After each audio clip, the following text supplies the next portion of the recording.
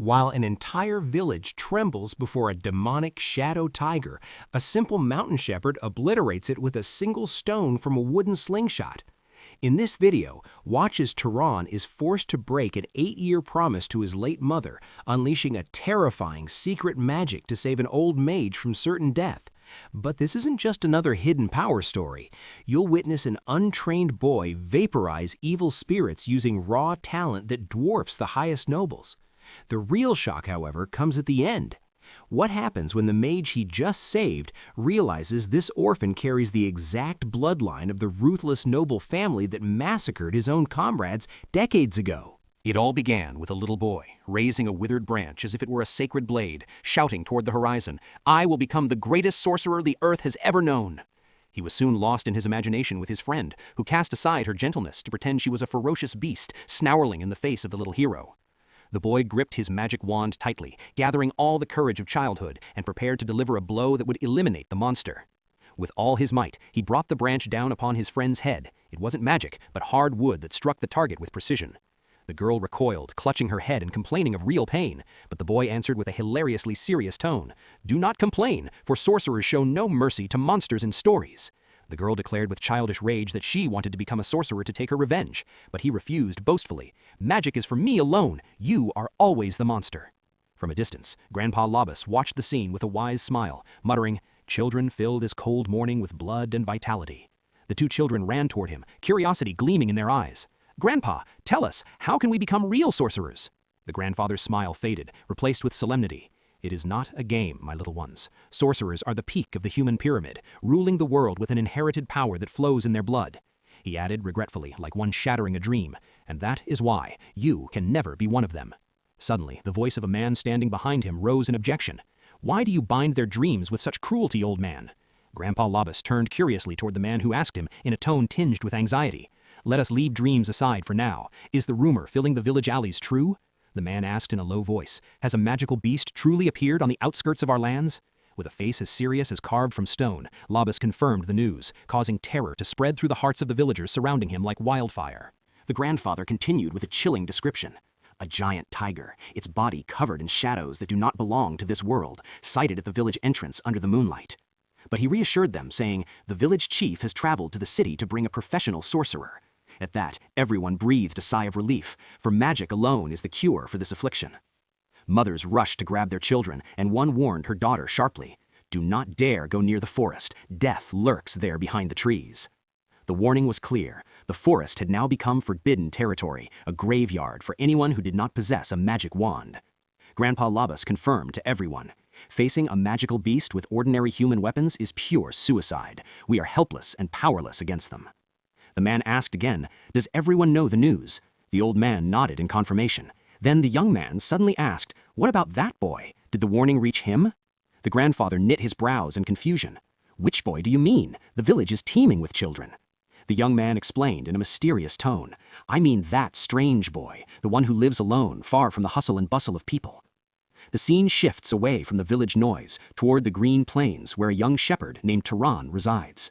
Turan was lying on the soft grass, watching the clouds in total serenity, unaware that the winds of magic and shadows had begun to blow toward his peaceful life. Turan was reclining on the green grass, his eyes listlessly following the movement of his sheep. He appeared like a part of the mountain itself, unmoved by desire or ambition. He exhaled with frustration and muttered, "This life reeks of stagnation, no excitement, no danger, just day chasing night in an endless loop. I am sick of this fixed horizon, the same hills, the same grass, and the same faces that only smile when there is something to gain." He felt fear creeping into his heart, not of monsters, but of the routine that gnaws at his soul day after day, without anything new knocking on the door of his life. "If this silence continues to stifle my breath, I fear the day will come when I forget how to form letters with my tongue." Suddenly, a raspy voice pierced his stillness, calling out to him, "You wretched child! Have you drowned in your daydreams again?" Grandpa Labus was standing over him, rebuking him with harsh glares, as if he saw Turan's laziness as a crime against the village. Turan did not stand. He merely grumbled audibly, "Old man, your heavy shadow is blocking the only sunlight that gives me warmth. Move a little and let the light pass. Talking to you doesn't warm the bones." The old man's face flushed with rage, and he shouted, "How insolent you are! Are you still living in the ruins of the past, harboring grudges that never die? In that moment, dark images flashed before Turan's eyes, the day this old man tried to seize his flock after his mother's death. Yes, my memory is very sharp when it comes to thieves, so get to the point immediately. Labus was stunned by the boy's audacity, which surpassed all limits. He tried to respond, but the words stiffened in his throat. Turan fixed a serious gaze, sharp as a blade, into the old man's eyes, forcing him into silence and an acknowledgement of this young shepherd's presence. Labus said in a low voice, "A magical beast has appeared on our outskirts."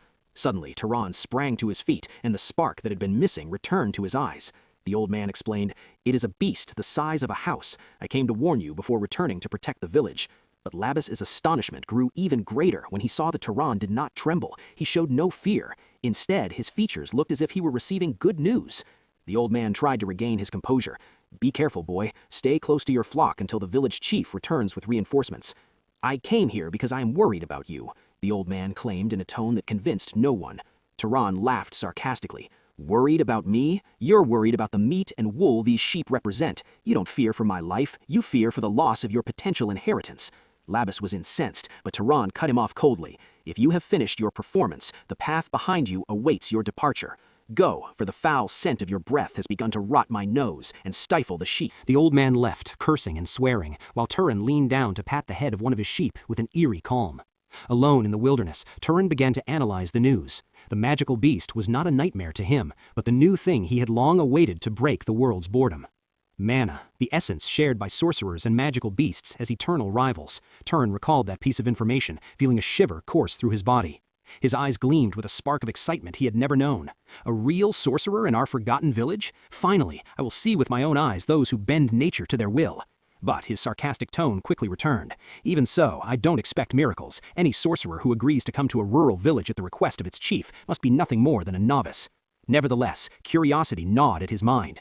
Did this sorcerer possess power beyond human imagination, or was it all just a display of tricks? Suddenly, Turan's nerves tensed. A strange wind blew, carrying a heavy scent unfamiliar to the noses of shepherds. He faltered for a moment, his pulse stopping, as if the forest around him had held its breath in preparation for something. His pupils dilated as the bitter truth hit him. This isn't the smell of the earth, it's the smell of blood, fresh blood, spilled just moments ago. At dusk, when light blurred into darkness, Turan decided to penetrate the forest. He tracked the bloody trail to see what horror had occurred behind those trees. He walked with a caution that rivaled that of wolves, placing his feet silently over the branches, his eyes warily scouring the shadows. He was confident in his intuition. The scent guided him like a black light towards the heart of the chaos.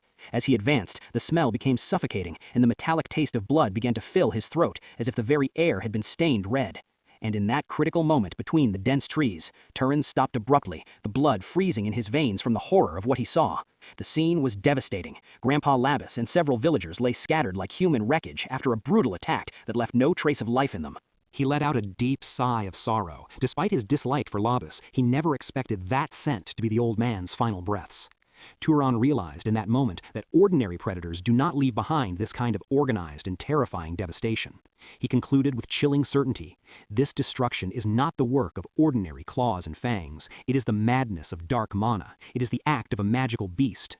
Suddenly, he heard a sound like rocks crushing under immense pressure behind his back. From the folds of the thick shadows, a massive claw emerged, a blade of bone and darkness that sliced through the stillness of the place. The magical beast finally materialized before Turan, and the moment of confrontation arrived that would decide the young shepherd's fate. The creature appeared like a fragment of an ancient nightmare, gargantuan in size, with an unquenchable, eternal malice radiating from its eyes. In this moment, memory returns to the little boy who once asked his father, "Father, is it true that magical beasts are invincible?" His father answered in a voice filled with helplessness, "Son, ordinary men have nothing against them but to pray for a swift death. Without magic, we are merely insects beneath their feet." The boy's voice trembled as he clung to his father's cloak. "What will become of us, father? Will the shadows swallow us?"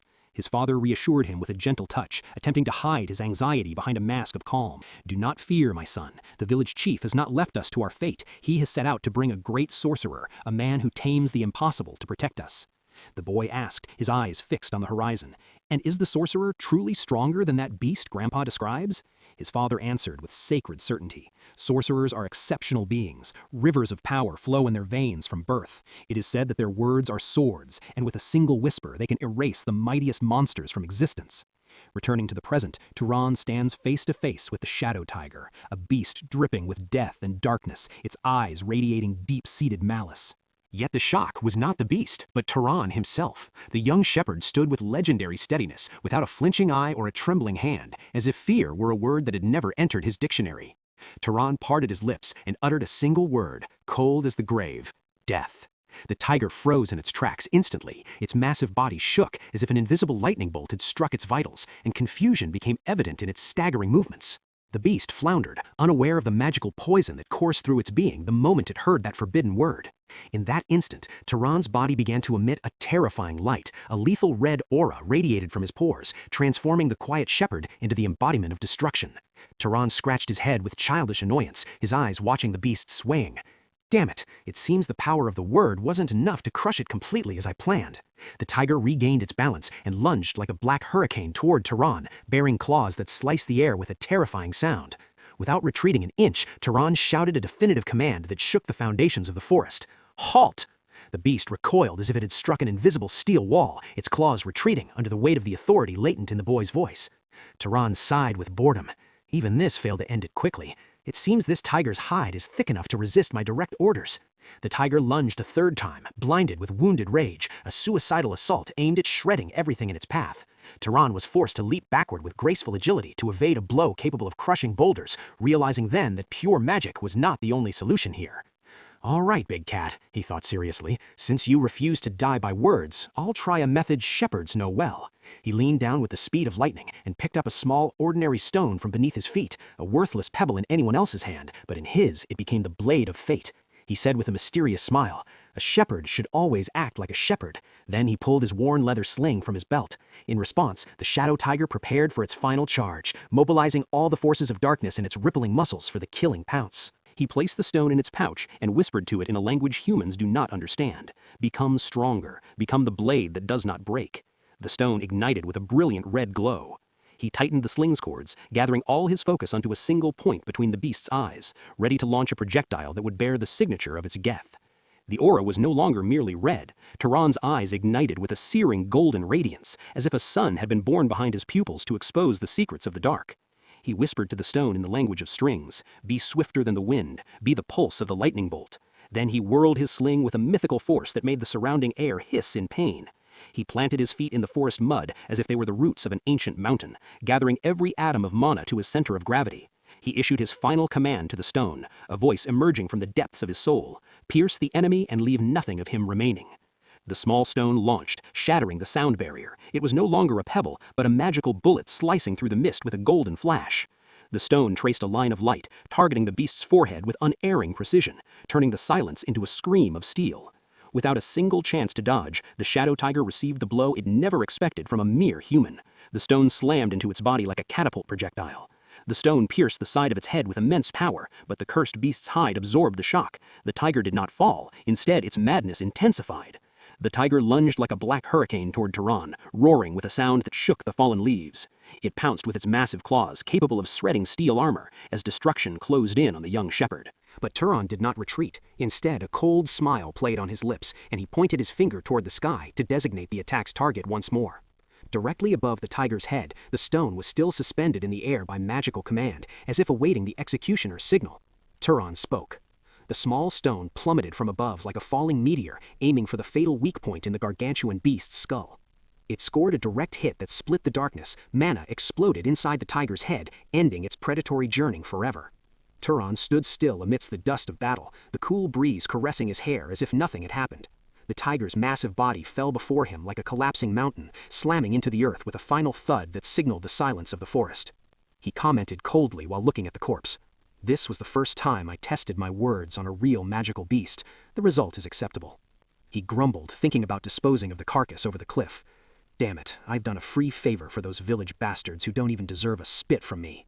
Here we discover the truth he hid from the world. This simple shepherd is in fact a natural-born sorcerer, a being who bends reality with his tongue. He remembered how the curse began 8 years ago, when he was a 10-year-old child, discovering that his will was stronger than gravity. He used to amuse himself by making pots and objects float around his small home, turning his simple reality into an arena of wonders. He called his mother with innocent childish excitement, "Mother, look, the firewood is flying like birds." He thought he was giving her a gift, but his mother's face bore nothing but terror. She was not happy with that power. She saw in it an omen of doom that would burn their peaceful lives forever. "I can command the fire to warm us and make the wind drive the rain clouds," little Turan said with the coolness of a child discovering his toys, and the echo of his voice still resonates in his memory today.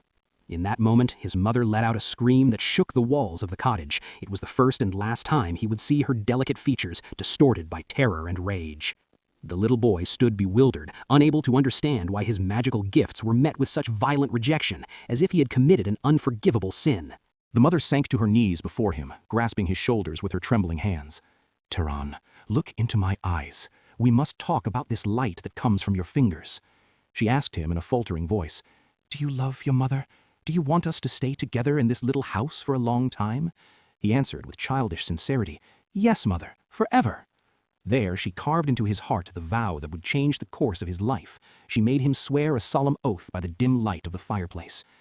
"Promise me that you will never awaken this power again, and that no living being shall see what you can do. Stay ordinary, Turan, for excellence in our world is a death sentence." The boy did not grasp the weight of the words, so he asked innocently, "Why? Aren't we like the heroes in the stories?" She reminded him of the tales of nobles and knights she used to tell him before bed. He nodded his head.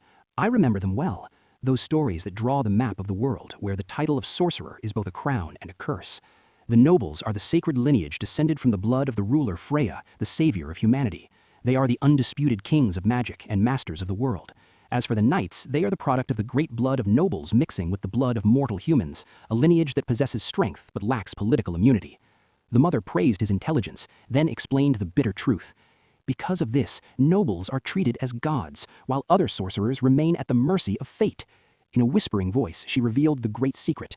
"You inherited this power from your father's veins. He was a great knight, but he paid dearly for his strength. You carry a forbidden legacy, my son. The magic of knights is the treasure coveted by tyrants." She warned him sternly. "The world outside this village teems with mighty nobles who view knights as mere slaves to serve their whims. If your secret is known, your life will end in shackles." With a sad smile mixed with hope, she asked for his final oath. "Swear to me that this secret will remain buried in your chest as treasure is buried in the depths of the sea." We return to the bitter reality, where Turan says to himself, 8 years have passed since that day, and my mother's command is still the compass that guides my steps.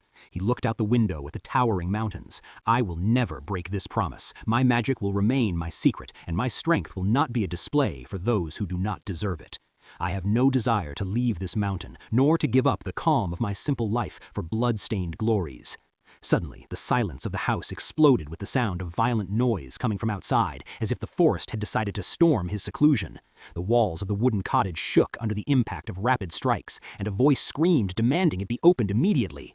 An unknown person shouted from behind the door, "Turan, come out, shepherd! The village is burning and we need you!" Turan placed his hand on the doorknob, feeling the coldness of the metal, realizing that the moment of hiding had ended and the world had finally come knocking at his door. Turan opened the door slowly to find a group of village men before him, their faces flushed with blood and their eyes burned with a blind hatred as if they had come to scorch the earth beneath their feet. He showed no agitation. Instead, he let out a provocative, indifferent yawn and asked in a sleepy voice, "What drove you to leave your burrows at such a late hour? What do you want from me?" Before they could utter a word, he added with a sarcastic smile, "Or have you come to frame me for Labus's blood, which hasn't even dried yet?" One of them lunged and violently grabbed Turan by the collar, screaming in his face, "You insolent bastard! How dare you mock us while you are stained with shame?" The man accused him, his voice trembling with rage. "You used that poor old man as a bait for the beast to save your own skin. You are the real killer, Turan." Turan remained as still as a marble statue. Not a single hair on his head shook, and his eyes observed these holy men with a terrifying coldness. He slowly removed the man's hand from him and said with the calm that precedes the storm, "I understand perfectly the malicious intent behind this circus you've staged in front of my house." They wondered with angry astonishment, "What are you talking about, you lunatic?" He answered them in a tone dripping with venom. "You are looking for a scapegoat to blame for your own cowardice. You left an elderly man to face death alone while you hid behind your locked doors, and quite simply, you want to slaughter me to wash your filthy consciences. The man lost his temper and lunged crazily to land a powerful punch toward Turan's face, attempting to silence the truth that exposed their hypocrisy. But Turan tilted his head at the last moment with incredible agility, leaving the man's fist to strike the empty air. During his evasion, he thought coldly, magic is the most suitable solution to discipline these nuisances without breaking much of a sweat. With a sudden movement, he directed a powerful headbutt to the man's forehead. The sound of the collision made the others recoil in fear. Inwardly, he contemplated the philosophy of power. The sincere desire to do something is the fuel that ignites mana and transforms imagination into a tangible reality. Turan whispered a hidden command, a single word that no one heard. Fall. Suddenly, one of them tripped as if the earth had tilted beneath his feet, falling face first into the mud. Turan commented to himself, no need to overdo it. A tiny amount of magic is enough to break their false pride. He began to walk among them with a regal calm, while they tried to pounce on him, only for their limbs to betray them every time. He moved with extreme reservation, careful that their eyes would not catch a glimpse of the glow of his true magic, for a secret is too precious to be revealed for the sake of scum. He picked up a sturdy branch from the ground and began delivering precise, painful strikes to the joints of anyone who approached him, as if he were herding a stray flock. With lightning speed, he took control of the rhythm of the fight, continuing to discipline these hypocrites who had come to give him lessons in morality. It wasn't long before it was over for everyone who dared to knock on his door. They lay on the ground, groaning in pain under the moonlight, while Turan stood over them like an unbending blade. He looked at them with contempt, remembering bitterly that he had lived for 8 years, swallowing his intelligence and strength to protect himself from their treachery and endless hypocrisy. Turan cast a final look full of contempt at the bodies sprawled in the mud and said in a cold voice, "Instead of wasting your breath screaming here, if you had used this energy to dig a grave worthy of old Labis, it would have been more honorable for your cowardice." From the shadows, a group of village women emerged. Turan grew wary and asked in a sharp tone, "Have you come to participate in this farce as well?" One of them answered in a trembling voice, "No, we only wanted to see with our own eyes the boy who defied everyone." A heavy silence fell over the place, broken only by the rustling of trees, before Turan pointed toward the prone men. "Take these fools away from my doorstep. The stench of their hypocrisy makes me sick." He entered his house and locked the door, sitting down to think about the consequences. Going to the village tomorrow will be like walking through a minefield. Those bastards do not forget an insult. They will undoubtedly try to use Labis's blood to pressure me in trade. They will offer meager prices for my crops and sheep as a form of punishment. But he clenched his fist and smiled sarcastically. "I don't care. If they try to tamper with my livelihood, I will teach them the same lesson again, for striking is the only language hypocrites understand. I believe the bitterness they tasted today will keep them away from my borders long enough for me to regain my peace." Suddenly, the door shook with quiet but confident taps. Turan knit his brows in bewilderment. Have they truly lost their minds to return a second time? He rushed to the door and flung it open violently, shouting at the caller, "Which of you longs for his end tonight? My patience has run out!" But he froze in his tracks. It was not a villager, but a mysterious man with sharp features, a neatly groomed black beard, and wearing the clothes of a traveler who had crossed thousands of miles. Turan asked cautiously, "Who are you, and what brings a stranger to the outskirts of this mountain?" The stranger bowed with a polite apology. "Please forgive me. I am a traveler who has lost his way. I was looking for shelter for the night, but it seems I have intruded at an inappropriate moment." Turan felt embarrassed, and his sharpness receded. "I apologize for my rudeness. I thought you were one of the nuisances I just drove away." He remembered his mother's advice about hospitality and politeness. He felt the strangeness of the situation, as he had never used this soft tone with anyone in the village before.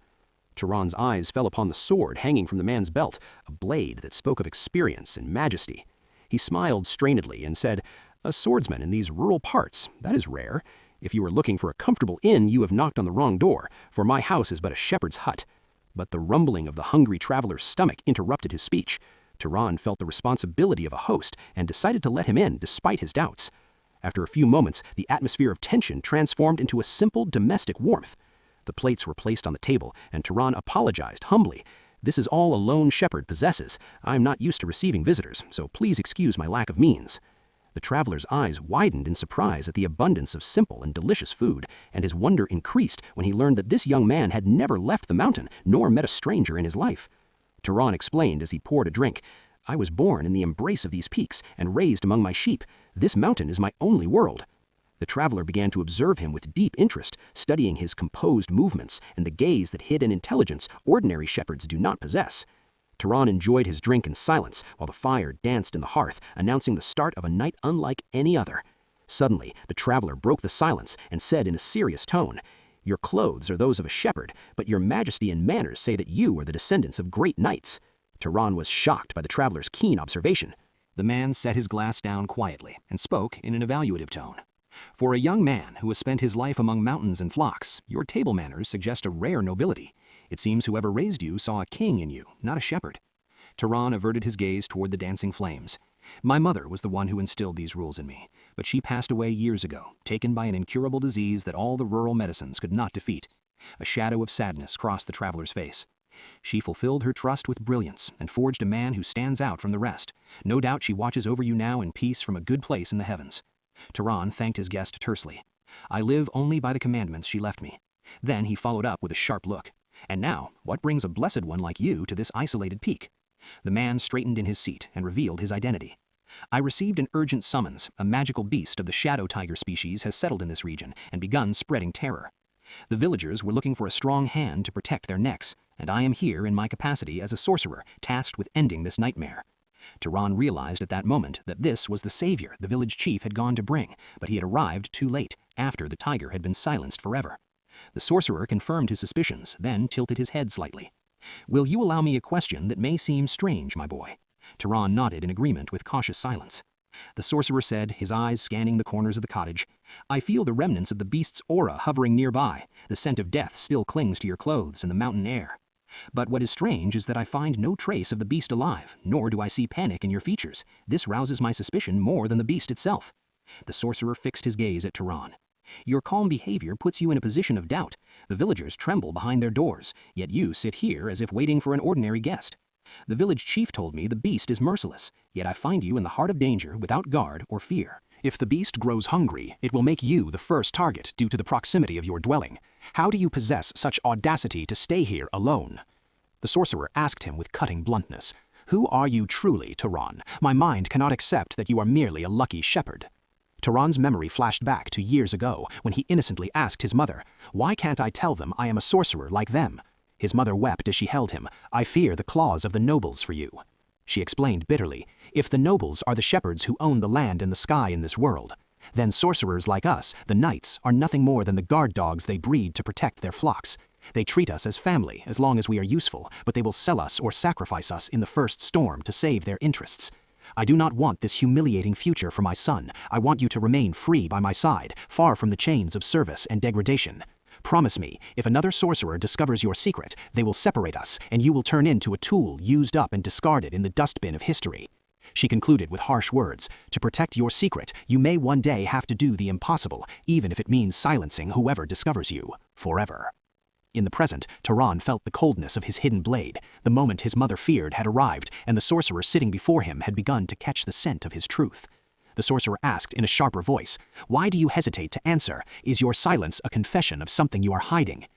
A heavy silence prevailed, and Turan gripped his blade hidden beneath the table, his eyes watching for any treacherous movement from his mysterious guest.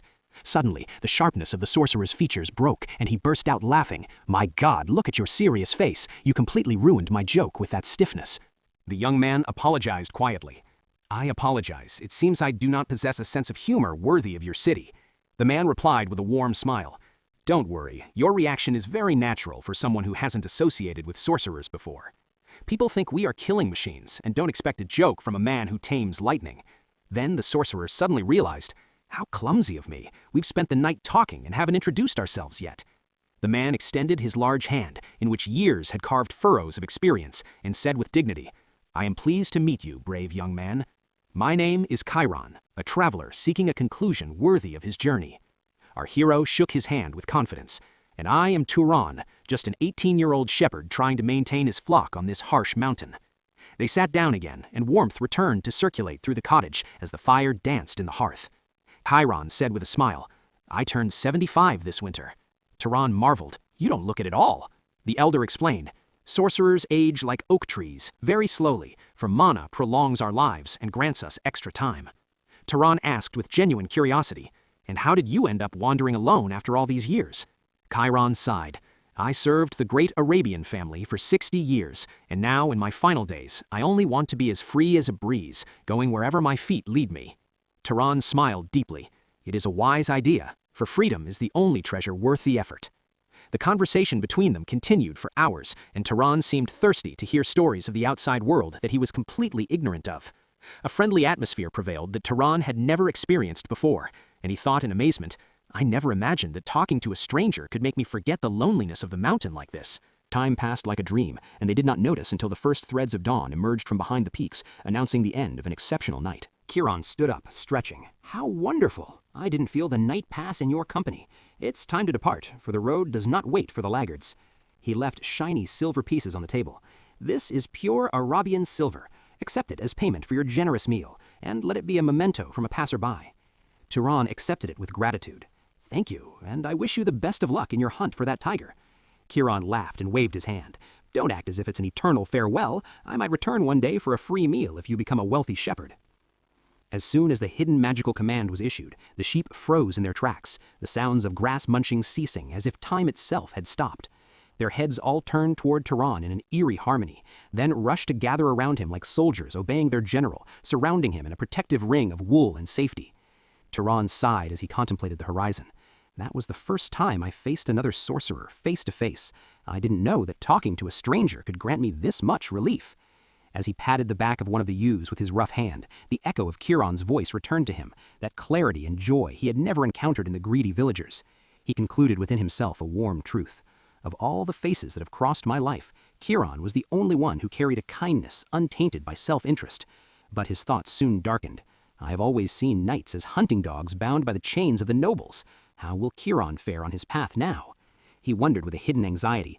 Will Turan find his purpose on Mount Sile, or will he collide with the emptiness of the forest now that I have crushed its only beast?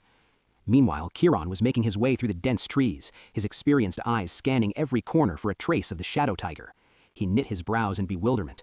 The forest that was said to be teeming with monsters was eerily silent, devoid of any offensive mana.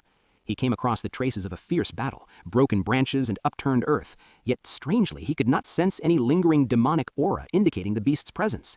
Leaning against a mangled tree, he muttered, Is it possible that another hunter preceded me and took down the beast? He considered the possibility that the village chief had hired another secret sorcerer, or that an unknown hero had passed through and cleansed the area. A flood of relief washed over him. The important thing is that the nightmare has ended and the village is finally safe. Suddenly, the smile froze on his lips, and his expression of relief shifted to pure horror that made his hair whiten even more. He turned in terror, as if a silent scream had pierced his ears. He sensed an extremely malevolent presence, an energy that did not belong to the world of the living, approaching him rapidly. From the heart of the pitch-black darkness, a massive claw dripped with a putrid substance, as if it had emerged from a grave forgotten for centuries. The tiger that Turan had killed appeared, but it was no longer an ordinary beast. It had transformed into a distorted monstrosity, its body a blend of viscous shadows and protruding bone. Turan cried in shock. My God, it has been turned into a demonic spirit. It has been resurrected from death in an even more evil form. Panic filled his heart as he wondered who in this world possesses the folly or the cruelty to do something of such an atrocity. He found no time to analysis, as the claw of the undead tiger lunged like a sledgehammer to shatter the rock he had been standing on. With a swift movement defying his age, Turan leapt, evading the lethal attack, his mana igniting around his body like a shield of light. He shouted, warning himself, This is what happens when a foolish sorcerer kills a beast and does not absorb the remaining mana in its corpse. No true sorcerer could commit such a catastrophic error. Turan soared into the air, using flight magic to escape the jaws of the demonic spirit that roared with a sound like the shattering of souls, realizing that the true battle had only just begun. Who struck down this monstrosity and left its carcass to desecrate the earth with the mana of death? Turan wondered in bewilderment, watching the demonic spirit sway before him like black smoke. It is impossible for this to be the work of a novice knight. A novice would fall dead before even glimpsing this tiger's shadow, let alone killing it. This act bears the signature of a reckless expert. As fireballs formed between his trembling fingers, dark suspicions haunted him. Was leaving the corpse like this an intentional trap? Is there someone seeking to turn this mountain into a focal point for demons? Regardless, there is no time for analysis. I must burn this filth before it consumes the forest. Turan gathered his pride and mobilized every atom of mana in his veins for a final assault. He unleashed a massive burst of energy that took the form of a searing bolt of light, piercing the night's silence as it hurtled toward the tiger's dark heart. But to his horror, which froze the blood in his veins, the beast opened its mouth and swallowed the magical arrow, turning its light into ash scattered by the wind. Turan was shocked as the bitter truth hit him. This beast's mana, it is surging and swelling. It is now levels beyond my own energy. Suddenly, the tiger dissolved into the ground and vanished within its own shadow, leaving the old sorcerer staring into the void in a lethal state of confusion. Turan realized that the beast had not fled, but was using shadow magic to launch a counterattack from an angle no human could imagine. At that critical moment, Turan's own shadow stretched unnaturally behind his back, as if the earth itself had begun to breathe death. The old man was oblivious, searching for his opponent among the tree branches, while the danger was emerging from beneath his feet. The tiger exploded from the heart of the shadow, attacking him with his long tail covered in poisoned spikes like a whip from hell. Time did not allow him to react. The tail tore through his cloak and sank its fangs into his arm, letting his warm blood spill onto the dry leaves. Turan retreated, panting in pain. This is not an opponent that an ordinary knight, nor even a professional sorcerer, can survive alone. I never imagined in my worst nightmares that I would face a demon of this level in this forgotten corner of the world. As the beast approached him with heavy, victorious strides, the old man wondered bitterly, will this unknown forest be my final grave? But suddenly, a spark of defiance ignited in his eyes. No, I will not surrender my soul so easily. If I must fall, I shall not fall alone. I will take this monstrosity with me to hell, he swore in a voice that shook the foundations of the forest. He gathered all that remained of his life, every last drop of mana, and concentrated it in the palm of his hand until it turned into a white glare that nearly blinded the eyes. In response, the beast bared its fangs and advanced boastfully, confident that its next strike would end the old sorcerer's life. Turan held his breath, waiting for the moment the beast's jaws neared his neck to unleash his suicidal attack at maximum power. Without hesitation, he leapt toward death, the mana screaming between his hands like a caged hurricane. And suddenly, a small blue light pierced the darkness of the forest, a light as cold as ice, arriving to sever this dance of death in its final moment. The night exploded with a staggering blue flash, cleaving the forest's darkness like a blade of celestial ice, piercing the shadow tiger's body with a force that shook the very foundations of the earth. Turan froze in place, astonishment paralyzing his limbs. He realized in the blink of an eye that his certain death had been averted by an attack whose precision and power surpassed everything he knew of magic. The living dead beast collapsed to the ground, a demonic hiss emitting from its body, while the blue light continued to shimmer in its wounds. Turan slowly raised his head as a familiar voice, eerily calm, reached his ears, asking with composure, "Old sorcerer, are you still clinging to life?" Turan's pupils dilated as he beheld Turan standing amidst the shadows. He muttered with a shaky smile, "It seems this shepherd's joke is more bewildering and dangerous than all the jests of sorcerers." Turan approached with steady steps, his calm expression unchanged, as if confronting a demon in a dark forest were nothing more than an evening stroll. Turan cried out in wonder, You are a sorcerer. You're not just a lucky shepherd, are you?" Our hero nodded, confirming the truth he had long hidden, leading the old man to ask bitterly, "Why did you bury such great power beneath the tattered clothes of a shepherd? And why did you return to risk yourself? You could have left this old man to his fate and fled with your flock far from this hell." Turan traced a slight smile, like a flash of lightning in a sky thick with clouds. Memory returned to a quiet moment in Turan's cottage. The carcass of a wolf lay at their feet, and the sound of firewood crackled in the hearth. Turan had been watching his guests with curiosity. With skill like that, you could frequent the palaces of nobles and gather gold in the great cities. Why waste your life in these wastes? What compels you to fulfill a promise to a rural village chief who cannot even afford the price of your cloak? Turan sighed with dignity. These villagers live in total isolation, defenseless against the monsters of this harsh world. Leaving them to their fate is a sin the conscience cannot forgive. Turan replied coldly, "But that isn't your fault, and you aren't responsible for their weakness. Why carry the burdens of others?" The old sorcerer answered him in a sacred tone. "We sorcerers inherited the power of the ancient rulers. Our power is not a privilege, but a duty. Each of us must follow his own destiny." Turan smiled with pride. "I feel honored when I protect the weak, even though I know not all sorcerers share this nobility. Each of us has a deep well of thoughts." The features of the memory faded, and the terrifying noise of the forest returned. Turan looked into Turan's eyes with a new seriousness. "You said it yourself. Everyone in this world has their own unique way of living their life, and this is mine." Suddenly, the demonic tiger rose from its wreckage, let out a roar that split stone, and lunged toward them in a desperate, horrifying pounce. The two evaded the attack with skill, and Turan shouted in panic, "Turan, run now! This beast has surpassed the level of sorcerers. It is at a pure demonic level." The old man added in despair, "Only a noble of the Freja lineage can defeat it. Go and warn the village. I will stay here to block its path and buy you a few minutes. Leave." Turan was feigning strength and certainty, but in the depths of his soul, he was listening to his final heartbeats, ready to die with honor to protect the shepherd who had restored his faith in humanity. The previous strike was merely a greeting. Now let's see if this monstrosity is worth the effort of my awakening. Suddenly, a stone in his hand glowed with a blue light so piercing it nearly blinded the eyes. Turan was stunned and recoiled. He realized that the terrifying explosion from moments ago was only a tiny fraction of this boy's energy. "How can this be?" the old man muttered in bewilderment. "A young sorcerer in the prime of his youth, hunting demonic spirits that even the high nobles tremble to mention?" While he was drowning in his questions, the stones and branches around Turan began to float in the air, drawn to his center of gravity, as if gravity itself had submitted to his command. Turan unleashed a gruesome aura, and Chiron realized the truth. This is not just a gifted knight. I am witnessing the birth of a being who will shake the throne of the world and upturn the balance of power. Energy began to flow from Turan's pores with a force that made the trees groan, and he smiled wildly. I have always wondered in my isolation, where do the limits of this fire dwelling in my veins end? He took a combat stance, his golden eyes gleaming with eternal defiance, ready to tear the demonic spirit to pieces. With absolute confidence, he repeated himself and to the forest, I want to know today how far this shepherd can reach in the heavens of power. Chiron shouted, trying to stop him. Don't be reckless. Talent isn't everything. This opponent exceeds your solo strength. Let us unite our powers or we will be crushed together. But the demonic spirit did not wait. It lunged like a black lightning toward Chiron, bearing claws dripping with poison and death. Without hesitation, Turan launched a magical projectile that intercepted the beast's path in a fraction of a second, saving the old man from the jaws of death. Chiron gasped as he saw the boy's mythical speed, realizing bitterly that he could barely see his movements. How could he possibly keep up with him? My presence here will only hinder him, the old man thought with humility. My duty now is not to fight, but to protect this legendary talent until it blooms and changes the face of history.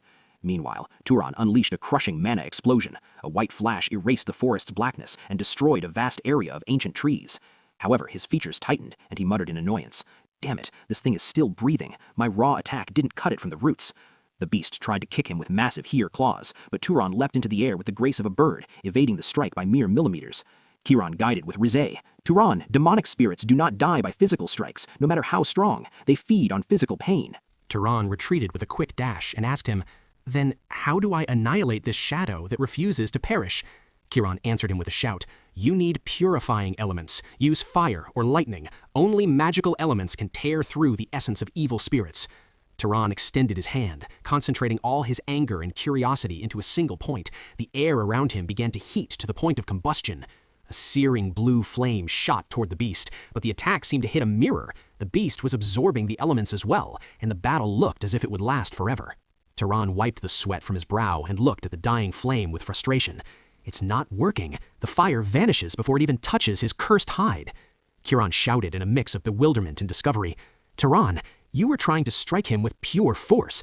A sorcerer does not strike a living being directly. He establishes a link or a physical cause that affects them. Is it possible you don't know the simplest basics of magic? Chiron realized the catastrophe now. This boy is the one who killed the beast earlier, but he left it without absorbing the mana from its corpse, and that is precisely why this demonic spirit rose from its remains. The old man's shock doubled as he grasped the greater truth. This raw genius has never absorbed mana in his life. He fights with an innate, inexhaustible reservoir, without the slightest academic training. Chiron screamed, guiding him with all his might. Turan, first create the fire within your own surroundings, manifest it as an independent entity, then launch it with all your malice toward the beast's heart. He explained while monitoring his movements. Creating fire is easy for any sorcerer, but taming it and controlling its path requires years of tempering and dedication. Do not expect success on the first try. But the words froze in the old sorcerer's throat. Turan had succeeded in manifesting a massive raging flames in a fraction of a second, as if the fire had been waiting for his signal since the dawn of time. Our hero did not waste a single second in wonder. The beast was approaching, and death does not wait for the hesitant. Turan struck the ground with his foot, a blow that shook the earth, and lunged like an arrow charged with a desperate desire to end this nightmare. He launched a fireball saturated with all the mana he possessed, as if a sun had suddenly been born in the heart of the dark forest. Boom! The attack struck the evil eye of the demonic spirit directly, and the place exploded with a light that blinded them both for moments. The body of the demonic tiger began to erode, consumed by the blue flames Turan had created, as if hell had opened beneath the beast's feet. Chiron shouted a warning. Do not stop now. Fix your gaze. Pump the mana without interruption, or the fire will die out and the monstrosity will be reborn. You must burn every atom of darkness in its being. If you leave behind even a single ash, we will not survive this time. Turan closed his eyes, pouring all his hatred for the villagers' hypocrisy and all his love for his mother's promise into those flames, making them grow even fiercer and more intense. And so, under the weight of heat that melted the very rocks, the beast vanished completely, and the demonic spirit dissipated into nothingness.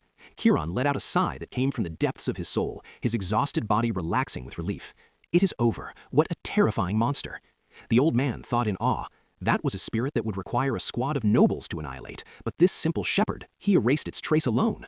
This is something that will take me years to process. I witnessed a martial miracle tonight. Turan asked, looking at the spot of the charred corpse, "Sorcerer, can I go back to my sheep now? Is this game finished?"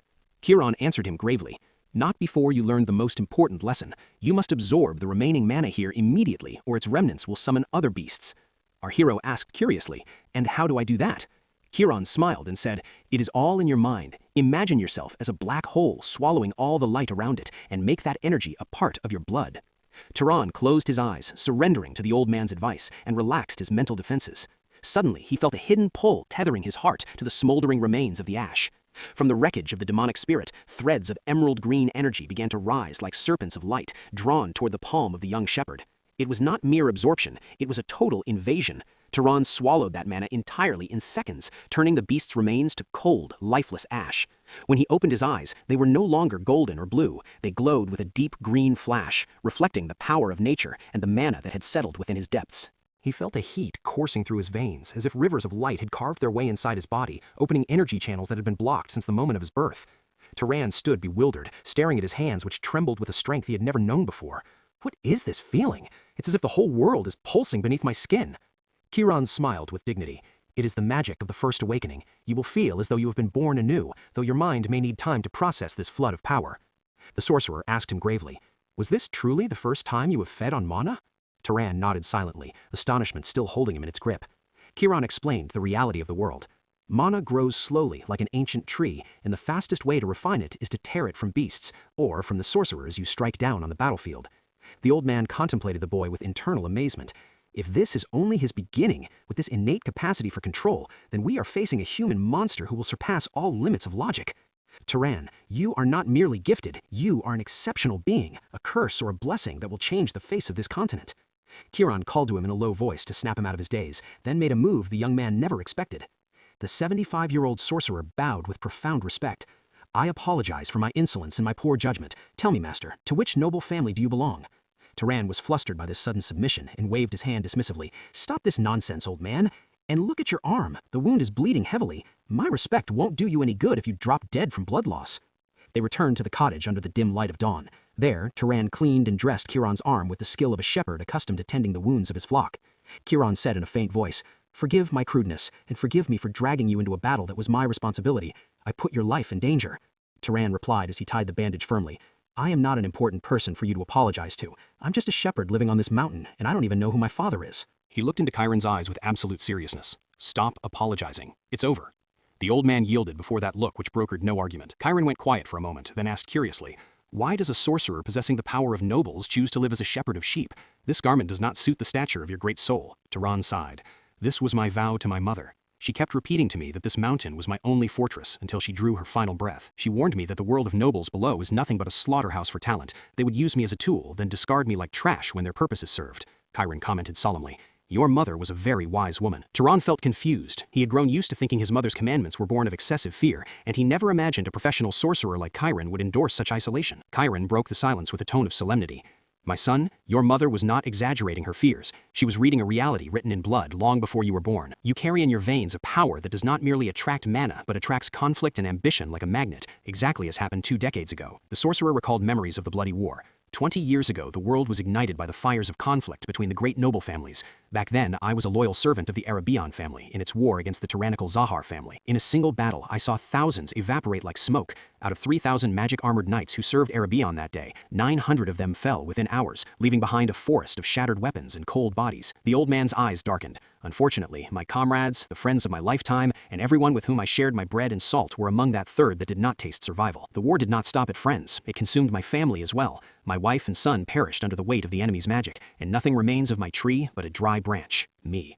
So yes, your mother was right. A knight's life withers faster than a flower in a child's hand. But despite her wisdom, she miscalculated one thing. Turan knit his brows with curiosity. What did she fail to calculate? Chiron admitted in awe. The extent of the miracle that dwells within you. You crushed a demonic spirit with a brilliance that I myself did not possess when I was your age. Your potential, Turan, transcends the limits of knights. You possess an innate talent that rivals and perhaps surpasses the summits of the nobles themselves. You are a jewel that lost its way to the mountain. Turan remained silent, watching the flames consume the wood, while the walls of his old reality crumbled. He whispered to himself in doubt, Was the story of my father being just a knight a white lie from my mother to keep me by her side? Chiron explained, the world is full of rarities. Among the greats, a child without a spark may be born, and among the commoners, a titan with the rank of a noble may emerge. Therefore, you must leave this peak. The world is waiting for you. Turan asked him, and why should I leave my peace for a world that is burning?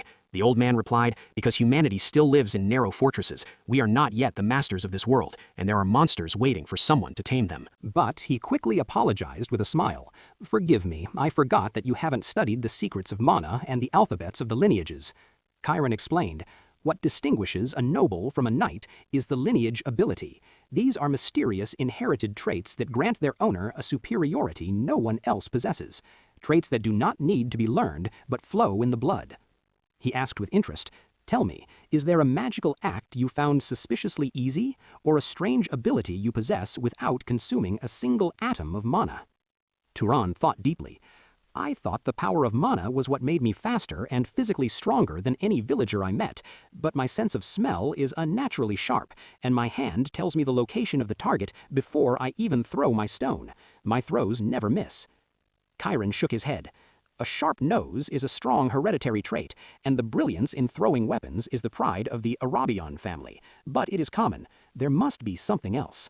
The sorcerer asked him to continue explaining in detail, so Turan began to recount the details of the strange incidents that had occurred to him over 8 years. After a few moments, Chiron's features froze, and he said in a faint voice, I understand now. Turan noticed that the old man was looking at him with terror mixed with reverence, as if he had seen a ghost from the legends.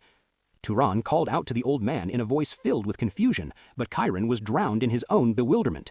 Finally, he whispered in a trembling voice, the picture is clear now. I know with certainty which of the noble families granted you their terrifying legacy. Turan fixed his gaze at the elder's eyes and asked sharply, which family are you talking about, and who are these people you claim I belong to? A deathly silence hung over the cottage, and the laughter of the flames in the hearth faded as Chiron struggled with his painful memories before speaking the truth. Chiron said bitterly, your abilities, my boy, your predatory senses and the lethal precision of your throws belong to one of the greatest and most ferocious noble families in the kingdom, those whom everyone nicknames the Stalkers or Human Hunters. Then he unveiled the name that makes the world tremble. It is the Zahar family, the lineage that brought woe upon my own family, the fierce rival against whom I fought bone-crushing wars 20 years ago. The words fell like a thunderbolt upon Turan's ears, his blood froze in his veins, and his tongue failed to speak, as he began to realize that his destiny had become tied to the greatest enemy of the man who had just saved his life. The name Zahar echoed in Turan's mind like a never-ending thunderclap. His features froze as he struggled with the idea that the blood flowing in his veins was the same that had caused all that ruin for his guest.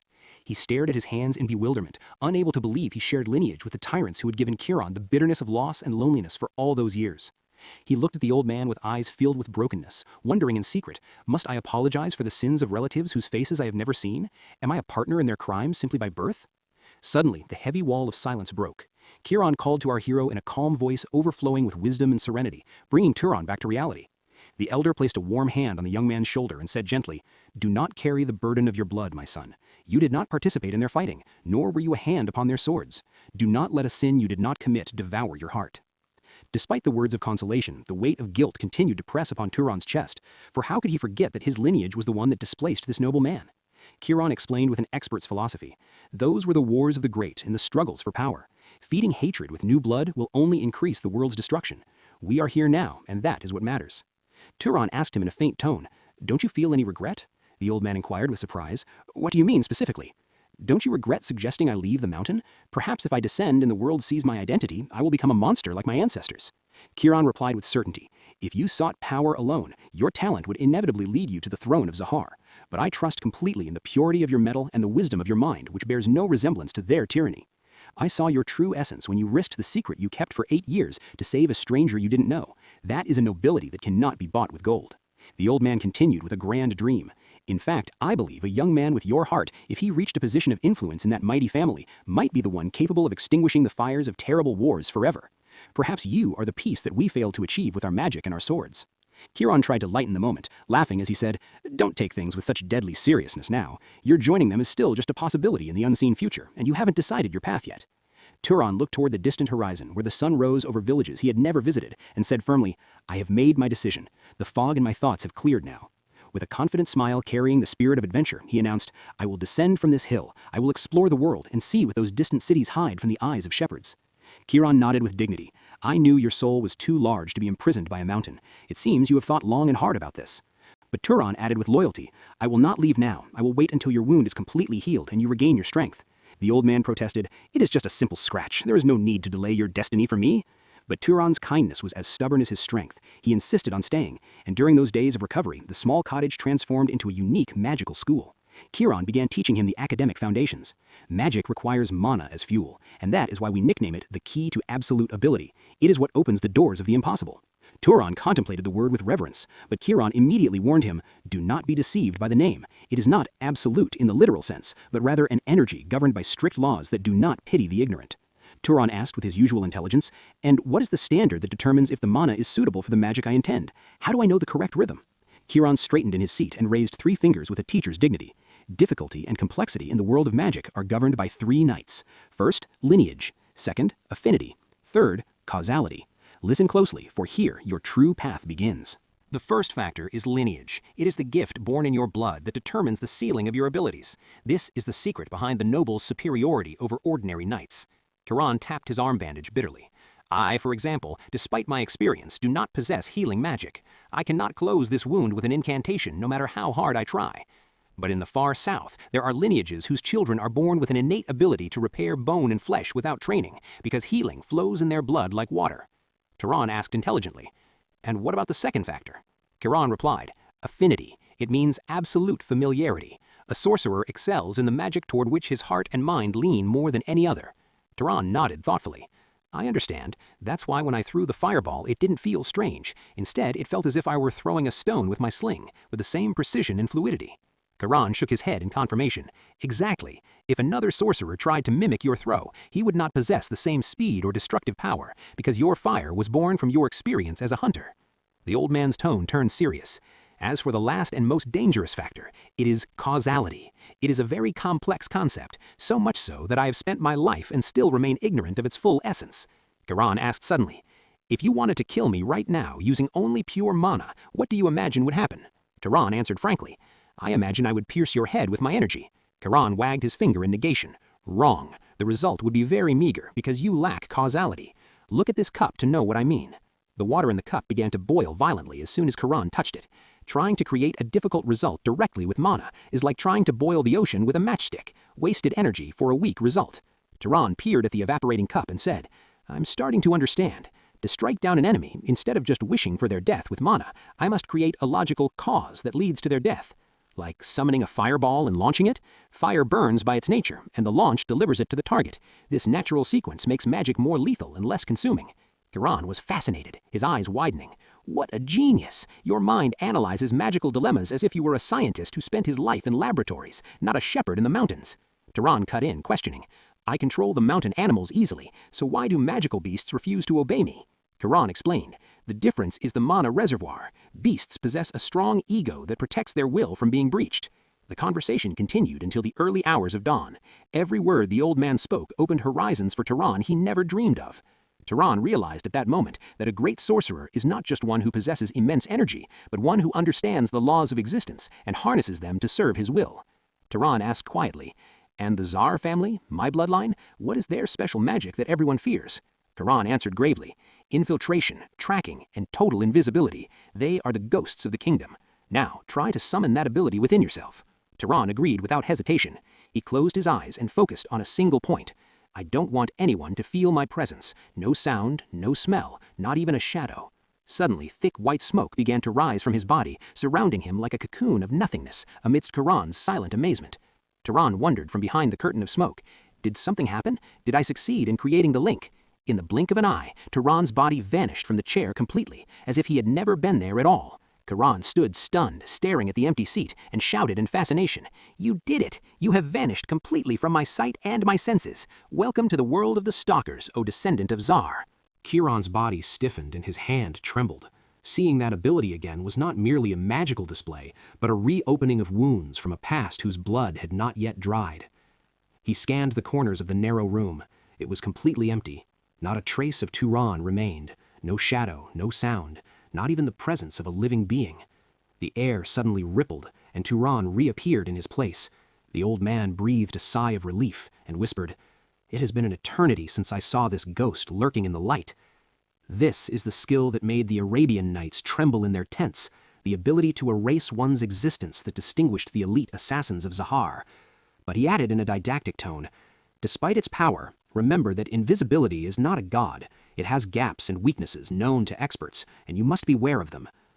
Kiran decided to grant the boy the keys to survival and began teaching him secret training methods to refine his raw magic and transform it into a disciplined weapon. Turan stopped and asked him with a grave tone, "Do you not feel the danger? You are training a sorcerer from the family that brought you woe. Do you not fear that the magic will turn on the magician?" The old man smiled sincerely. "You saved my life and bandaged my wounds when you could have killed me. My blood pulses with trust in your character, not in your family name." The scene shifted to the noise of the village, where the chief cried out in shock that rocked the market. "What has gotten into you? Selling the whole flock and leaving? Have you gone mad, Turan?" Our hero had already packed his belongings and stood with his usual coldness before the grumbling of the chief, who feared the loss of the village's free shepherd. Turan asked him with biting sarcasm, "Since when did I need your permission to manage my own property? Did you think I would spend my life as a servant to your illusions?" Then he delivered his final threat. "Either you buy these sheep at a fair price now, or I will open the pens and let them loose in the mountains to be lost forever. The choice is yours." The man who had tasted Turan's strike earlier rushed toward the chief, panic filling his face. "Buy them from him, chief! This boy is not joking, and he will certainly do it!" The chief exhaled in frustration. He knew for a certainty that Turan was a man of his word, and that provoking him today could cost the village its entire livestock wealth. Under this pressure, he found no choice but to hand him a heavy bag of coins. "Take it and leave in peace. Do as you wish."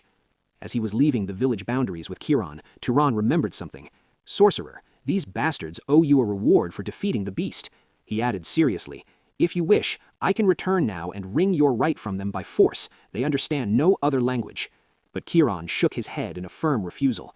"There is no need for that. You were the one who truly defeated the beast, and you are the one who deserves the reward. Take it for your journey." Turan smiled with grateful agreement, and they continued walking in silence, broken only by the rustling of the trees that had witnessed their battle. Finally, they reached a desolate crossroads in the heart of the forest.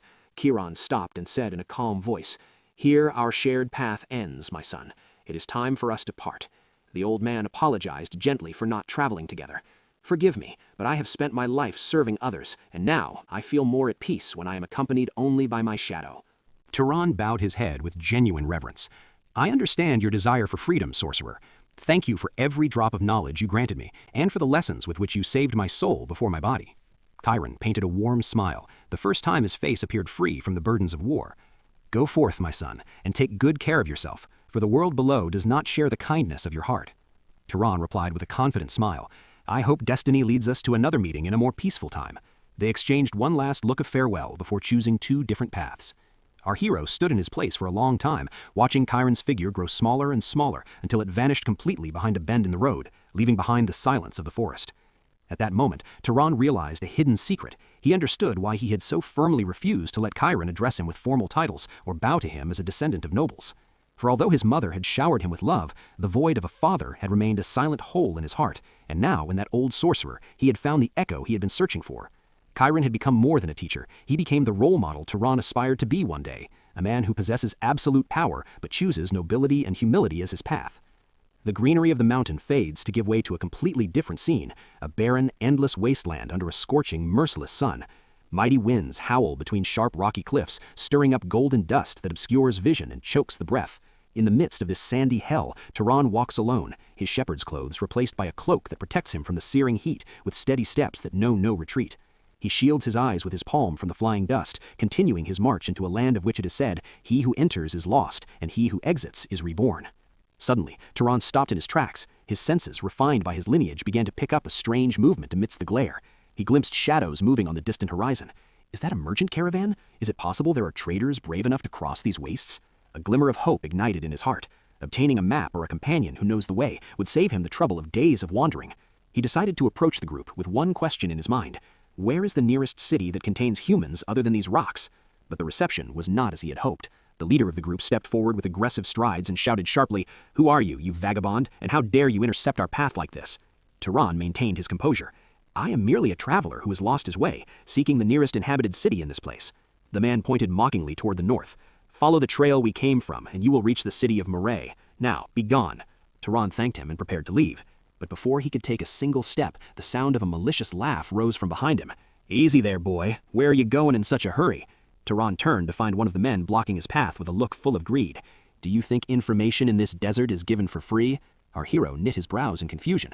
What do you mean? I asked and you answered. Isn't that what travelers do? The man replied, placing his hand on the hilt of his sword. In the law of the sand, he who takes something must pay the price, and now it's time to pay. In the blink of an eye, the members of the group drew their swords, which gleamed under the sun, and surrounded him from every side. Put your bag on the ground now, and don't try anything stupid. Our hero's eyes flashed with a sudden coldness. He had just realized he had not met merchants, but had fallen into a trap of bandits who prey on the blood of strangers. The bandit leader grinned a yellow smile, advancing the blade of his sword towards Turan's neck. Don't worry, no one will hear your screams, for the death of a stranger like you in this desert isn't worth the price of the sand that will cover him. They surrounded him from every side, and one of them shouted while brandishing his blade, "Hand over everything you own quietly, while we are in a generous mood. Death in the desert is long and painful, so do not make us shorten it for you." Turan looked into their greedy eyes and realized the truth. These are not just thieves seeking money, they are human monsters addicted to the scent of blood, and they will not leave me alive in either case. At that critical moment, as the blades drew near his body, Turan summoned Chiron's voice in his mind, explaining the rules of causality. Do not demand the result from nothingness. Instead, create a logical path for it. A confident smile, cold as mountain ice, formed on his lips, causing the bandits to hesitate for a moment. He said in a calm voice, as if speaking to himself, "I have been looking for a field to test my master's lessons. Thank you. You will be my lab rats today." The bandits exchanged bewildered looks, and one of them burst into mocking laughter. "Listen to this fool. He speaks as if he were a sorcerer from the great lineages. Show us your magic, you wretched shepherd." Suddenly, Turan's hand glowed with a brilliant blue light, and the sands shook violently beneath their feet. With a circular motion of his palm, a cyclone of mighty winds erupted, tossing all the bandits into the air like withered leaves in a storm. Turan thought in awe as he watched the destruction. Forming wind through hand movement consumes a fraction of mana compared to summoning it from the void. I didn't expect causality to make such simple energy create a storm of this magnitude. The bandits slammed into the hard ground, astonishment paralyzing their movements. What is this? Is he truly a sorcerer? Impossible! Without granting them a single second to catch their breath, he pulled a water flask from his belt and poured its contents into the air, then cast a freezing spell upon it. In the blink of an eye, the airborne water transformed into a sharp ice spear swimming in the scorching desert air, ready to strike. He didn't stop there. He shaped pointed ice bullets from the remaining moisture in the atmosphere, surrounding him from every side. The bandit who had mocked him earlier retreated, his face turning the color of ash, realizing that the angel of death stood before him in a traveler's cloak. With a flick of Turan's finger, the ice bullet streaked forward, piercing the bandit's body with lethal precision, silencing his screams forever. Turan analyzed the situation coldly. Magic is amazing. Spells are more lethal near the sources of their elements, but my instinct still tells me that throwing stones with mana is faster and more destructive. The leader's courage collapsed, and he fell to his knees, pleading, "Mercy on our lives, great master. We didn't know you were a sorcerer. Take our horses, our gold, and everything we have. Just let us live." But his treacherous eyes were watching the daggers of his remaining followers. They were feigning weakness to gain a few seconds for a betrayal. Turan sensed their treachery and stomped on the ground with all the mana strength he could muster. The earth exploded beneath them, and pointed stone pillars emerged like mountain fangs, piercing the bandits' bodies and hoisting them toward the sky in a majestic and terrifying scene. The leader froze in his place, staring in horror at the corpses of his followers dangling from the stone pillars, their faces masked in a pure terror they had never seen, even in their worst nightmares. His mind could not process the tragedy. Within minutes, his invincible group had been turned into human wreckage at the hands of a single boy who hadn't even blinked. Turan stepped forward with calm strides toward the collapsed bandit leader, who began to plead in a humiliated tone. "I will answer anything. I will be your guide, your slave. Just keep that blade away from my neck." Our hero paused and asked in a mysterious tone, "Why did you attack me with such recklessness? Did it not occur to you that a lone traveler in this wasteland might hide the power of a sorcerer beneath his clothes?" The leader answered, his voice trembling, "All that happened was because of your manners. You bowed to us and thanked us with such excessive perfection. That is what lured us into the trap." The thief explained bitterly, "We thought you were easy prey because, in our world, the strong do not bow, nor do they act politely with strangers. Your dignity deceived us." Turan silenced for a moment, then nodded. "Thank you. I have just learned a valuable lesson from a thief. It seems that politeness in this world is interpreted as weakness." A glimmer of false hope appeared on the leader's face. He thought the polite boy would forgive him and let him go simply for hearing the truth. But directly above his head, a single drop of water began to float in the air, slowly transforming into a pointed ice blade gleaming under the sun. Turan recalled Kiran's final advice. You will meet many faces on your path, and some will try to exploit your kindness to tear you apart.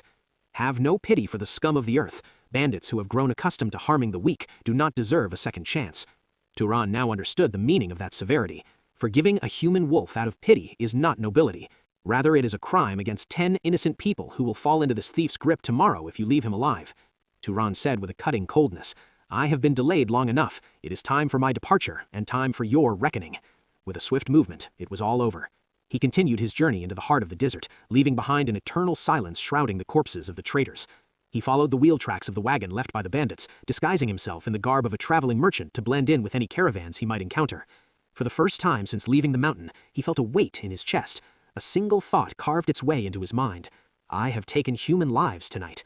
A sting of guilt pricked him, but he quickly summoned Kiran's warning to fortify his heart. He had no other choice to stay alive. He knew for a certainty that one who steals lives without blinking would return to do it again. Thus, his death was the only way to protect the innocent. The journey continued for days under the glare of the sand, until the wheel tracks began to disappear and merge with firmer soil. Suddenly, his feet stepped upon green grass once more. The scent of damp earth brought back memories of distant Mount Sail. Turan finally reached the edge of a new world, a world buzzing with life, colors, and a noise he had never known.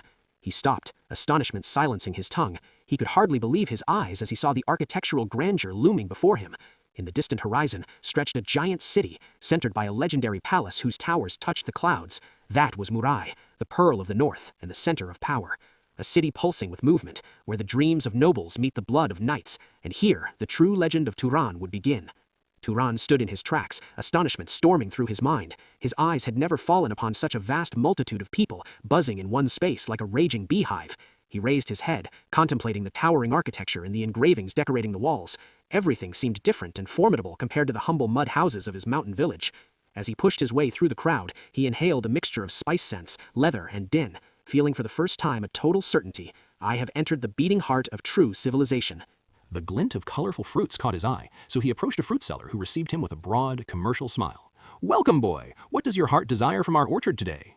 Turan answered with calm, rural honesty. My apologies. I am not here to buy at the moment. Rather, I am searching for my way. He recalled Kiran's advice echoing in his ears. The first thing you do when you set foot in the city is search for a safe inn to shelter you from the treachery of the night. As soon as the merchant learned that Turan was not a customer, his features shifted to a scowl, and he shouted rudely, Then do not stand here and block my path. Begone and seek your information far from my goods. Turan was amazed by this sudden shift and blatant insolence. Is there an unwritten law that forces me to buy before I am allowed to ask for directions? To overcome the obstacle, he pointed to some apples and asked for their price. The man answered in a dry tone, 6 dubs for one, and payment is in advance. The merchant began to examine him with curiosity as he saw him take out his coins. You seem like a complete stranger to these lands. If you do not have dubs, I accept the exchange of other currencies. I do not mind. Turan paid the price in silence, so the merchant quickly changed his tune. Follow this straight road, then turn right at the great square and look for a building with a bright blue roof. It is the largest in that area. It combines being a boisterous tavern and an inn for the night. Indeed, Turan reached the intended building and stepped inside. Upon entering, she was greeted by an employee named Lena with an extremely friendly smile, and she did not miss the opportunity to praise his distinguished appearance in her usual manner with travelers. Turan asked her directly about the cost of staying for one night, politely ignoring her compliments. She informed her that the price was 16 dubs per day, so he nodded in agreement and decided to rent the room immediately. He handed her the bag of money but stopped her before she could leave. There is an important matter I would like to inquire about before I go up to my room. Lena grasped the money skillfully, and intense interest appeared on her face. Strangers who pay generously often carry interesting questions. He asked her gravely, Are there demonic beasts wreaking havoc nearby, and have rewards been posted for those who crush them? His goal was to absorb mana to strengthen his magic and gather money to secure his journey. Silence prevailed for a moment, and Lena seemed as if she were weighing her words, which prompted Turan to ask her, Why did you suddenly go quiet? Is my question that strange? Lena replied with commercial coldness, In Murai, sir, nothing is given for free. Even answers have a price.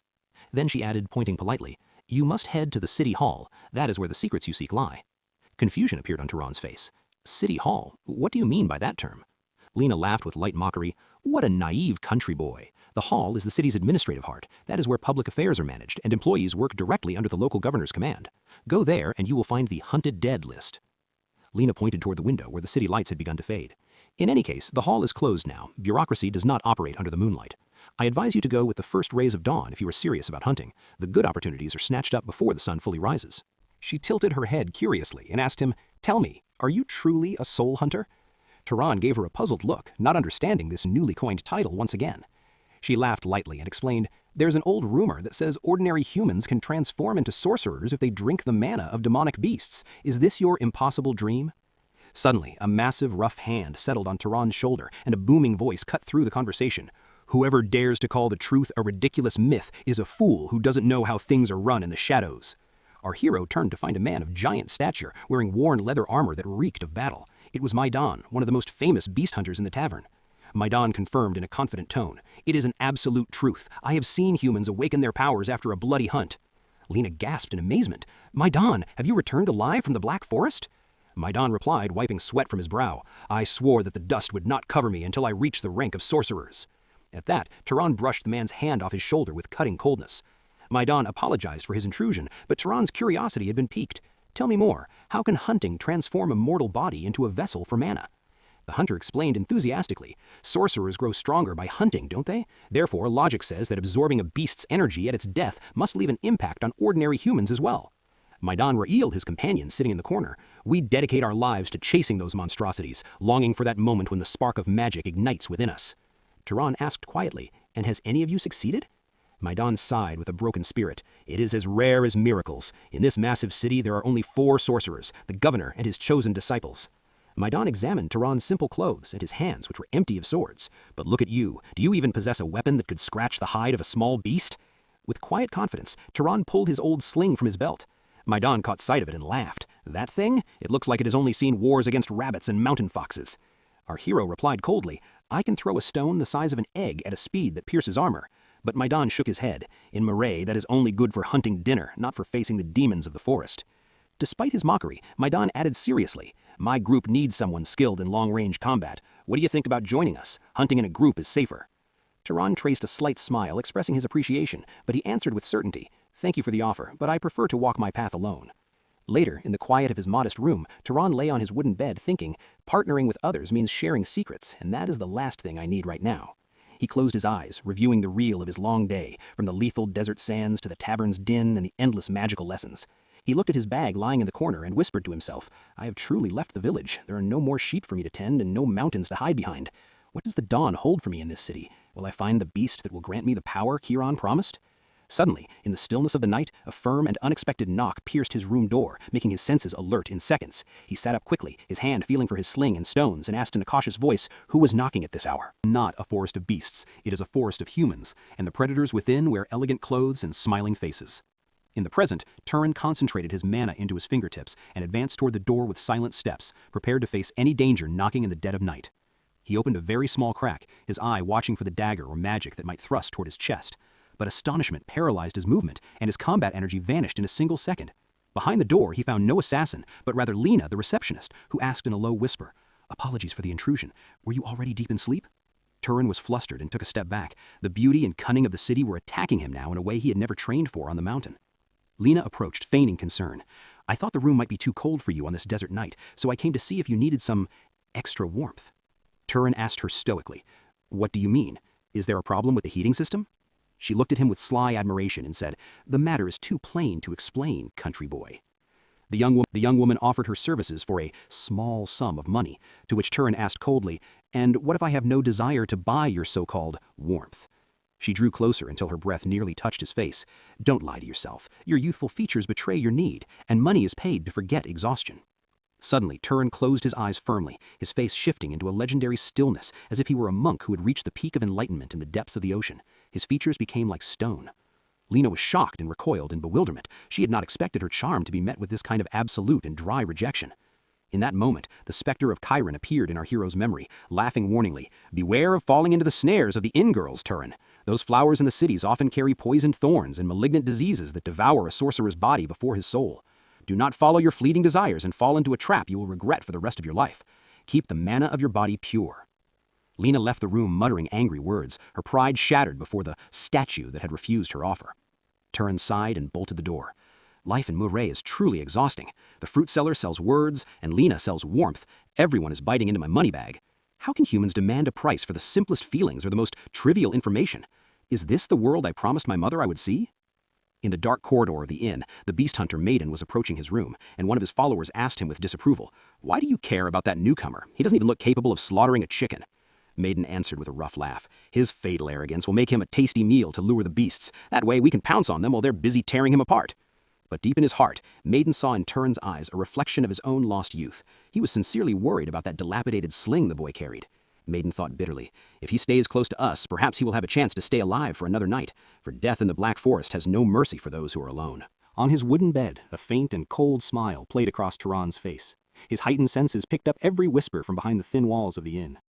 He listened to the conversation of Maidan and his companions, realizing that their transparent deception made the city warmer than he expected. For him, human cunning was easier to tame than the beasts of the forest. With the first threads of dawn emerging, Turan headed toward City Hall with confident strides, marking the true beginning of a journey of hunting and blood.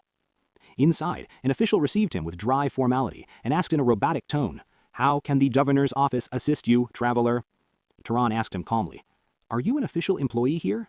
The man raised his eyebrows in wonder. "Does my appearance suggest otherwise? I am the voice of the governor in this department." Turan got straight to the point. "I have come to request a license to hunt demonic beasts." The pen fell from the official's hand, and he was seized by bewilderment at the boy's audacity. In that moment, Kieran's voice rang in his mind. "The world will not smile upon you, my son, nor will it roll out the red carpet just because you ask for it. There is no reason for strangers to show you mercy. The only way to force them to respect you is through the language of power alone. Prove to them that you are a sorcerer, and only then will you see heads bow to you in reverence and fear." The official handed Turan the application form cautiously and warned him in a stern tone, "Look at the poster here. It is strictly forbidden to take it with you. The laws do not play around." When Turan's eyes fell upon the drawing on the poster, he asked with feigned innocence, "Is this a magical crow?" The official mocked him loudly. "A crow? Do you see it as a cat, for instance? I doubt you have the talent to distinguish beasts, so how will you even kill it?" The man alerted him. "You must bring the entire carcass. If the mana is not purified, it will turn into an evil spirit to wreak havoc, and purifying it requires a professional sorcerer." Turan replied coldly, "I know the rules well." The official added threateningly, "Leaving the corpse of a magical beast behind is a crime punishable by immediate execution." Our hero remembered his past with evil spirits and said firmly, "I will not repeat the mistakes of the past. I will bring you what you requested." Turan asked, "Do the knights not hunt these beasts?" The official laughed with disdain. "The knights maintain the refined order of the city. They have no time for the filth outside. This kind of blood-stained work is reserved for wretches like you looking to earn their bread in the forests." Turan left the hall without another word, while the official's gaze followed him coldly. The man thought gloomily, "Another corpse to be added to the wreckage of the walls. The young are always in a hurry for their demise." However, only a very short few moments passed before the doors of the hall shook violently. Suddenly, the massive carcass of the magical crow thudded onto the marble floor, a deep and piercing wound in its chest dripping black blood. The officials froze in their places, their pupils dilating in absolute shock. The boy had only left the premises a few minutes ago. Turan stood over the carcass calmly, coolly wiping his hands, and said, "I finished it off on my own. Is the reward ready, or do I need another proof?" Turan stood calmly while everyone looked at him with a sacred sort of terror. He asked in a dry tone, "I have brought the carcass as requested. Where is my reward?" The official's forehead broke into a sweat, and he stammered, trying to pull himself together. Yes, of course. We will pay you immediately, Master Hunter." With a trembling hand, he handed him a heavy bag of coins and added, "Here, go and rest for a while. Surely a battle like that must have drained your energy." Turan did not turn to acknowledge his words. Meanwhile, the staff crowded around the carcass in amazement. The wings were perfectly intact, as if they were a work of art. How did he manage to kill a blade crow without scratching a single feather? This isn't hunting, this is terrifying precision. One of the employees noticed that Turan had not moved. He remained standing like a rock, staring at the mission board. The employee asked cautiously, "Why haven't you gone to sleep?" Turan surprised him with an even weightier question. "Are there other beasts on the list worth the effort? Give me the hardest one." The employee was shocked, feeling a sense of vertigo. Is this boy not satisfied? He just returned from the brink of death and is asking for more, as if he's going for a stroll. The scene shifts to the dining hall of the inn, where the table groaned under the weight of the finest dishes and most expensive delicacies, sights the villagers had never seen. Lena stepped forward, putting the finishing touches on the feast, and said in awe, "I never imagined in my life that a boy as thin as you would defeat 30 demonic beasts in just 3 days." She commented while watching the glint of gold in his pocket, "You must be the richest person in this tavern now." Meanwhile, Turan was devouring the food with an indescribable hunger. He paused for a moment and said seriously, Money is just a means, Lena. My true goal is much further than mere pieces of metal. The mana latent within those beasts is what I seek. Every beast I bring down increases the flame of power in my veins. Turan noted with pride that his mana reserves had multiplied several times since parting with Kiran. He began to feel the energy flowing like a river through his body. But he thought with a sorcerer's intellect, there is a limit to this type of growth. Weak beasts won't take me to the top. I need mana that is purer and more potent to transcend my humanity. Lena shook her head in confusion. His talk of mana and evolution sounded like magical riddles she couldn't comprehend. A short while later, the chef and Lena stood dazed before a table that had been wiped clean. The boy had eaten a feast fit for 10 men all by himself. Lena said in wonder, "Where does all that meat go in your thin frame?" The chef smiled with pride. "I haven't cooked with this much passion in years. It gladdens me that you appreciated my effort." Turan thanked him with dignity. The meal was perfect, exactly what my exhausted body needed. As he prepared to head up to his room, a thick, coarse hand shattered his peace, grabbing his clothes from behind with violence. He was surrounded by a group of hulking bullies. One of them said with disgusting mockery, "What a lucky little shrimp. You eat all this fancy food and leave your comrades hungry?" He added with a sallow grin, "We heard your bag is overflowing with gold. How about you donate some charity to poor city folk like us?" Turan didn't wait to hear the rest of their nonsense. With lightning speed, he spun around and delivered a devastating punch that shattered the bully's face, leaving him reeling in humiliation. Turan looked at him with lethal coldness and said with biting sarcasm, "Weren't you asking for charity? Take this punch as a down payment. Do you want more of my generosity?" The bully's rage boiled over, and he screamed in Turan's face, "Don't act high and mighty with us, you vagabond!" He swung a wild punch with all his might, but our hero dodged it with a grace that made his opponent look as if he were striking thin air. Turan didn't wait long. He countered with a focused strike that sank into the man's gut, sending him flying back to crash into the tables in a scene that silenced everyone. His companion rushed forward in hatred, picking up a heavy wooden chair and swinging it toward Turan's head in a desperate attempt to crush his skull. With staggering coolness, Turan raised a single hand and stopped the violent assault. The wooden chair shattered against the sturdiness of his unshaken hand. With utter disdain, Turan flicked his finger against the attacker's forehead as if brushing a feather out of his way. A tiny burst of mana exploded upon contact, and the man fell to the ground unconscious, leaving the tavern in absolute shock at this absurd display of power. Lena's scream pierced the silence. She appeared with angry features and a flushed face, seeing the chaos that had struck her workplace. She shouted at the top of her lungs, "Enough! Savage brawling is not permitted inside this hotel. Anyone who wants to fight can go to the forest with the beasts." Later, the scene shifted completely. We see the bullies bowing in humiliation and brokenness, offering a heartfelt apology to Turan, who watched them coldly. Maidan stood before Turan's room with dignity and said in a serious tone, "I have scolded them severely for their foolishness, and I promise you this insolence will never be repeated." Maidan sighed in sorrow. "The truth is, we are suffering from a suffocating financial crisis. Jealousy blinded them when they saw the gold flowing to you so easily." The two followers repeated their apology, regret covering their faces. They had realized that the person they tried to rob was a predatory beast in human form. Turan asked quietly, "Have things really gotten that bad?" Maidan answered bitterly, "Resources are scarce and the beasts are growing more ferocious." Maidan clenched his hand tightly and added, "I doubt we will be able to secure the cost of our stay for the next 3 days, but do not worry, this is our affair and we will find a way out." In that moment, Turan extended a bag resonant with the sound of gold coins toward Maidan. The blood froze in the man's veins from the shock. Turan explained with a rare smile, "This is the price for your kindness when you invited me to join you out of fear for me. Your concern was sincere, and that is priceless." He added firmly, "And because nothing in this world is given for free, as I have learned here, I want precise information in return." Maidan brightened and his state changed completely. "That is my specialty. I will brief you on every detail, every map, and every trick I know about this land." The scene shifts to the outskirts of the city of Murray, where its walls began to grow small on the distant horizon. Turan stood on a towering rocky cliff, watching the sunrise bathe the valley in a golden light. He whispered to himself, "This may be the last time I see these walls. Maidan has provided me with everything I need to reach the next city, and it is time to depart." He remembered with gratitude the valuable information he had obtained, thinking that Maidan, despite his rough exterior, carried a pure and rare heart. In his mind, he compared him to Kiran. He saw that Maidan, despite his lack of magical experience, possessed a kindness and a pure instinct that made him a real human amid the crowd of deception. As Turan prepared to depart, his eyes suddenly widened and his breath hitched. His senses, refined by the blood of Zahar, picked up something strange in the breeze. He inhaled deeply. The scent of death was familiar, but it was laced with a turbulent and deeply unsettling mana energy, like a silent scream for help. I hope my intuition is wrong. Turan lunged forward like a released arrow, tearing through the forest thickets at top speed, shattering tree branches in his path. He stopped abruptly before a massive tree trunk. Giant claw marks were carved deep into the wood, as if a beast from ancient ages had passed through here. When he moved past the tree, he collided with a horrific sight that froze the blood in his veins and made his vision blur from the sheer terror of what he saw. On the blood-stained ground lay a man with his entrails torn apart, suffering from piercing wounds that no human could survive.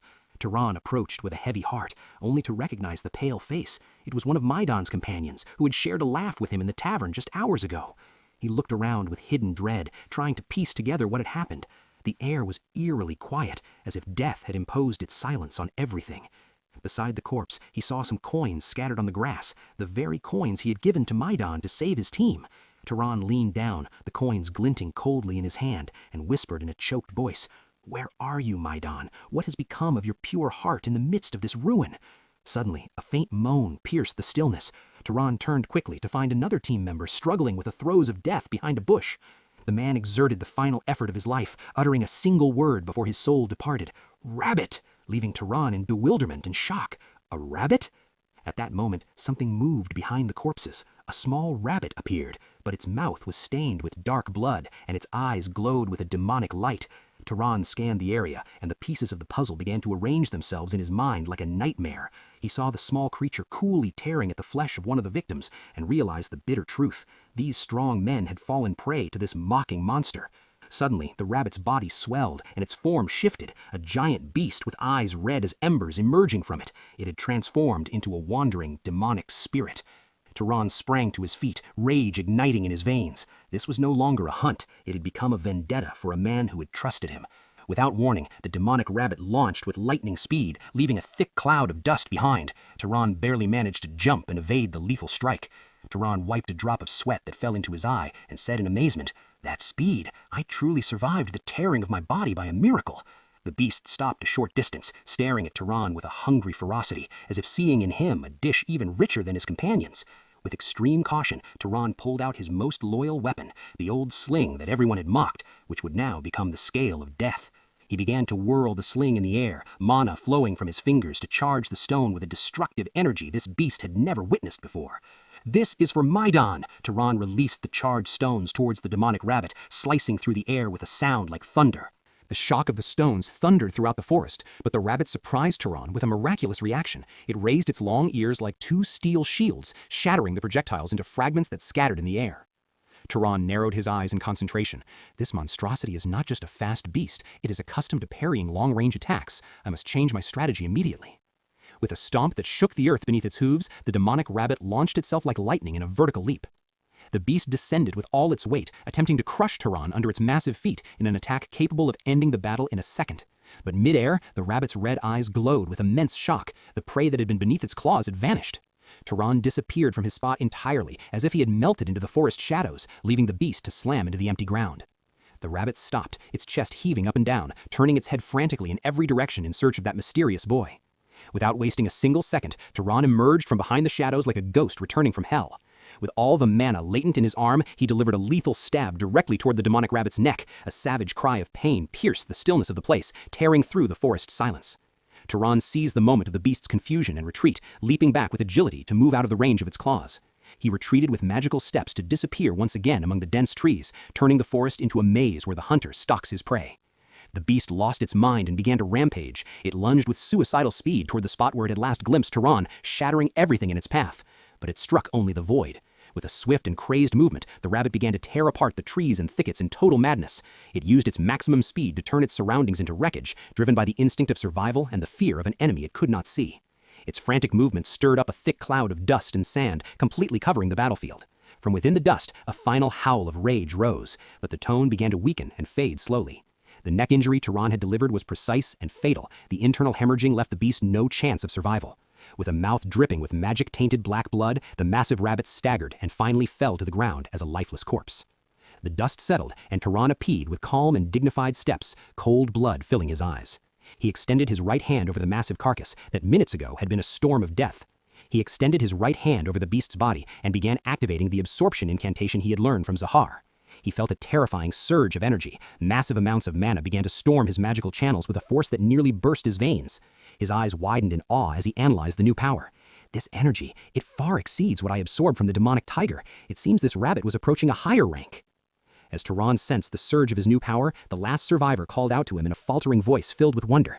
You weren't just a shepherd, you were a sorcerer all along." Turan nodded in confirmation, and the man asked him bitterly, Why did you hide your truth from us? If we had known, we never would have dared to treat you as easy prey." Turan ignored the reproach and asked in a tone dominated by solemnity, "Do any of you have relatives or families? I wish to deliver their belongings to those who deserve them." The man burst into tears, his voice trembling. "No one. We were a handful of outcasts brought together by misery. We have no family but this team that was crushed by the rabbit's claws." In the midst of this sorrow, Turan recalled Maidan's last words in the tavern. "Boy, if you want true knowledge, you must go to the city of Orumrim. There lies the great library." He remembered the description of the place that holds thousands of books containing the secrets of the universe, and how Turan had paid attention for the first time, before Maidan added with regret, "But it is a fortress forbidden to commoners like us." Turan had asked then, "And how does one open the doors of that fortress?" Maidan answered with certainty, "There is no way except through the sorcerer's cloak. Knowledge in Orumrim is granted only to those who subdue mana." Turan sank into deep thought, then raised his head and said firmly, "I have decided on my next destination." The survivor asked in confusion, "To where?" Turan announced, a spark igniting in his eyes, "I am going to the great city. I will enter Orumrim and seize the knowledge that was denied to you." Turan stood one last time before the humble graves he had dug for his companions, where the earth now held their aborted dreams. He cast a final look of farewell at Maidan, the man who gave him trust when it was scarce and a compass when the paths were lost. He turned and went on his way without looking back, whispering to the wind, "Sleep in peace, Maidan. I will carry your story to the city you dreamed of." After an arduous journey through mountains and valleys, Turan finally reached a city buzzing with humans to an extent he never imagined existed. He felt embarrassed by his former self. The city of Murray, which had dazzled him before, now seemed like a small, forgotten village compared to this grand edifice. He had finally arrived at Orumrim, the capital that transcends all imagination, where palaces embrace the clouds and streets are crowded with the gold of nobles. He was appalled by the number of people lining up to enter, long queues stretched like human serpents waiting for the guard's signal at the giant gate. He watched the guards searching the travelers meticulously and wondered intelligently, are they looking for refugees or do they fear strangers entering their paradise? He realized that the system here is merciless. A big city means strict laws and security bought with suspicion. Suddenly, the shout of one of the guards pierced his thoughts. "Stop where you are, vagabond!" Turan was flustered as hooves and swords surrounded him in the blink of an eye. The guard eyed him with a look of loathsome disgust. "Your entry is not permitted in this state. I have never seen filthy clothes reeking with blood and gunpowder like this." The guard ordered him in a commanding tone, "Go and wash your filth in the nearby river before you dare desecrate the pavements of Orumrim." After moments of necessary purification, Turan entered the city. There he froze in place as he glimpsed the massive tower imposing its dominance over the horizon, the great library, his goal and destination. Turan raised his gaze toward the peak of the towering tower. The walls, studded with precious stones, reflected the sunlight as if they were woven from pure radiance. He whispered to himself in awe, "Can humans build such an edifice with their hands alone? Or is magic the true architect of this grandeur?" He advanced toward the massive gate, and the two guards, standing like statues, straightened their posture and fixed him with sharp, wary glares. Turan said calmly, "I want to enter the library." One of the guards laughed mockingly. "This oasis is reserved for the elite and sorcerers only, not for passers-by." Without hesitation or confusion, our hero replied with a single word that shook the guard's confidence. "I am a sorcerer." The guard's laughter turned into raging anger. "You vagabond! Do you wish to be hanged on charges of impersonating a sorcerer?" The guard shouted as he reached out to push Turan away. "It is impossible for someone in your shabby state to be a sorcerer." At that moment, Turan noticed a faint red glow around the guard's fist. He immediately realized that he was not just a soldier, but a knight possessing a measure of mana. He remembered Chiron's advice. True sorcerers smell the scent of power in each other. Sensing mana is the only measure of sovereignty. Turan decided to stop talking and let power speak on his behalf, so he released a small portion of his latent energy. Suddenly, one of Turan's eyes glowed with a terrifying red mana, and a dark aura emanated from him, making the air around him feel as heavy as lead. The guard fell to his knees immediately under the weight of the crushing pressure, feeling as though a mountain had settled upon his shoulders. The guard stammered difficultly, "I am fine," while his terrified colleague rushed to help him up, dread filling their hearts. The guard now realized the bitter truth. This boy was no ordinary sorcerer, but a power belonging to the high nobility, or perhaps even higher. The guard stood with great respect and introduced himself. "My name is Kenya, a knight from the ancient Voltas family. Do I have the honor of knowing the family you hail from, sir?" Turan replied coldly, "Is disclosing my family tree a necessary condition for browsing books?" Kenya answered in confusion, "It is not a condition, but entry requires the permission of our family master. I will contact the palace immediately to secure your proper entry." Turan ended up inside a luxurious royal bath, where polished marble and scented steam filled the place. Our hero sighed deeply. He had thought that entering would be a mere matter of crossing a gate, and did not expect that formalities could be harder than hunting monsters. 3 young maidservants surrounded him to attend to his bath, and Turan appeared stiff and completely uncomfortable. The privacy he had lived in the mountains was now being violated by excessive luxury. He said with a hint of embarrassment and confusion, "Stop, please. Would there be a problem if I washed my face and cleaned myself with my own hands?" One of the maidservants looked at him with fear. "Please, sir, if we fail to serve you in a manner befitting a guest of Voltas, punishment will be our inevitable fate." Turan closed his eyes in resignation. Fine, do what you see fit. Their faces brightened, and they thanked him profusely for his understanding, which had saved them from the whip of punishment. After the royal ritual of bathing was complete, one of the maidservants took a step back, her eyes shining with an infatuation she could not suppress at our hero's handsome features, which emerged clearly once the dust of travel was washed away. The girl quickly covered her mouth with her hands, her face flushing crimson with embarrassment as she realized her wandering gaze had crossed the boundaries of imposed etiquette. Turan stood before the mirror, dressed in luxurious silk garments befitting the nobility, then turned to her, asking with innocence, "Is there something wrong with my features? Why do you look like that?" The girl muttered in stammering words, "My apologies, esteemed sir. I was lost in thought for a moment. I've never seen a guest who combines such prestige with such beauty." Turan offered a calm, slight smile. "There is no need to apologize, but I ask that you set aside this exaggerated formality. I am still but a simple traveler." Suddenly, the door swung open with force, and a young woman with fiery red hair entered. Her eyes overflowed with sharp intelligence and boundless curiosity, and she stood staring at him as if inspecting an ancient artifact. She said in a mocking, direct tone, "So, you were the mysterious guest who caused a stir at the gate with clothes resembling those of a beggar?" She approached him and circled him with a wide grin. "I must admit, water and new clothes have turned you into a handsome prince. Who would have believed it?" Our hero answered with dignity, "My name is Turan." The young woman replied, placing her hand on her hip, "And I'm Ozila. Now tell me, to which of the great families does this familiar face belong?" Turan maintained his composure. "My apologies, Lady Ozila, but I cannot disclose my origins at this time for very private reasons." Ozila pursed her lips in feigned disappointment. What a shame. I thought honesty was the first condition of hospitality among sorcerers. She said to herself, narrowing her eyes with cunning, "Since he insists on hiding his identity behind this cold mask, perhaps I should draw him out and amuse myself a little to see what he is concealing." Without warning, a massive wave of glowing red mana erupted from her body, sweeping through the hall with a force that made the furniture tremble, catching Turan completely off guard. She cried out with a defiant, fierce look, her hair fluttering from the energy. "Enough acting! Show me the color of your soul! Reveal your mana right now!" Our hero stood shocked by this sudden assault. The magical pressure in the room had become suffocating. Now he must decide. Does he reveal his power or protect his secret? Amidst a vortex of igniting mana, Turan stood firm as a mountain. The magical pressure was so immense that a cold bead of sweat slid down his face. He was completely cornered. The moment Darren sensed the overwhelming power of Azila's spirit, he did not stand idly by. He released his own energy in an immediate reaction, causing the 2 lights to collide in the heart of the hall. In a fleeting moment, brute force flooded the room. As the 2 powers clashed head-on, the air grew heavy and vibrated violently under the weight of the pressure. Everyone nearly choked under the rising magical pressure that filled every corner. One of the guards rushed forward to stand before the maids, forming a shield to protect them from flying energy shards, yet the terrifying aura continued to crawl across the walls. After moments that held everyone's breath, the magical clamor began to fade gradually. Turan ceased releasing his energy, allowing a cautious calm to return to the place. Azila did the same. She had just finished measuring and understanding the limits of his power. Instead of feeling threatened, her features appeared unusually jubilant. She kept staring at her palms in shock and fascination, as if she had confirmed a legendary truth she had been searching for. A playful smile formed on her lips. Then she suddenly spoke in an indifferent tone. "What do you think about marrying me?" The words fell like a thunderbolt upon Turan's ears, leaving him in a state of total bewilderment. His mind stopped working. Silence overwhelmed him, and he couldn't find a single letter to utter. He failed to comprehend what he had just heard. When Azila noticed his frozen expression, she tilted her head slightly in mockery.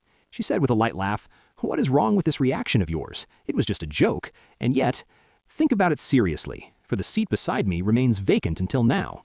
Without waiting for a reply, she turned and left the room with her guard, leaving behind an aura of confusion still hanging in the air. Turan remained standing in his place, drowned in questions about her words and true intentions. He looked at his hand, which still felt a slight tremor from the recent magical collision.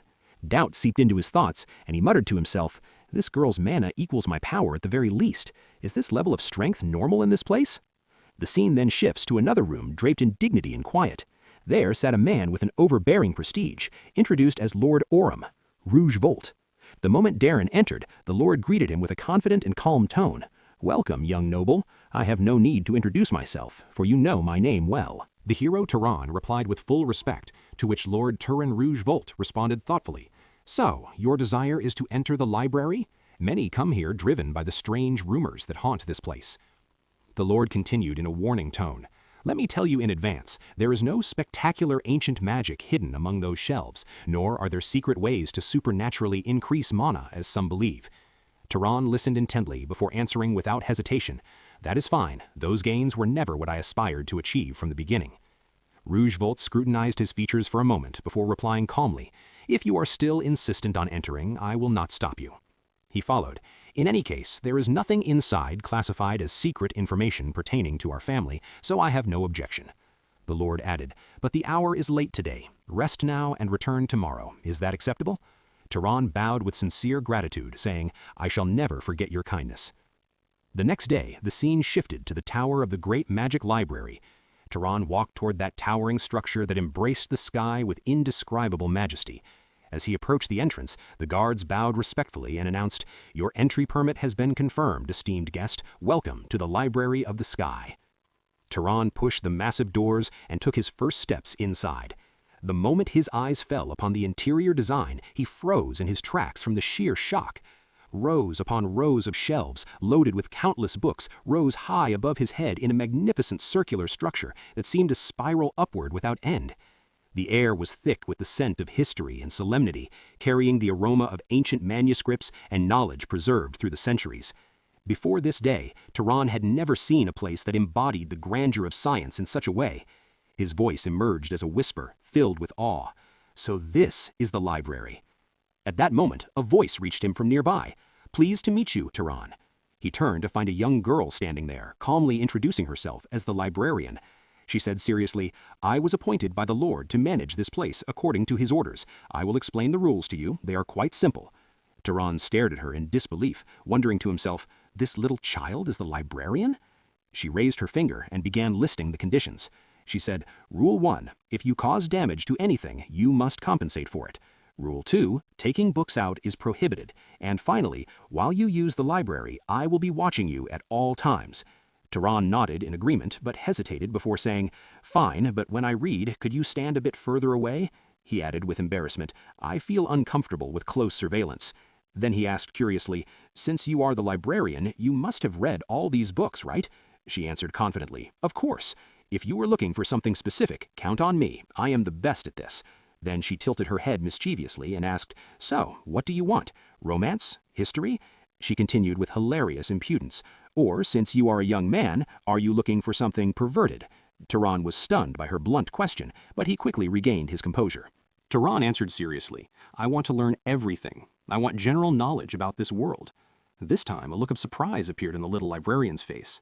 But she did not hesitate. She moved with incredible speed, gathering a massive stack of volumes and placing them before him. Most of the books here date back hundreds of years. She continued her explanation. "So they might not be accurate regarding current events, but this section will give you a strong foundation." Turan replied sincerely, "Thank you." She answered lightly, "You're welcome." And so our hero began his journey, gripping one of the books and contemplating it for a moment as if holding a treasure. He muttered in a low voice, "So this is the book," as if rediscovering the very alphabets of existence. He opened the pages slowly, and as his eyes scanned the first lines, a spark of amazement ignited within him. This is truly incredible. Events tell us that Turan repeated this routine daily without tire. He spent long hours inside the library, reading without interruption. Day after day, he dove into a vast ocean of knowledge locked between those ancient walls. Gradually, he began to understand the geography of this world and the distribution of its various races. According to historical statistics in the library, humans make up approximately 85% of the settled population in the Middle Kingdoms, while the remaining percentage is distributed among rare races and beastkin in the border regions.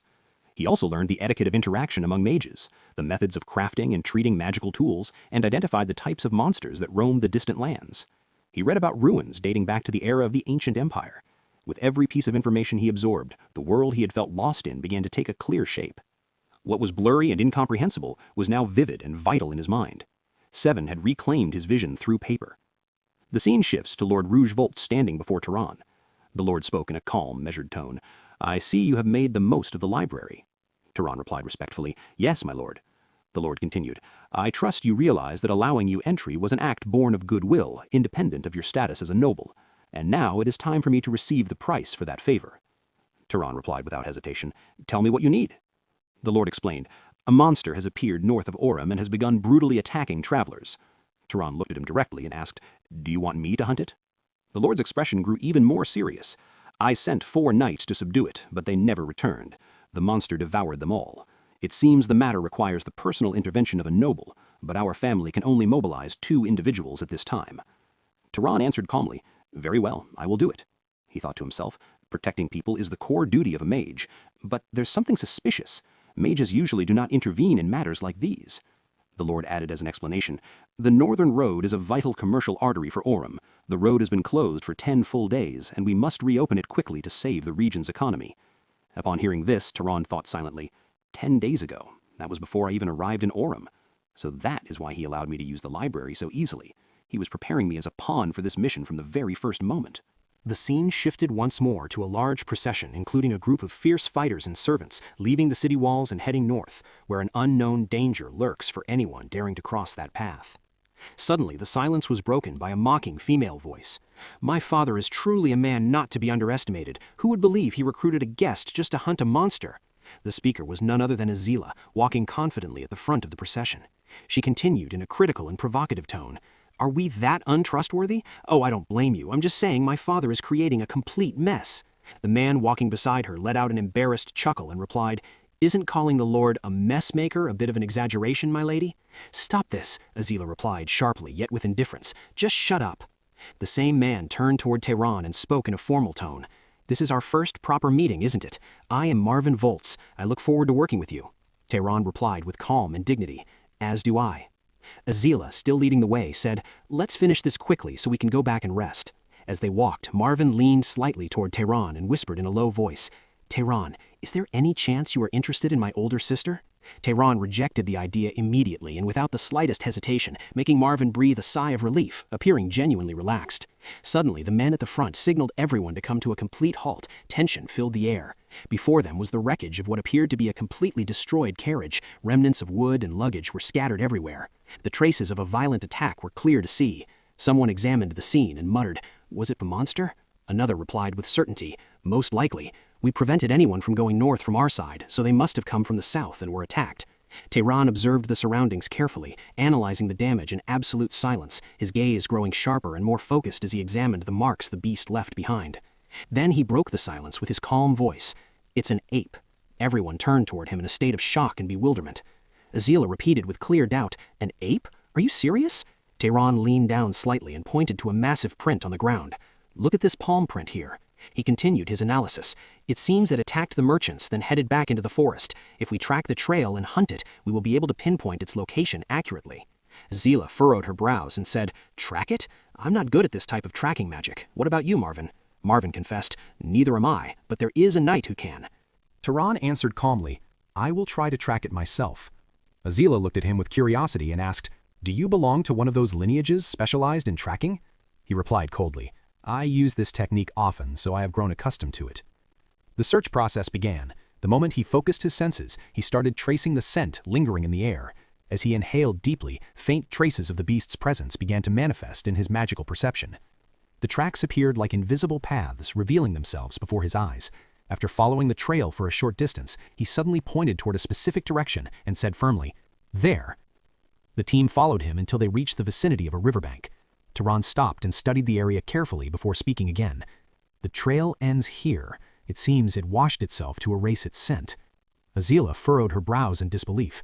"Are you saying a mere monster did that intentionally to prevent being tracked?"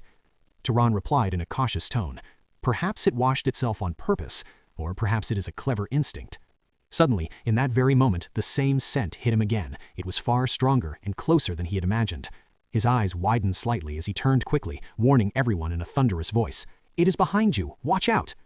Everyone spun around in terror. Standing behind them was a massive beast resembling an ape, but it was stages larger and more powerful than they had anticipated. It let out a continuous roar that shattered the silence of the place.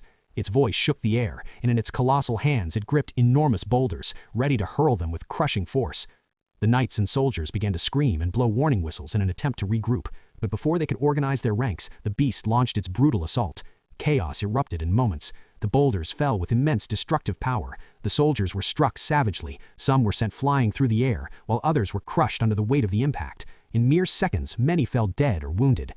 Turan dodged the attack miraculously, maneuvering through the falling rocks at the last second with agile movements until he regained his balance. His eyes fell upon the fallen soldiers. Blood covered the area, and devastation ruled the scene. It was a heavy price paid in a moment of oversight.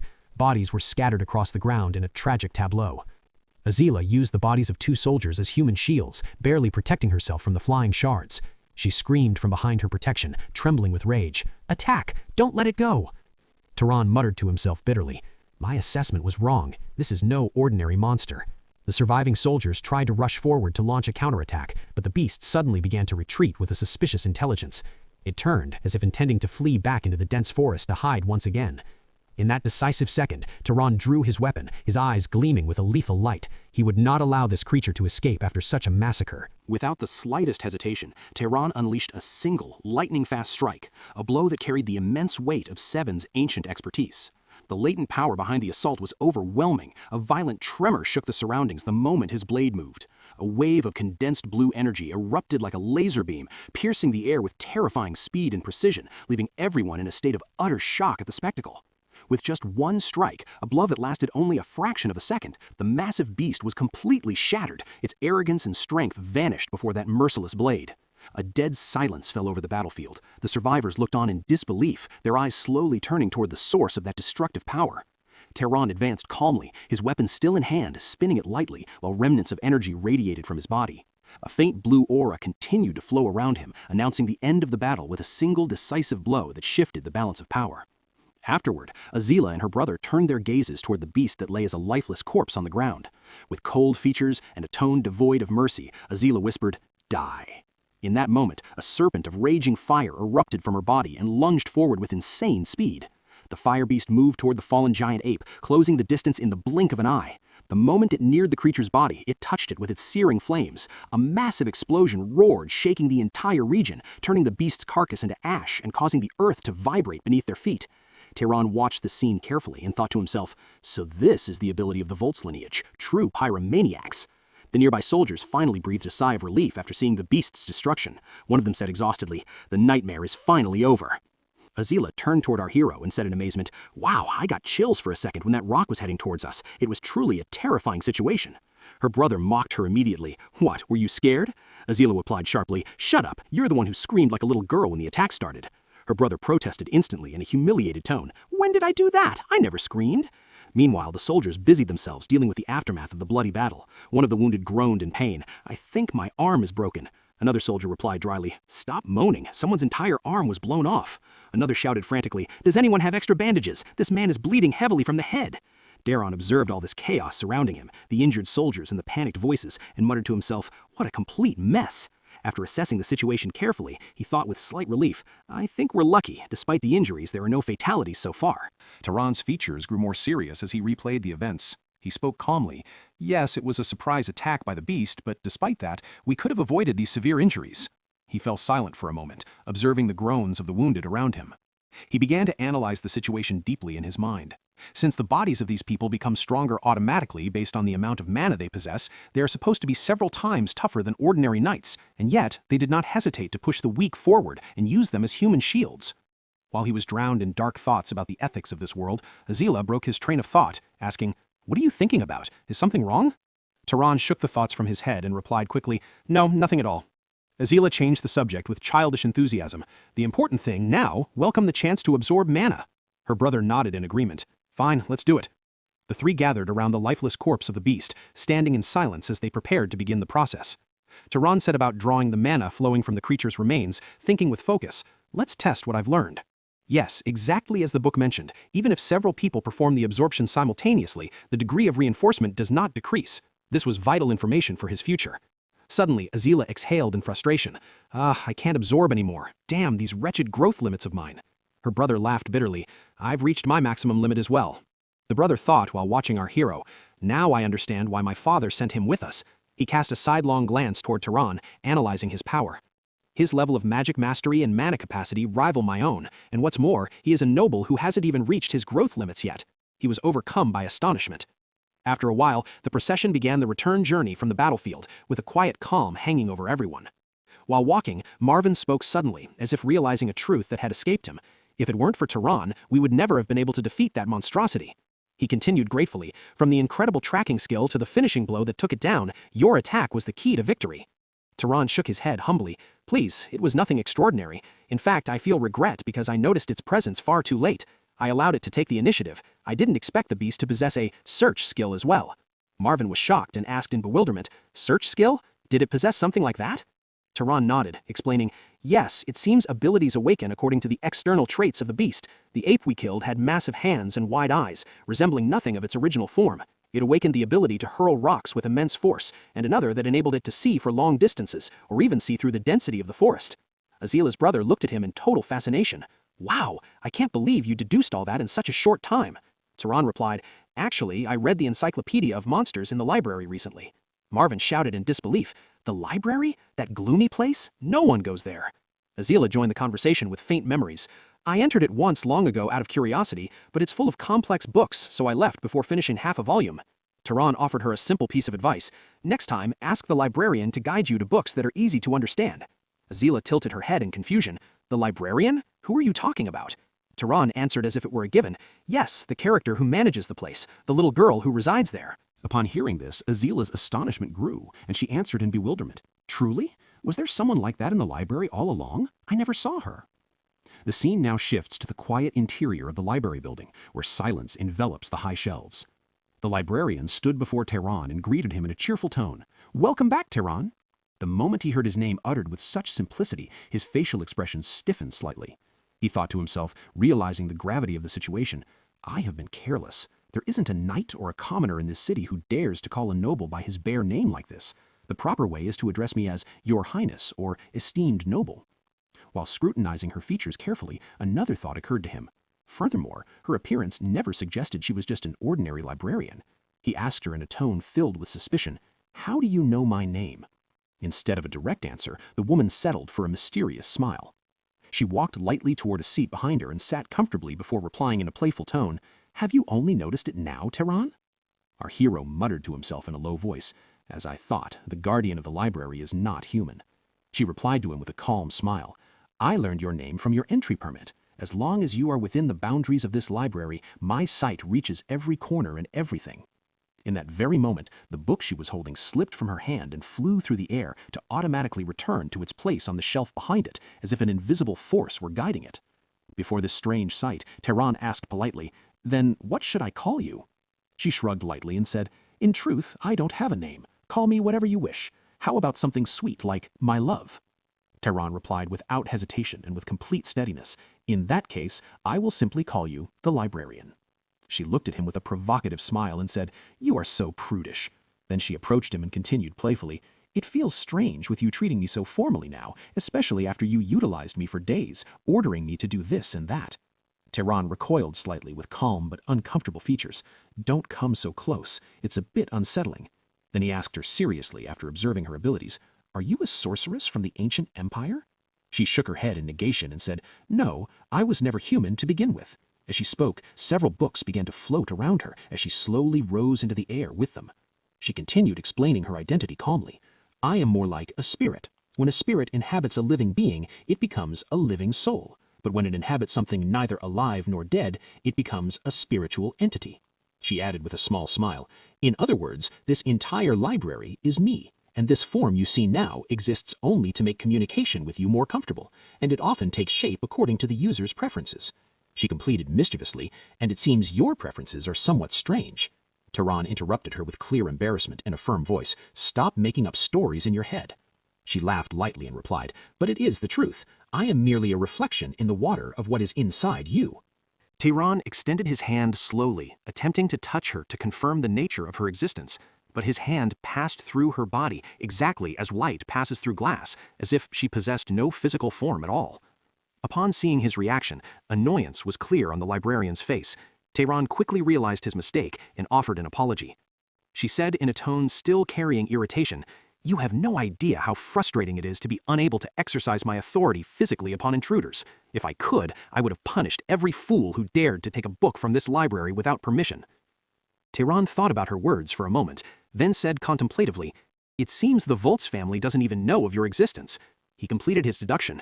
"Perhaps the same applies to everyone who has used this library before. No one has seen you but me." The librarian smiled calmly and replied, "That is because until this moment, no one possessed sufficient power to perceive me." She continued her explanation in a confident voice. "My creator designed me so that only those whose bloodline has matured and surpassed a certain level can see me." She looked at him mischievously and added, "So I suppose you are the only one capable of seeing me currently." She followed in a playful tone, "Isn't that romantic?" Turan furrowed his brows and asked seriously, "What do you mean by the word bloodline?" She explained simply, "It is what mages usually call the magic blood, or the magical race." Curiosity drove him to ask immediately, "Can you then tell me about my own bloodline?" She shrugged lightly and replied, "You should ask your parents about that." Turan answered quietly, "I am an orphan."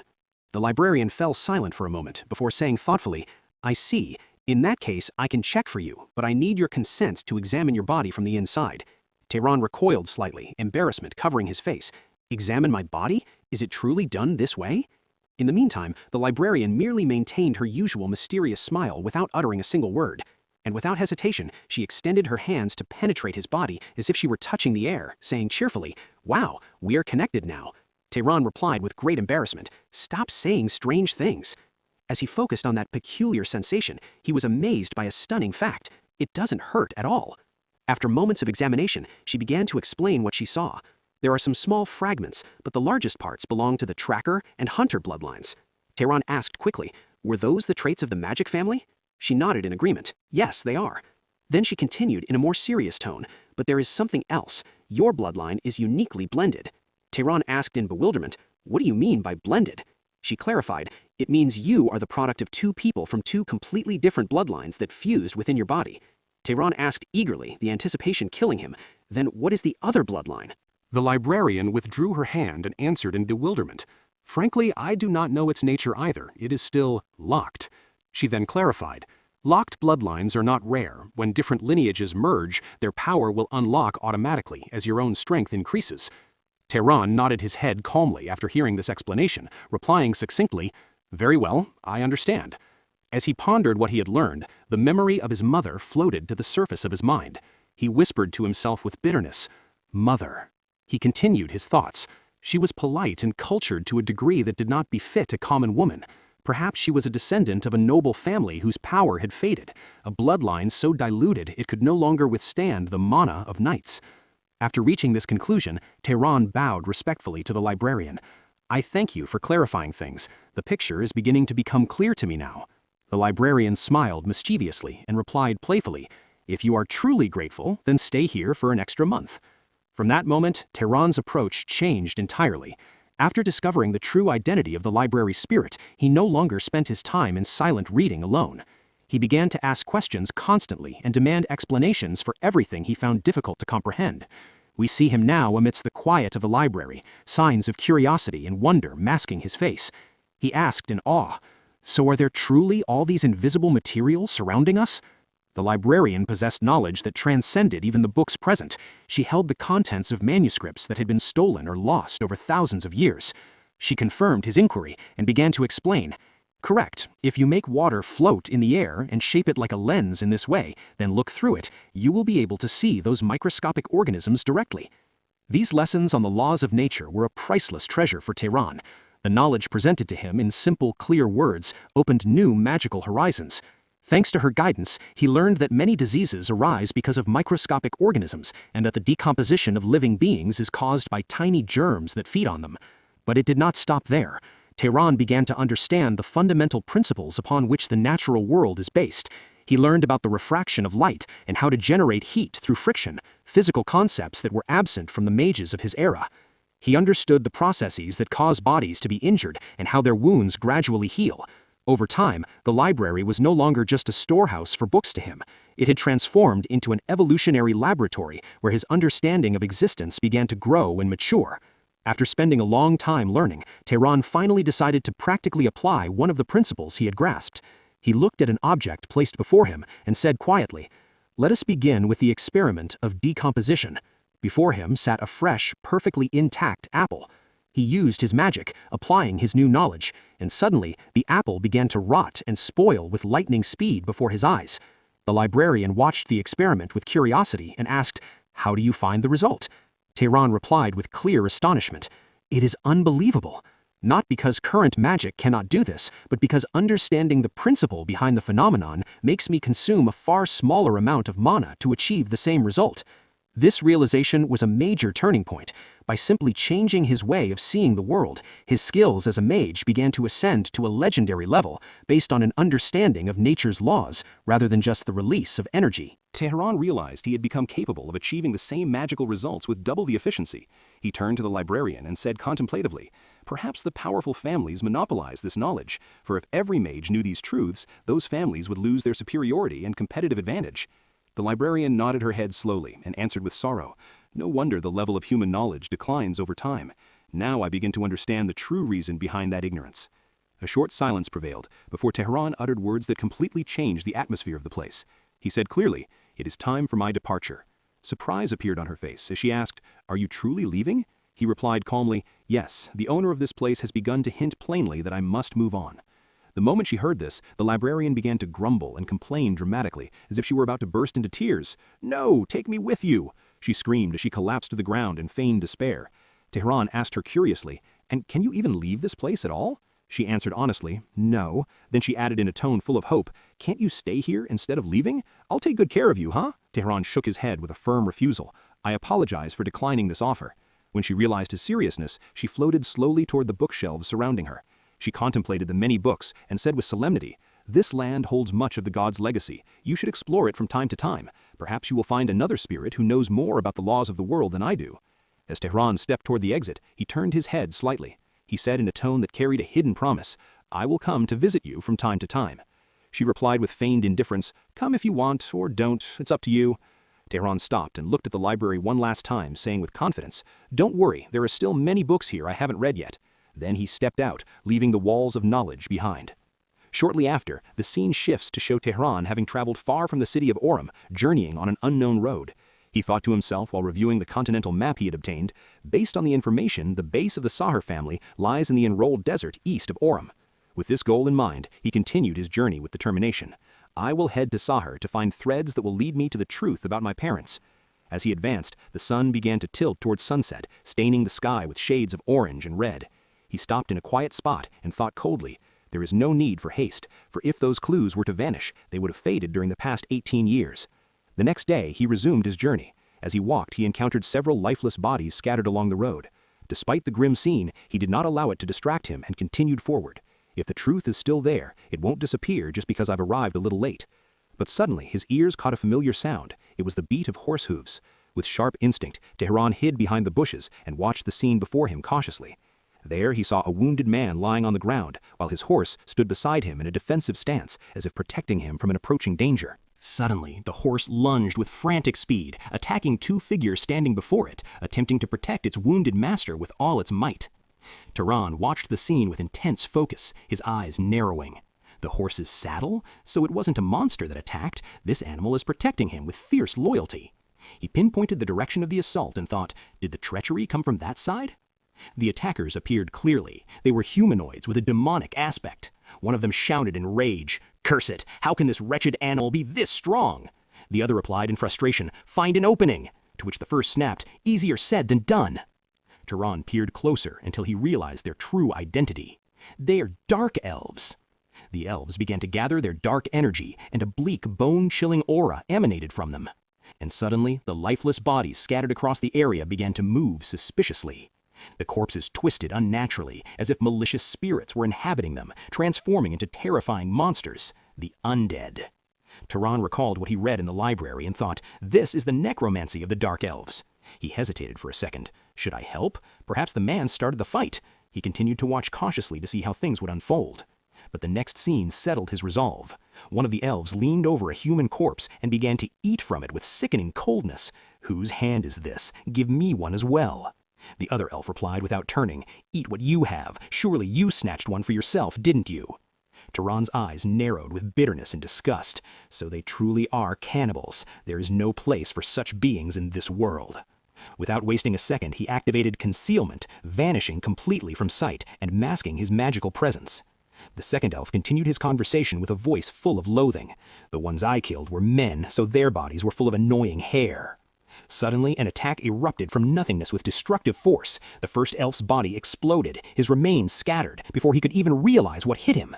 The remaining elf froze in his tracks, unable to comprehend what had happened. No visible attacker, no warning, only swift, horrific death. Confusion and panic seized him for moments as he stared at the remnants of his companion. But he quickly regained his composure and screamed madly, "Monsters, gather around me immediately!" At his command, all the summoned undead moved to form a fortified defensive circle around him. Another invisible attack lunged toward the barricaded elf. The attack was barely parried. One of the undead sacrificed itself, taking the blow directly to its head to protect its master. The elf gritted his teeth and roared in anger, "Who are you, you wretch? Show yourself!" As he continued to deflect the attacks with the help of his undead, he began to realize the bitter truth. He spoke in a grim tone. Someone is using an advanced concealment skill. He realized he was facing a professional hunter he could not see. The dark elf screamed as he summoned a new beast from the depths of the shadows. "Let's see if you can hide any more, you rat." The summoned creature released a strange energy that began to spread into the surroundings in the form of visible pulses, as if searching for any flaw in the fabric of space. Tehran's concealed body began to flicker, and the contours of his stature gradually appeared until he was fully visible. The elf's eyes met his at that very moment. With a savage smile full of malice, the elf shouted, "I've finally found you, you cursed whelp!" He didn't give him a single second to breathe. He issued a definitive order to all his monsters for a collective and crushing assault. The undead rushed from every direction toward Tehran, trapping him in a circle of death. Our hero took his combat stance, prepared to engage in a direct, bloody confrontation. He gathered intense flames in the palm of his hand, their blaze growing in glow and heat with every fraction of a second until they nearly melted the air around him. He launched a powerful fire attack forward to open a gap, but the monsters were faster. From the heart of the flames, two terrifying beasts lunged, a monster in the form of a raging bull and another resembling a treacherous fox with destructive collisional force. Tehran barely managed to dodge their attack, throwing his body away at the last second. He survived a blow that would have certainly been fatal. He gritted his teeth and muttered, "It's a good thing I got rid of one of them at the start, or I'd be dead by now." But when he turned around, he realized the situation was far worse than he had imagined. The onslaught had not yet ended. The fox beast had already managed to sink its fangs into his leg, leaving a deep wound bleeding profusely. With a resentful cry and a sudden burst of power, he hurled the fox away from him, trying to create space to recover. But there was no time for rest. The bull beast was charging at him again with supernatural speed that belied its massive size. Before Tehran could react, it slammed into him with immense force. The impact sent him flying through the air for several meters until he collided violently with the trunk of a massive tree that shattered his back. He fell to the ground in a pitiful state, his body broken and his strength beginning to fade under the weight of consecutive attacks.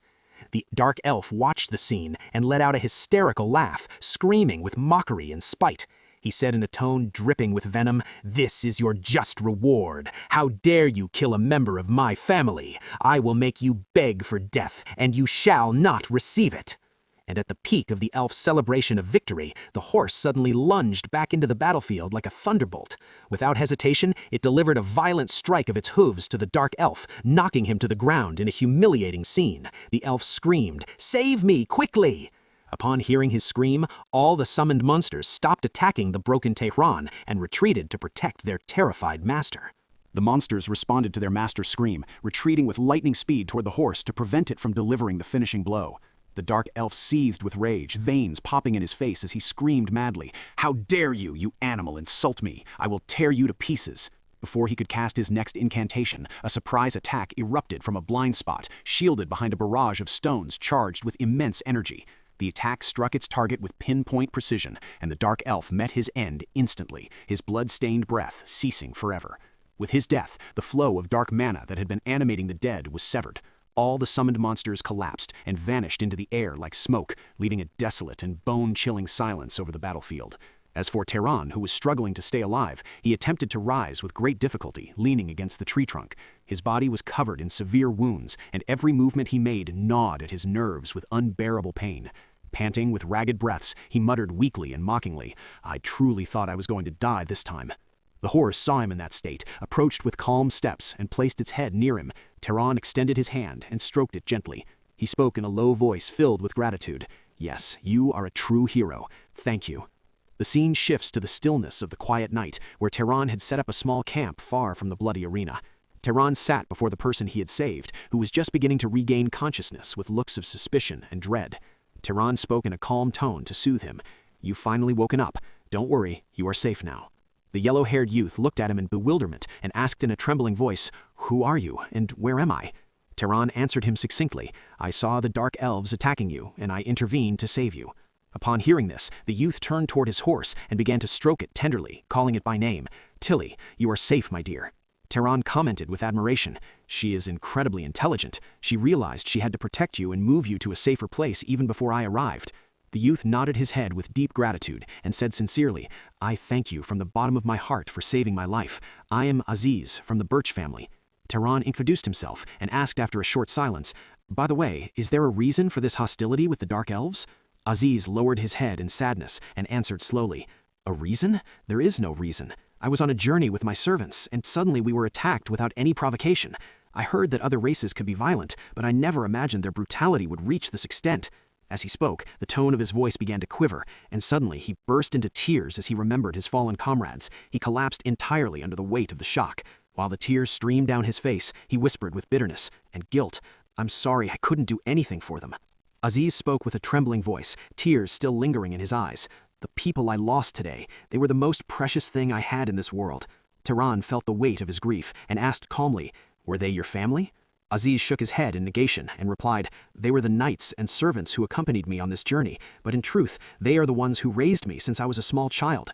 Turan observed the young man's features in silence and realized an important truth. He is a sincerely kind person. His grief is not an act, but rather springs from a loyal heart that knows no falsehood. After a short silence, Turan asked, "How many dark elves attacked you?" Aziz replied, "I believe they were all here. You said you killed 2, didn't you?"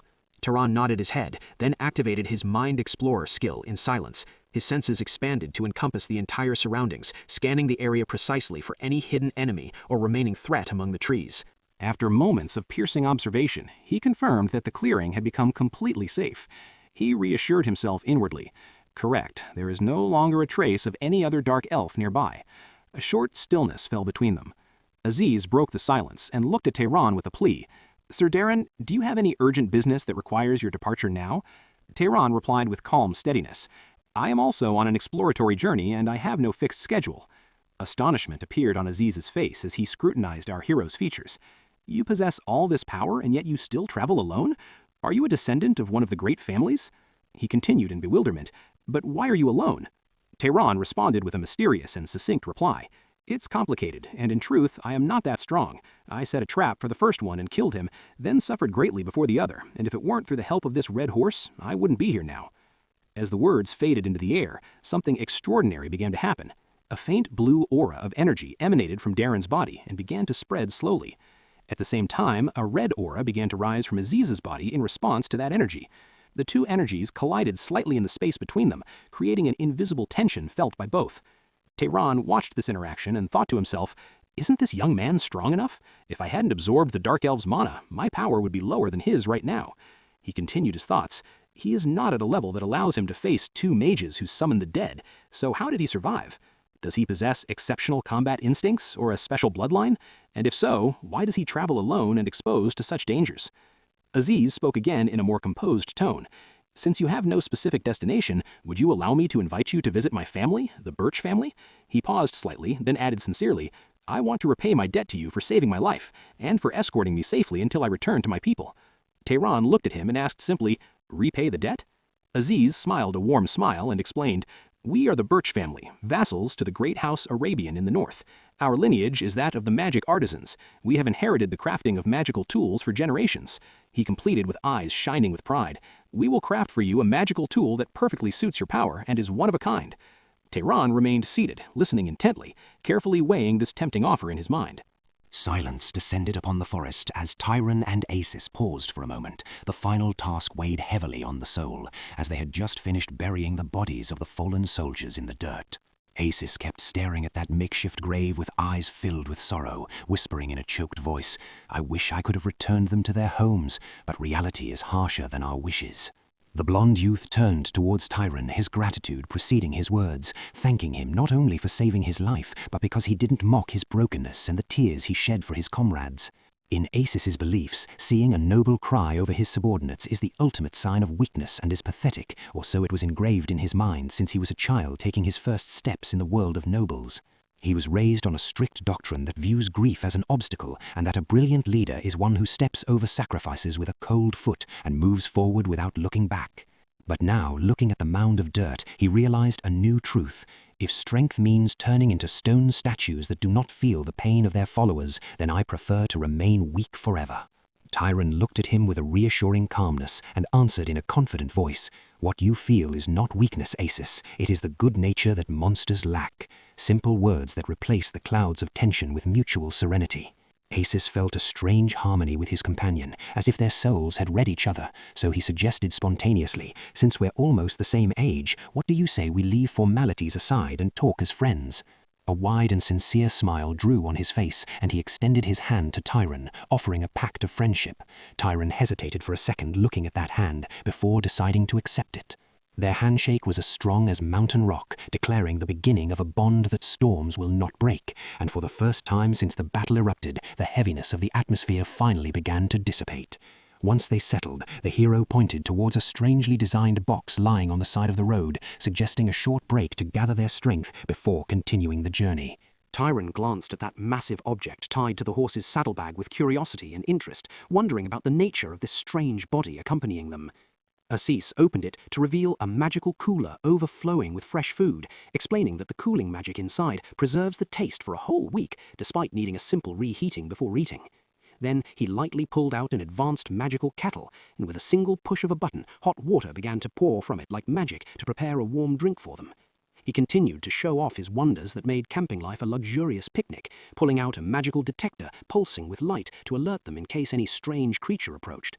He even showed an amazing tool that helps construct a temporary shelter in the blink of an eye using nearby tree branches. Even his clothes were not devoid of magic. His clothes possessed a self-cleaning property, sparing him the trouble of washing in river streams, so Turan muttered in admiration, "Truly, this is astonishing." For such advanced magical items are considered treasures far beyond the reach of the general public or even minor mages. Acis ignored the words of praise with humility, asserting that all these toys are worth nothing compared to his life, which Turan saved, promising him a reward befitting his status. He joked in a playful tone, "If the elders of my family are stingy with the reward, I swear I will craft something unique for you with my own hands as soon as we arrive." But his features suddenly regained their seriousness. He continued in an awe-struck voice, "However, all that I own does not compare to your magic, controlling monsters, summoning lightning bolts from the heart of the sky."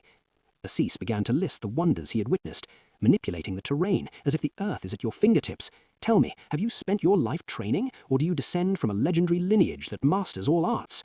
Turan answered very simply and in a tone free of boasting, "Everything you see comes to me naturally, just as we breathe," avoiding entering the labyrinth of details. Acis burst out laughing, thinking it was a joke, for the idea of a lineage possessing this absurd ability seems impossible. However, curiosity overcame him, and he asked, "All right, genius, how old are you really then?" Acis laughed cheerfully, joking with his companion. "Sometimes I feel that behind this young face hides an old man experienced in cunning." But his laughter turned into a gasp of shock that almost choked him when Turan calmly revealed the truth. Turan dropped his bomb, saying, "I will turn 19 next month," to which Acis responded in astonishment, confessing that he is 43 years old. Despite the age gap, Acis, with his athletic body and vitality, looked much younger, especially standing next to Turan's prestige, which suggests a dignity far exceeding his age. The noble pondered this strange luck. He now knows two absolute geniuses in the prime of their youth, and mentioned his cousin's name in a tone carrying much appreciation. He confidently claimed that his cousin's talent might match and even rival Turan's exceptional talent, as if placing two peaks on the same scale. Turan asked curiously if she could craft magical items for him, but Assis quickly explained that she belongs to the main bloodline and doesn't bother with trivial matters. He spoke of her with a respect bordering on reverence, describing a character possessing an overwhelming presence that makes the air freeze in her attendance. She is May, the princess of the Arabian family, the figure who stands above the grand nobles and is destined to lead this great lineage towards the future. And as they traversed the wastelands on horseback, Assis continued narrating tales of the power that rules their world. He explained to Turan the strict hierarchical structure of the great families, clarifying that leadership is not a right inherited by the eldest child merely by birth. Among dozens of relatives in a single generation, the throne goes to the one who proves to be the strongest, and among all the patriarch's children, May emerged as a unique phenomenon. May was born with a talent the lineage hadn't witnessed in centuries, and at the age of 21, she mastered blood magic and countless forbidden powers, becoming the undisputed miracle of the generation. And when she engages in combat, she consumes massive amounts of mana, turning the battlefield into an arena to prove her might. Turan wondered whether this terrifying development was the product of special support or secret rituals provided to her by the family in this short time. Confirmed that she inherited the manor of her great-uncle upon his death, a sacred privilege reserved only for the elites of the great lineages to ensure the continuation of power. Turan fell silent for a moment, drowning in his thoughts. He now realized the secret behind these families' control over the world, for they do not only inherit gold, but they inherit power itself. The two continued their journey across the vast, boundless plains, feeling the breeze of safety caressing their faces as the destination approached. Assis advanced with agile and eager steps, enthusiasm overflowing from his eyes to return home after dancing with death in the forest. A gentle wind blew across the golden grassy pastures, undulating like a sea of gold. These are the famous Deccan Plains. Here, in the heart of the central Arabian domain, the grand estate of the Burke-Savalian house began to rise before their eyes. The gleaming white castle manifested like a jewel in the heart of the plain, a symbol of unwavering power and prestige, and as soon as they crossed the massive gates, they were greeted by a noblewoman with an authoritative aura who rushed towards Assis with tears and anxiety, overcoming her usual dignity. Assis threw himself into his mother's embrace, and an overwhelming wave of relief washed over them, for our little hero had finally returned to his safe haven. Turan watched this emotional scene in silence, recalling in his mind the large age difference Assis had revealed earlier, and realizing that behind these walls a new story begins. Moments later, a man whose face was covered with a dignified beard appeared. It was Assis's father, who cast a stern look at his son, reminding him of the necessity to maintain his composure and dignity as a noble, allowing the boy to regain his shaken steadfastness. Assis stepped forward to officially introduce Turan as his new friend and benefactor who plucked him from the jaws of death in the south. The matriarch listened with great interest to the details of the ambush set by the necromancers. But the moment the word dark elves reached her ears, and their audacity to attack her only heir, a terrifying spark of anger flashed across her face, and her aristocratic features almost torn apart from excessive fury. Assis's father intervened quickly and wisely, whispering a warning to her against losing control in front of the servants and onlookers. She inhaled the air and regained her cold mask of composure. The matriarch turned towards Turan with a scrutinizing look, evaluating his worth, and asked him in a condescending tone about the name of the noble family he descends from. Turan maintained a neutral expression, like a statue of ice, already knowing that his answer would be like a slap to the faces of these aristocrats. He answered with complete honesty and without an ounce of shame. "I was born to a commoner mother, and I don't even know the identity of my father." Assis's eyes widened in obvious shock, for despite all they went through, he just realized they had never touched upon discussing Turan's origins during their journey. The matriarch absorbed this shock, and despite her previous promise of a reward, the temperature of her tone dropped to freezing cold as soon as she learned he was a commoner, informing him that she could not provide a room inside the main palace, brazenly suggesting that he look for shelter in one of the city's inns. Assis was left stunned and embarrassed by this blatant lack of hospitality towards the man to whom he owes his life.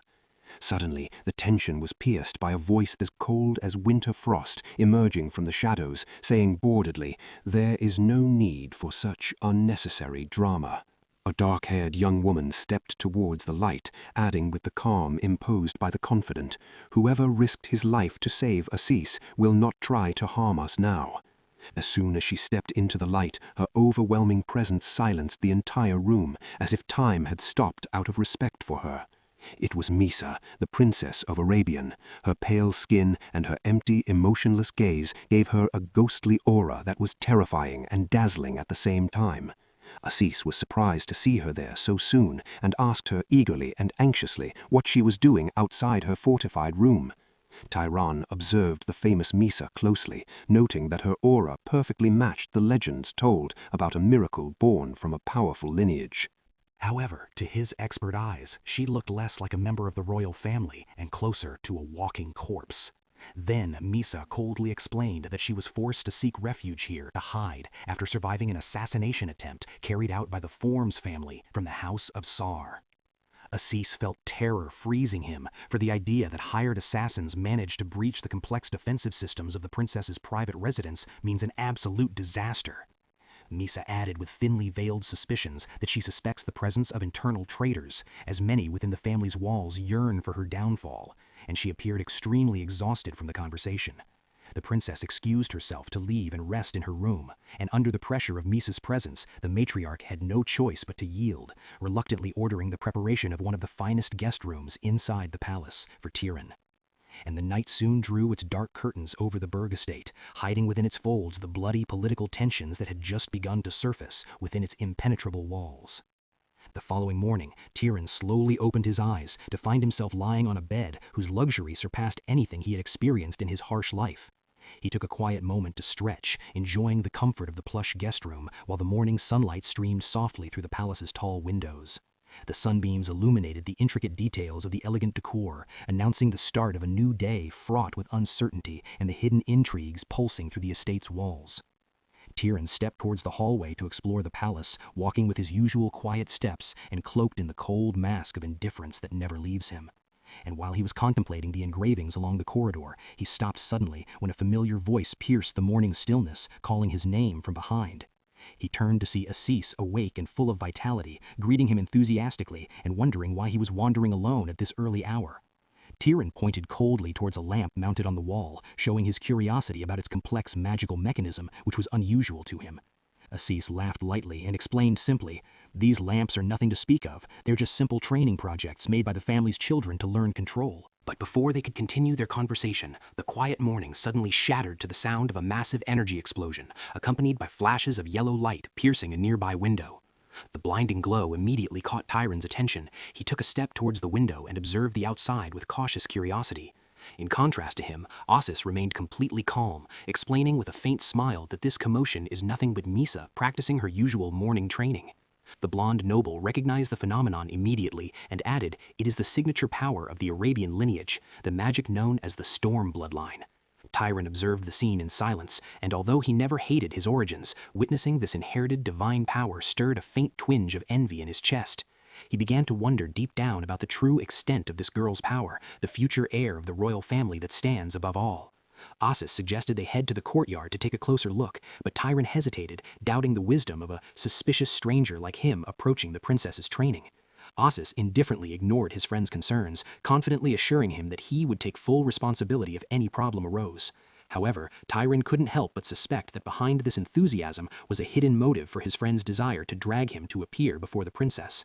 With a broad and mischievous smile, Assis confessed the truth. "I trained with her in the past, and there's an unsettled rivalry between us. For once in my life, I want to see her arrogance shattered by a harsh defeat." The two headed towards the open training courtyard, where Assis raised his voice, calling out to the princess to interrupt her harmony and grab her attention. Misa stopped mid-spell and directed her cold gaze towards them, asking with an icy coldness about the identity of the strange youth accompanying him. Turan stepped forward steadily and formally introduced himself to the princess without his tone wavering. Upon hearing his name, the sharpness of Misa's gaze increased slightly, and she asked them with a detached and emotionless tone what they wanted from her at this time. Asis scratched his head in artificial embarrassment, using the excuse that they saw her training and wanted to join. Then, driven by provocation, he started teasing her about past memories. He reminded her with a malicious smile how she cried like a little child when he beat her in mastering a complex spell, while Turan continued to watch this tense exchange in silence. Acis was clearly enjoying his time as he pressed the strings of her pride, while the princess's features began to be clad in an evident annoyance that escalated with every word. Sensing that the wrath of the storm was approaching, Acis suddenly changed his tone to seriousness, introducing Turan as an extraordinary talent, a true monster among mages, and the strongest he has ever met in his life. And then, without any hesitation, Acis dropped his resounding bomb. He suggested that the two engage in a sparring match right then and there, a real fight to test their powers. Misa repeated the word fight coldly, and her piercing gaze settled on Turan with a complex mix of disdain and faint curiosity. Turan remained silent as usual, cautiously evaluating the situation, while the tension between them began to rise like a volcano about to erupt with every passing second. Suddenly, Misa's eyes glowed with an intense blue light, and a massive magical pressure flooded the entire area. The atmosphere changed in the blink of an eye, becoming heavy and stifling. Turan instinctively looked towards the sky, features of absolute shock drawn on his face. Directly above the palace, the clear sky darkened in fractions of a second, and massive bolts of yellow lightning began to crash violently around the training grounds. Misa unleashed the true power of the storm bloodline, and her body appeared enveloped in a terrifying spiral vortex of lightning and raw energy. Her form became like a majestic shadow in the heart of a raging magical storm, commanding and directing it with an absolute control that accepted no challenge. This absolute power forced Turan to protect himself, and his body began to strain severely under the crushing pressure radiating from her power. His eyes widened in astonishment as he realized the bitter truth. The gap between them was much larger than his mind had imagined. And just as suddenly as it had begun, the storm vanished in the blink of an eye, leaving behind a clear sky and a heavy tension still hanging in the courtyard's air. Misa walked towards them with calm and graceful steps, her expression cold and unreadable, as is always her habit. Turan was breathing with extreme difficulty, and beads of sweat had formed on his skin just from the effort he exerted to withstand her overwhelming presence. He was left speechless, unable to comprehend how she showed no sign of exhaustion after this terrifying display of power. Breaking the stifling silence, the princess finally spoke. Her words came in the form of an apology, but they sounded more like a calm and decisive judgment than a polite gesture, fixing her gaze firmly at Turan. She told him without any hesitation or flattery that he simply wasn't at a high enough level to have the honor of fighting her. At that moment, Misa looked at him and said with deadly coldness, "I hate to say this, but I don't think you are a match for me." On the other hand, Turan was already feeling the mounting tension enveloping them as the atmosphere became heavier and more hostile with the passing seconds. In a desperate attempt to ease the tension, Asis intervened between them and said, "If we are talking about mana alone, then I agree that he is no match for you. But what is truly amazing about this man is his innate talent for learning magic." He then turned to his sister and explained with unusual seriousness, "Turan is a magic genius unlike anyone I have ever seen in my life. Misa, even you wouldn't be as talented as him." However, Misa didn't seem impressed by this praise, and with a calm but serious tone she replied, "Since he's boasting how amazing you are, let's see what you have." Hearing this, Turan maintained his calm and composure amazingly and took a step forward, saying confidently, "How about each of us shows a magic the other doesn't know? Whoever succeeds in learning it first wins." Asis immediately nodded in agreement, encouraging the idea. "This really sounds like a good way. Misa, what do you think?" Misa agreed, filled with quiet confidence.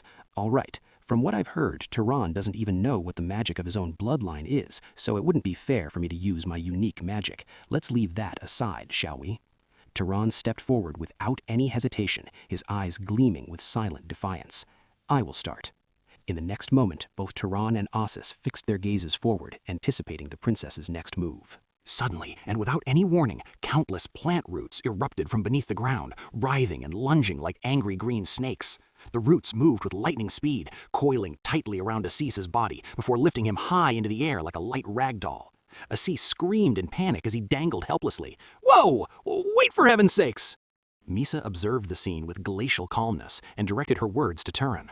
"The magic of creating and manipulating plants. Can you replicate it?" Assis continued screaming and squirming. "Put me down! Dizziness is starting to kill my head!" But Misa replied with a provocative coldness, completely unmoved. "Stay there for a second. This sight is truly amusing." At that moment, Turan stared straight ahead, then slowly raised his gaze to contemplate the sky, before lowering it and placing his palm firmly on the pulsating earth. Meanwhile, he began to analyze things in his genius mind. The magic that ignites fire is nothing more than the summoning of the combustion phenomenon, and the magic that creates water merely draws out the invisible moisture scattered in the air and gathers it. Then, with a quiet voice carrying the certainty of the knowledgeable, he uttered a single word: "Grow," and he began to explain his deduction. Withered vines are no different. It is a magic that accelerates the growth rate of seeds buried in the ground. In other words, it is not a process of creation from nothing, but merely growth. And as this overwhelming realization crystallized, the earth immediately responded to his call. Thick and massive vines began to erupt and expand with incredible speed. The scene was terrifying and overwhelming as the vines twisted and expanded as if they were living, breathing creatures, filling the space with their dominant presence. Upon seeing this miracle, Misa appeared visibly shocked, and her cold expression changed for the first time since her appearance. In the meantime, and even though Assis was still dangling in the air like a pendulum, his features lit up with amazing enthusiasm for the pure genius he was witnessing. Misa asked him with a curiosity not devoid of caution. "From the way you uttered the word 'grow,' it seems you deciphered the nature of the magic in a single second. Have you seen this technique before?" And Turan answered with utter calmness, "I have never seen it." Immediately after, with a flick of her hand, Misa released Assis, letting him fall back to the ground with a light thud. She said in a thoughtful tone, I suppose Assis can be right sometimes, so it's your turn to cast your spell. Let's see what you can do." At this moment, the gears of thought turned in Turan's head. He fully realized that using the magic of his own Zahar bloodline would be a suicidal act here, so he began to look for an alternative, and suddenly, a brilliant idea flashed in his mind. He moved slowly, extending his hand to the side in a fluid motion, and from there, a small trembling mouse appeared, responding to his hidden call. Misa glanced at him with slight disappointment and said mockingly, "Animal manipulation? Is that all you have?" Turan gave her a piercing look and answered, "Of course not. This weak creature is nothing but raw material." Then he steadily picked up the mouse with his hand. And at that very moment, a strange and dark energy emanated, beginning to leak from the pores of his body like ethereal smoke. That mysterious energy flowed slowly toward the mouse, piercing it and penetrating its entire being, announcing the beginning of a terrifying spell that the Arabian palace had never witnessed before. Although the exact process was invisible to the eye, within just a few moments, the mouse began to weaken and fade until it breathed its last breath, letting a deadly silence prevail in the atmosphere. With the completion of this horrific act, Misa watched the scene in shock and a hint of confusion, unsure of the nature of the mysterious magic she had just witnessed. On the other hand, Turan maintained his icy calmness and said simply and indifferently, "I'm done." A mysterious expression appeared on Misa's face, and she said with a defiance that overpowered the shock, "Perfect, now it's my turn." At that moment, she pointed her finger to the side, for another mouse to appear out of nowhere in that spot. She immediately grabbed it in the same manner Turan used, and violent mana began to flow from her body.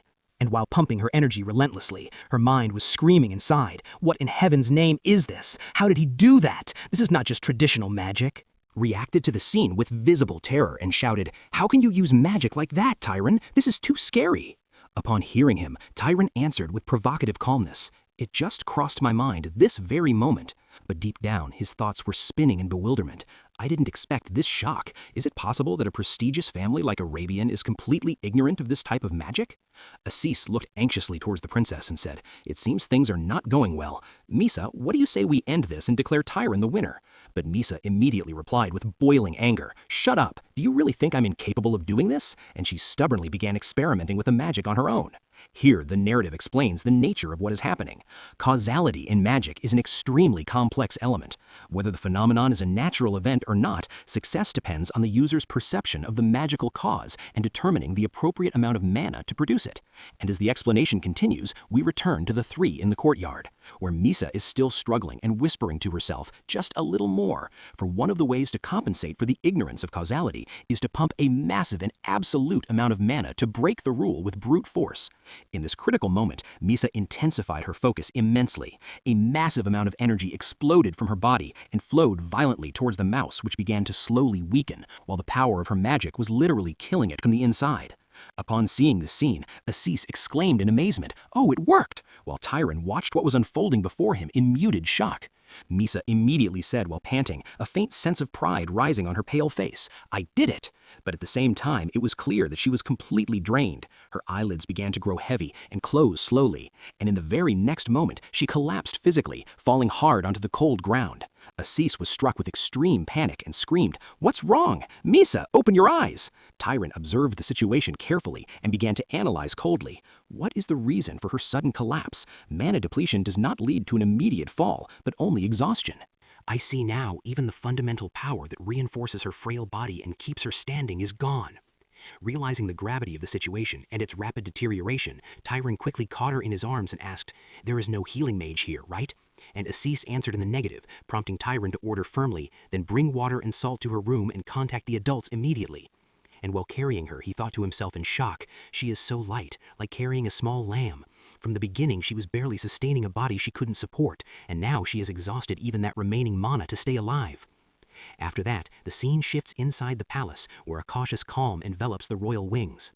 Misa opened her eyes slowly and heavily. Her aunt was already sitting by her bed, with features of anxiety clearly covering her face. The aunt asked eagerly, hiding a maternal panic behind it, "Are you okay, my dear? Have you fully regained your consciousness?" Misa looked at her with extreme weakness and wondered, "Why am I here?" So her aunt explained, "Assis told us that you collapsed suddenly during a magical training with the new guest. Is this true?" Memories of the short battle began to flood into Misa's mind, while her aunt continued asking questions with great concern. "Did that strange person do something to you?" She continued strictly, "For now we have detained him in the temple under tight surveillance until we find out the truth." Misa immediately denied that and said in a tired voice, clearing him of blame, "No, it's not that person's fault at all. I just made a mistake for a moment in estimating my energy." Feeling the exhaustion weighing her down, she requested quietly, "Please, I want to be alone. My head is throbbing with pain." Her aunt replied gently, "I have prepared some hot soup for you. I know magic makes you lose your appetite, but you must think of your health as well." She added, "I will leave it here beside you. Try to eat at least a little of it." The aunt stood nearby, radiating deep concern for her niece's condition. Upon seeing this sincere concern, Misa thanked her kindly, allowing the aunt to leave the room quietly, closing the door behind her to let her rest. Misa was left alone in the silence of the spacious room, and she turned her gaze very slowly towards the bowl of soup her aunt had prepared. A faint hesitation passed through her, as if her instinct was warning her of something invisible, before her hand finally reached out and picked up the bowl to begin sipping its first drops. But as soon as the soup touched her lips, a horrific feeling swept over her that something was terribly wrong. Suddenly, her vision began to distort and blur, and in the next moment, strange and terrifying visions materialized right before her eyes. The visions became visibly shaky, while desperate voices echoed in her head, screaming, "Help me, Misa! I know you can save us! It hurts so much, sister!" And despite the lack of clarity regarding the identities of these people, their voices sounded real and painful, as if reaching her from a very distant place, yet connected to the depths of her soul. Waves of absolute fear and confusion overwhelmed her, causing her hands to suddenly drop the soup bowl, its contents spilling and scattering across the floor. She gripped her ears tightly and began to scream in anguish and torment. The scene looked like an excerpt from a horror story, her voice filled with panic as the visions continued to torture and tear apart her exhausted mind. The scene then shifts outside, where we see a stone statue standing in majestic silence. The narrative reveals that this location is the underground chamber of the barrack house, known as the Temple of the Lame Goddess. Inside this sacred and dark place, Turan stands accompanied by an armored guard who escorted him there by order of the family. The guard gripped his sword hilt firmly and spoke in a serious, warning tone. "The doors and walls here are all hardened like bulging muscles. They've been magically trained for centuries without a single gap, so don't even think about breaching them and escaping." Then it is revealed that the name of this solid guard is Harem Barrack. Upon hearing this threat, Turan answered with extreme calmness, "Yes, I understand that." However, inside his mind, he was observing every inch, analyzing the geographical situation with utter care. Harem added with arrogant pride, "They are very strict walls," to which Turan responded with deadly indifference, "All right." Repeated the phrase with greater emphasis, trying to prove his prestige, extremely strict. Turan couldn't help but think to himself with silent sarcasm, is he trying to show off in front of me? And in that strange moment, Harem Barik suddenly drew his sword from its scabbard and began swinging it in the air as if performing a combat exercise. Tyran looked at him with obvious deadpan and asked, "What in heaven's name are you doing?" Harem answered him simply as if what he was doing was the most natural thing in the world. "I am training." Tyran quietly observed the man's movements. His eyes followed with utmost care and precision every swing of the sword in the air, and every step the guard takes on the stone floor, and every precise mechanical shift in his combat stance. And while he was watching, his analytical mind began to dismantle everything. These are truly effective movements. There are no unnecessary actions. Every movement is the precise minimum preparation needed for the next strike. Is this the absolute efficiency of a body honed by training? After a moment of observant silence, Harem Barik noticed Tyran's piercing gaze accurately following every move of his. He stopped swinging his sword and said quietly, "Oh, my apologies. Did I get in the way of your thoughts?" To which Tyran replied, "No, you didn't." Harem asked him with a warrior's curiosity, "Tell me then, what did you just see in my movements?" Tyran answered with complete honesty and in a tone devoid of flattery, "I thought they were wonderful and perfect." Harem nodded slightly, signs of satisfaction looming on his stern face, saying, "I see." And as he returned to continue his training, he began explaining his philosophy. Most nobles reject weapon arts and consider them trivial. They prefer to attack from a safe distance with magic, but the truth is their bodies are fragile and their minds are incapable of commanding their limbs, so they rely on magical tricks to compensate for this deficiency. Tyran listened attentively, then responded with deep thought.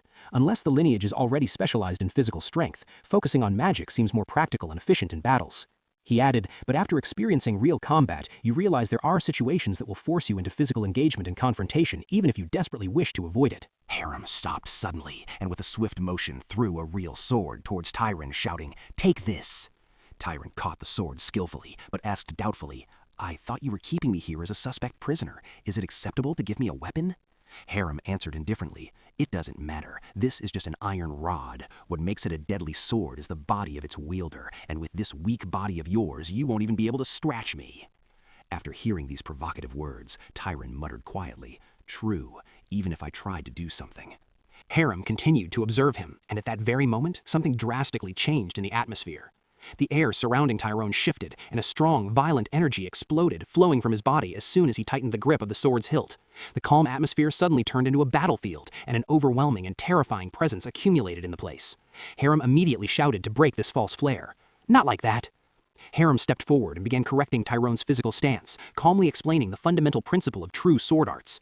He guided him step by step, taught him how to place his center of gravity firmly on his front leg, how to raise his arm with absolute control, and most importantly, how to learn to overcome the deadly blade's weight instead of stubbornly resisting it.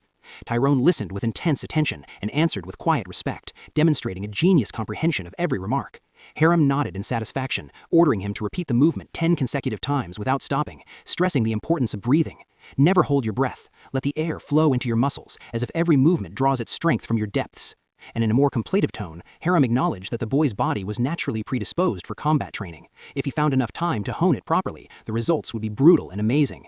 For although magic is indisputably a mage's strongest tool, Harem explained that the body is the foundation and vessel. A body honed through harsh and relentless trials is capable of imposing its absolute dominance even without relying on magic. He insisted that this distinction and deep understanding is something Tyrone must fully grasp to reach perfection. And as Tyrone prepared to continue his training, carefully absorbing the words of his new teacher, the massive doors of the goddess's temple slowly opened, changing the atmosphere once again with the entrance of the matriarch of the Burke family, after confirming from Misa that Tyrone was innocent and not responsible for her earlier collapse. She had come personally to offer her apologies to their mistreated guest. However, Tyrone held no grudge in his heart. Rather, he bowed humbly, saying, "I am the one who should apologize. My actions as a guest were inappropriate and somewhat suspicious." Despite this, the matriarch explained that Misa strongly desires to apologize to him directly and kindly asked if he had some time to visit her. When they finally met in her room, Misa expressed her sincere regret, explaining that she feels fully responsible for his detention in the temple due to her condition. Turan gently downplayed her concern, assuring her that what happened was merely a necessary security measure and that he felt relieved knowing she was okay. Instead of diving into apologies, her curiosity suddenly shifted to the magic he used the previous day, the animal decay spell. She wondered if it was a hidden inherited magic, as the immense power required to replicate it seemed extraordinary. But Turan completely denied it, honestly explaining that it is not an inherited ability at all. In fact, he confirmed that anyone who understands the principle behind the spell can use it with absolute ease. This piqued her scientific curiosity as a genius mage, and she passionately begged him to teach it to her. In return, she offered to share a secret art of the Arabian family's arts, and seeing her determination, Turan agreed to the offer without hesitation. He began to explain to her with infinite precision the true and shocking nature of that spell. The essence of the magic was not destruction, but was actually an enhancement magic, meaning strengthening living organisms to grow and multiply. The fundamental difference is that the target being enhanced was an invisible life form, a type of microorganism that transcends normal perception, and because Misa wasn't even aware of this organism's existence, her spell was blind.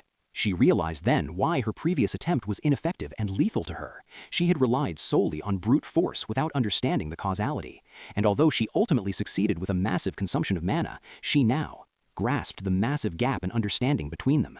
Nevertheless, she admitted it with some hesitation and asked Turan to tell Assis that their match ended in a draw, as she didn't want to see her cousin grow more arrogant, to which Turan agreed with a faint smile.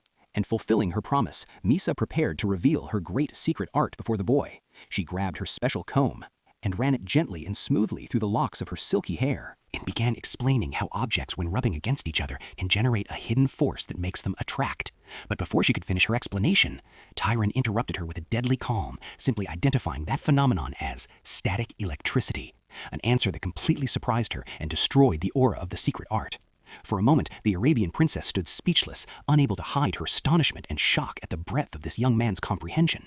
She regained her composure with difficulty and acknowledged the depth of the technique, but confessed that she never expected him actually to understand it. This put her in a difficult position, unsure of what she could teach him that he didn't already know. After quick thinking to save her pride, she suggested a different solution until she could return the favor. "We will train together." She explained in a gentle, condescending manner that this was only to pay her debt and not because she personally needed his help. Turan accepted the agreement without hesitation, and they agreed to meet in the garden every evening starting the next day, birthing a new partnership under the shadows of the palace. That night, the charged atmosphere shifted again, but this time under the lights of a luxurious dining table. An extravagant royal feast was prepared that exceeded all expectations, as the Burke family insisted on honoring their guest until everyone was satiated with delicacies of food and drink. This scene left Assis sitting next to Turan in evident bewilderment. He couldn't understand the reason for the sudden extravagance from his mother, to the point he hadn't seen such generosity even on his birthdays, as if a great lord from the Alba clan had attended in person. But Turan, with his piercing intuition, felt that behind this heavy meal lay deeper political implications and hidden intentions. As the conversation began, the matriarch skillfully steered the dialogue towards a previous promise, reminding everyone that her son had pledged to offer a powerful magical item as the price for saving his life. She turned towards Turan and asked him in a generous tone what kind of peace he wished for. And after a moment of deep thought, Turan answered honestly and practically, saying using magic to harm others is easy, but protecting oneself is the real challenge. So he requested a reliable defensive tool that protects him from surprise attacks in critical moments. The mother admitted that she had crafted similar items in the past, but didn't have one ready now, and when Assis enthusiastically volunteered to make it, his mother immediately refused, cutting him off for fear that his unrefined work would tarnish the family's reputation. At that moment, another person raised his hand calmly and confidently across the table, offering to take on this sensitive task, explaining that he had just finished his obligations with the main family and had enough time.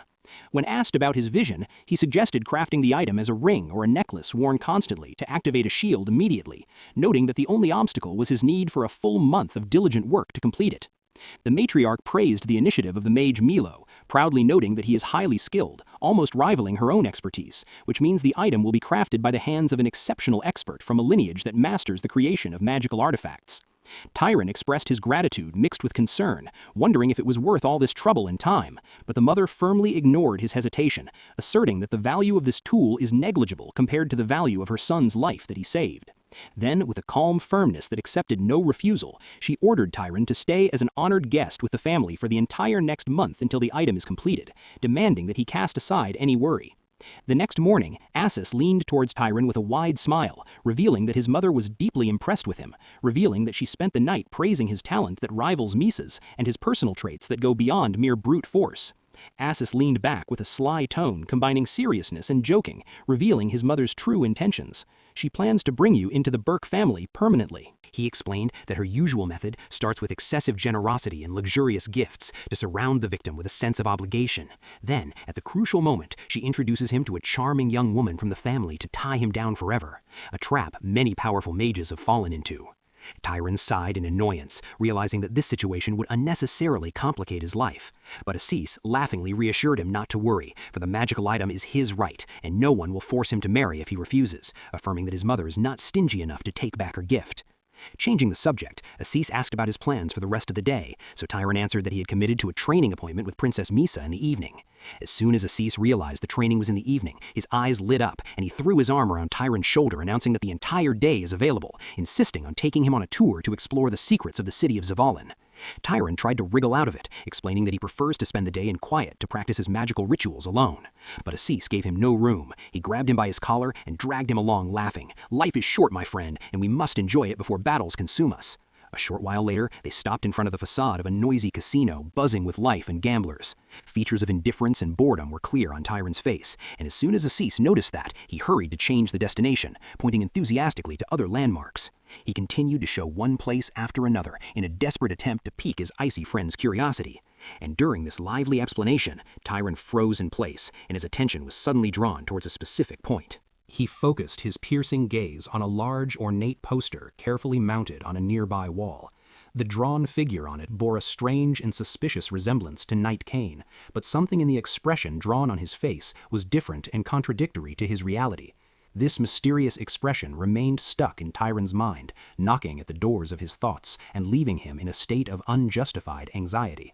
To dispel this anxiety, Assis quickly led him towards a massive and crowded theater where an epic play was being performed, taking place in the barren desert of demons, depicting fierce battles of Albion warriors against dark forces outnumbering and outgunning them. And at the heart of that heroic tale was a knight named Cain, who after a desperate battle succeeded in repelling hordes of invaders with a legendary power, almost described as divine. And as the curtain fell, Assis stood to applaud warmly and in fascination, expressing his intense admiration for the heroism and sacrifice. He turned towards Tyran, asking him eagerly about his impression, and the latter answered with sincere and unusual admiration, praising the plot and calling it wonderful.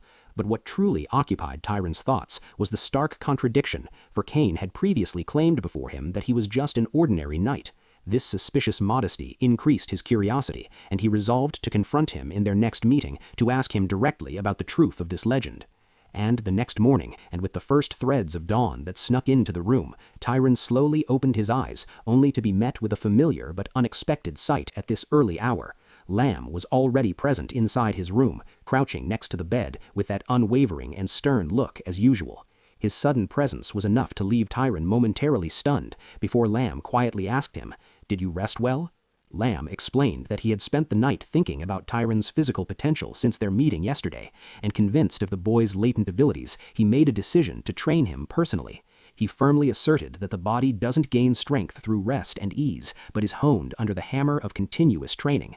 And realizing this guidance would benefit him more than loitering aimlessly, Tyran accepted the offer without an ounce of hesitation, his eyes burning with defiance. At that very moment, Assis burst into the room with childish enthusiasm, eager to share news about an exciting show taking place in the city that day. But his enthusiasm evaporated into the air as soon as his eyes fell upon Lamb. The man's majestic and terrifying presence was enough to send a shiver of terror through the young noble's veins. Lamb turned towards him with a piercing look and suggested he join their training, hinting with veiled sarcasm that it might benefit his weak body. So Assis immediately refused while stuttering his words. He claimed with a shaky voice that he hadn't yet recovered from the exhaustion of yesterday's outing, and without waiting for any further discussion, he backed away with stumbling steps and fled the room in a state of near total panic. When he left, Tyran was left bewildered by his friend's exaggerated reaction. But this bewilderment did not last long. The moment Tyran experienced the hell of Lamb's training himself, he fully understood the reason of Assis's escape. His body trembled violently under the weight of crushing fatigue, and every cell and muscle in him screamed in protest against this pain. Lamb watched him closely like a falcon watching its prey, then spoke in a steady, merciless voice. "Can't you hear your body screaming?" He added strictly, "If you cannot endure this trivial amount of pain, you will inevitably be condemned to weakness and death." He ordered him to continue, ignoring his suffering, finally announcing that this exercise would be the last for that session. But as soon as Tyran finished the final repetition with extreme difficulty, he collapsed onto the cold floor like a lifeless corpse, utterly exhausted and sapped of strength. And when coldly asked if he was tired, Tyran admitted between panting breaths that he was indeed completely drained. But Lamb settled for a faint, provocative smile, pointing out that he should be grateful. As a mage, this harsh level of training was barely considered a warm-up. Confused, Turan wondered if it would be different if he didn't possess mana. So Lam explained that ordinary people, no matter how harsh their training, will weaken over time if they stop, for they are captives to continuous effort. As for mages, they are completely different. The latent power of magic keeps their bodies strong and acts as an internal shield, maintaining their fitness at its peak. And once they achieve physical progress, mana prevents its deterioration. Upon hearing this, Turan grasped the deeper meaning and the secret behind the power of this training. And before he could catch his breath or fully recover, Lam suddenly announced that he had rested enough and ordered him to get up to start learning weapon techniques. Turan wanted to object and scream that his body could no longer bear it, but Lam's decisive look left him no room for argument. He forced himself to push past his body's collapsed limits, and his body responded with sharp pain with every movement as his muscles strained and nearly tore under the weight of the relentless, merciless exercises. Day after day, this deadly routine continued, turning Turan's suffering into a shield, and this discipline filled his life with a clear purpose and renewed vitality. Mornings were entirely dedicated to tearing muscles in physical training and weapon arts under the strict, flawless supervision of Lam, while the evenings were devoted to honing the mind and spirit and developing complex magic techniques in the company of Princess Misa. And without feeling the passing of time, 3 full weeks passed in this grueling yet fulfilling cycle. And one evening, while Turan was training with high focus, he unleashed a bolt of lightning, but it veered off and struck the edge of the target instead of the center. A muffled sigh, laden with deep frustration, escaped him. This was another mistake added to his record of failures in this specific magic. Misa noticed from afar that he seemed to be wrestling with himself, struggling much more than expected for a genius like him. Turan admitted with a sense of helplessness and a frustrated tone that he is not of Albion blood, hinting that this lightning technique was not innate to his magical makeup, making taming it nearly impossible.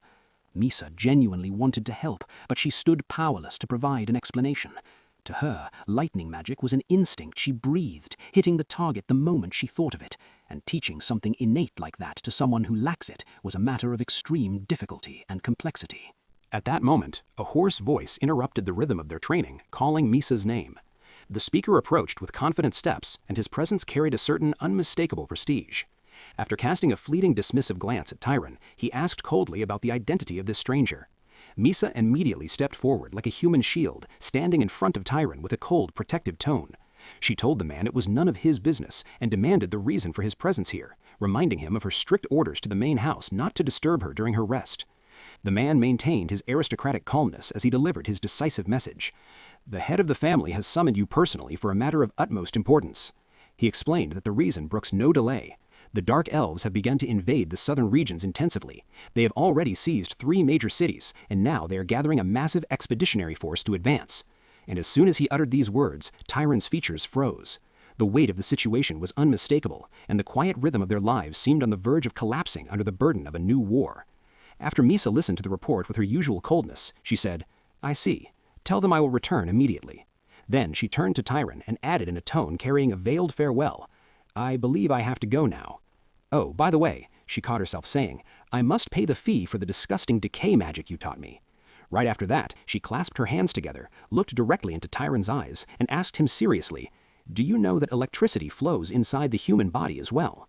Upon hearing this, Turan asked in obvious confusion, "Electricity?" He clearly didn't understand the intent behind her strange words. Misa answered with the calm of a victor, "You didn't know then? Well, you could never discover that on your own, for this is one of the deepest secrets of the Arabian family. What if we consider your debt paid if I explain this concept properly to you? That will certainly be a great help to you in combat." Turan thought for a moment before answering with interest, "I suppose so."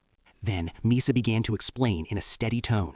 When a human sees or feels something, that organ sends a tiny electrical signal to the brain. If it's through the eyes, the signal travels from them to the brain, and if it's a smell, it travels from the nose. She continued describing the process accurately, revealing knowledge that seemed mysterious and deep at the same time, while Turan listened with absolute focus to every letter.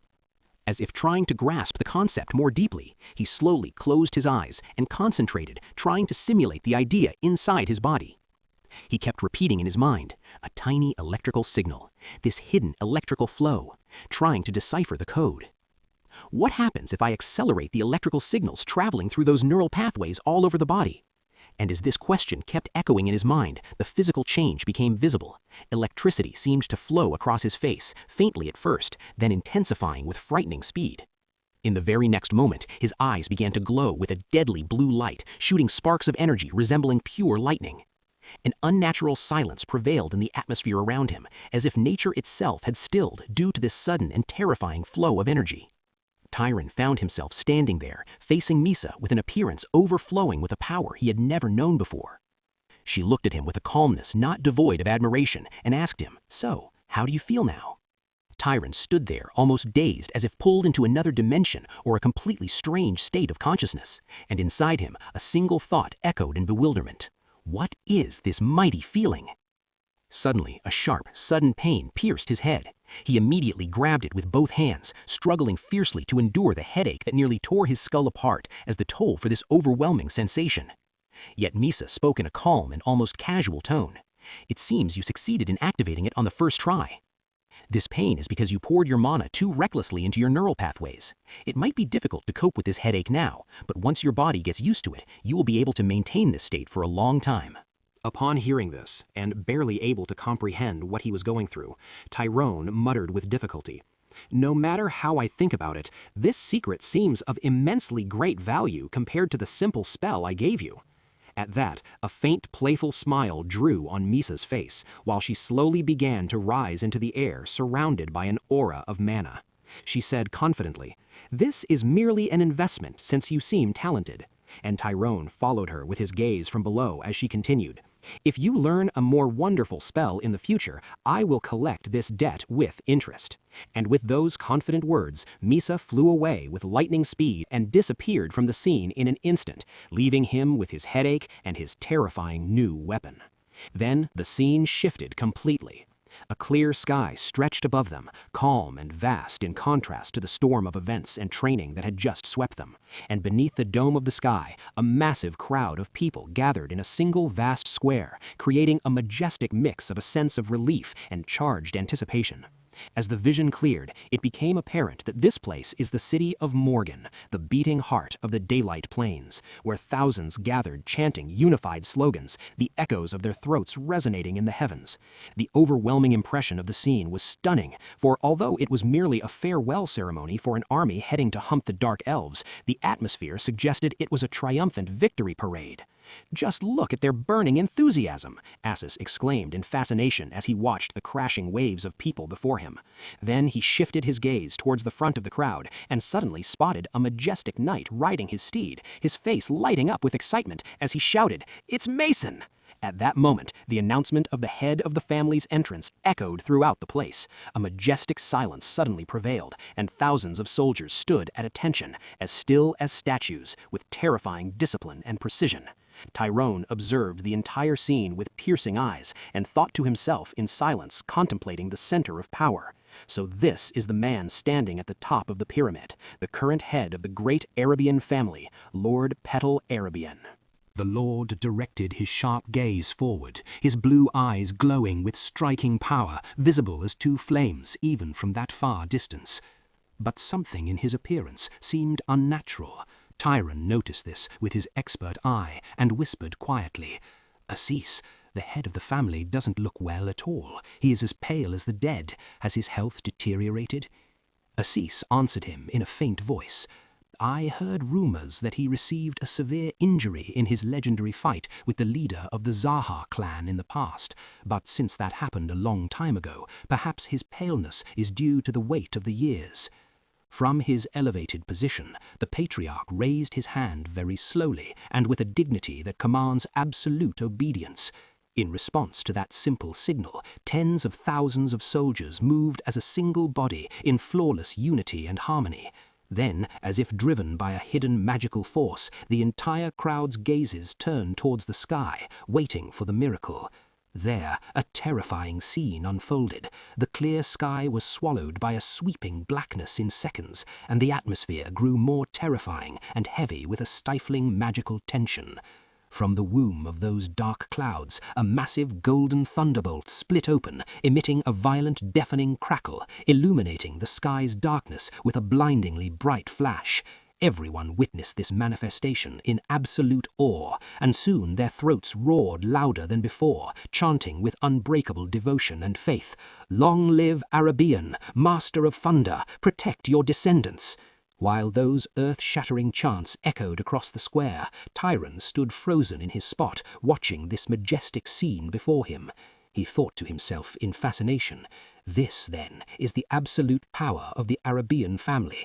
Even with his failing body, he could easily cover the entire area with his magic. This is the pinnacle of magic a human can reach, and it is the pinnacle I will reach too one day." Then the scene shifted inside the palace, where the mage tasked with the crafting stepped forward holding an intricate bracelet, extending it towards Turan, saying proudly, "Here you go, the work is complete." He began explaining its properties meticulously, saying, wearing it will permanently enhance your physical abilities slightly, and if you pump mana into it, this level will multiply exponentially, and at its maximum output, it will grant you a strength rivaling the descendants of the honorable Guard's lineage. But he paused for a moment to warn and continued, the downside is that it consumes massive amounts of mana as fuel, so it is best not to activate it at maximum power for long periods so it doesn't drain you. Turan looked at the bracelet in obvious amazement and said sincerely, "This is truly an incredible treasure. It's impossible for something like this to be common even among grand nobles. It is a magical piece crafted with exceptional mastery." At that moment, the matriarch of the Burke family broke the silence and spoke in a meaningful tone.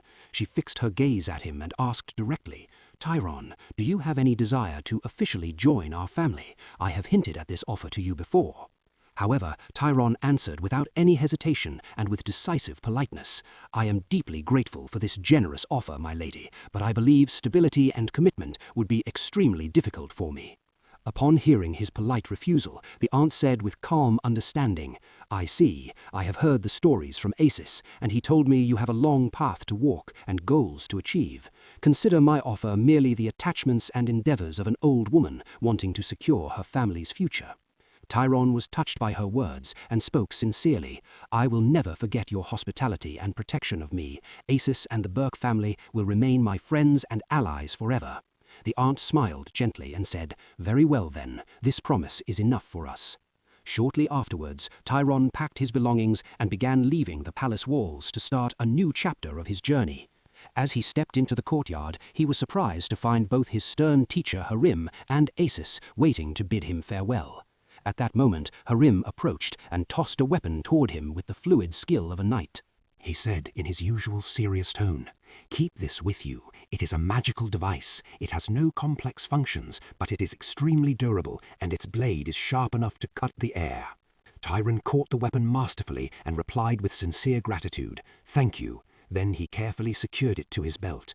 Then he turned toward Harim, and for the first time since they met, he addressed him with solemnity, saying, "Farewell, master," in a tone dripping with respect. A simple and rare smile appeared on the stern teacher's face in appreciation of this pure acknowledgement. Moments later, Harim turned and left the place quietly, without uttering another word, letting his actions speak for him. As for Acis, he was still there. He took a step forward and handed his friend a carefully folded bundle, saying, "This is for you."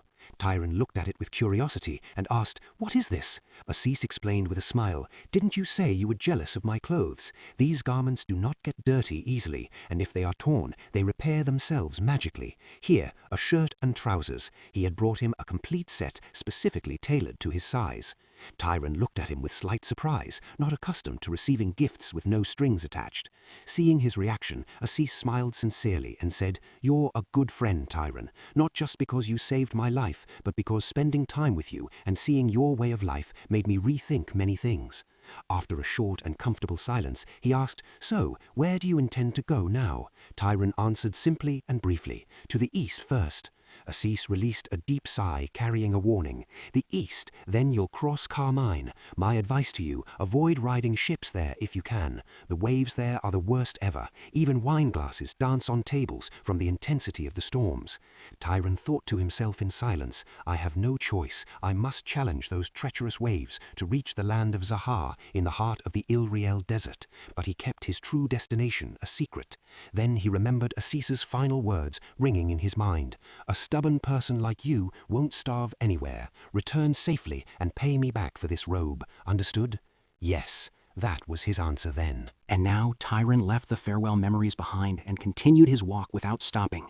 His long journey carried him through many cities and villages, and every step brought him closer to his mysterious goal. While walking alone in the wilderness, a wild idea occurred to him, and he smiled, saying to himself, "Shall we run a little?" In the next moment, he exploded his energy and took off with a staggering speed that surpassed human limits. He cut his way through the crowds of people in scattered villages, surpassing them with extreme speed like a storm. His speed was so terrifying that passers-by could only turn toward him in bewilderment, trying to comprehend what had just passed them. They watched him pass like a fleeting shadow, and with that same extraordinary speed, he crossed entire cities and bypassed vast expanses of barren land. And he continued running tirelessly, until finally he stopped in a remote place, completely isolated from the bustle of civilization. There he stood still, catching his breath for the first time in a long while. He raised his gaze toward the horizon, and saw a massive mountain and rugged terrain rising before him like a wall repelling invaders. He took a deep breath to focus his senses, then wondered and surprised. The smell of a campfire? But he soon corrected his conclusion with chilling coldness. No, it is something more disgusting. It is the smell of burning human flesh. He steadied himself and summoned mana into his limbs in preparation for the worst. Then he began walking directly toward the source of the smell, pushing forward without any hesitation. As he advanced cautiously, a tragic scene loomed on the horizon caught his attention. He stopped for a moment to analyze the scene. As he drew closer, the horrific truth was revealed. He had reached a village completely destroyed, its houses burned to the ground until nothing remained but charred ash floating in the air. Lifeless bodies were scattered in every corner, witnesses to a merciless massacre. A heavy silence prevailed over the place, the silence of death and destruction that stifles one's breath.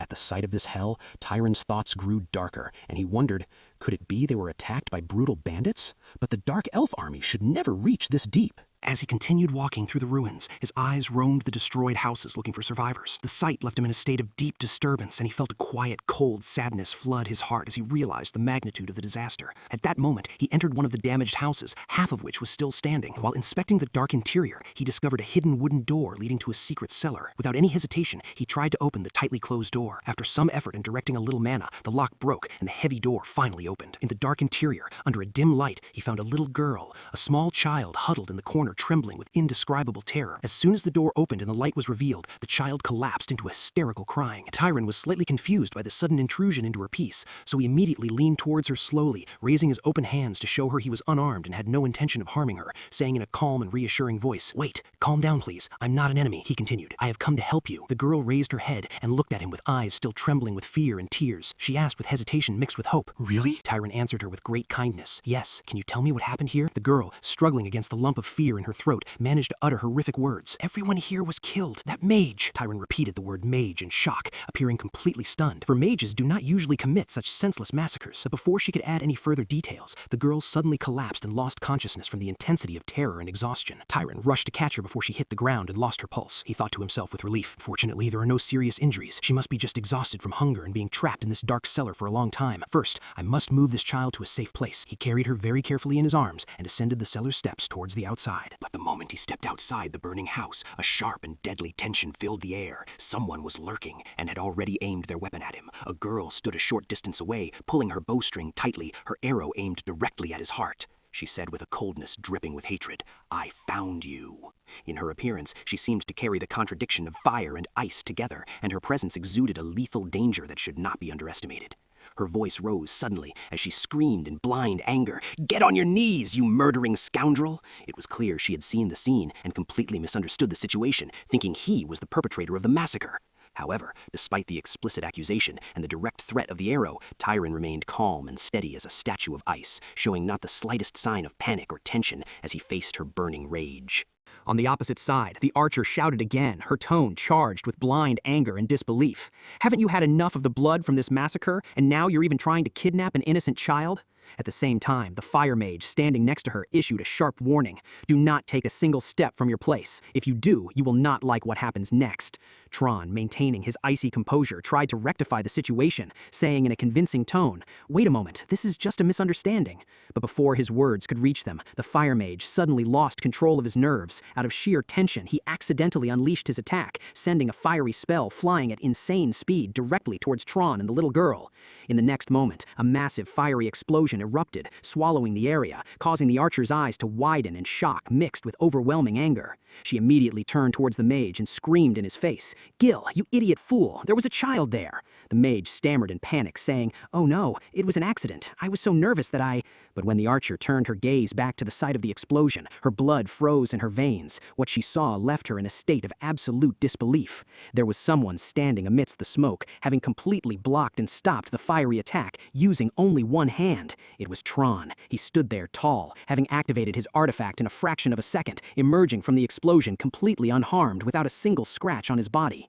With a terrifying calmness, as if nothing had happened, Turan muttered, "I didn't really think I would have to use this so soon." The archer's team stared at him in disbelief, while one of them whispered in pure shock, "Impossible! He blocked that devastating magic with just his body." Meanwhile, thoughts raced through the archer's mind. What kind of terrifying defensive magic is this? Could it be a bloodline ability? Confusion and amazement covered her features, while all eyes were fixated on him. Turan spoke again in a steady and firm voice. "I am not the one who attacked this village. I will say it one last time. This is all a misunderstanding." Then his tone dropped to become as cold as frost, carrying a deadly warning. "But if you attack me again, I will not merely defend myself."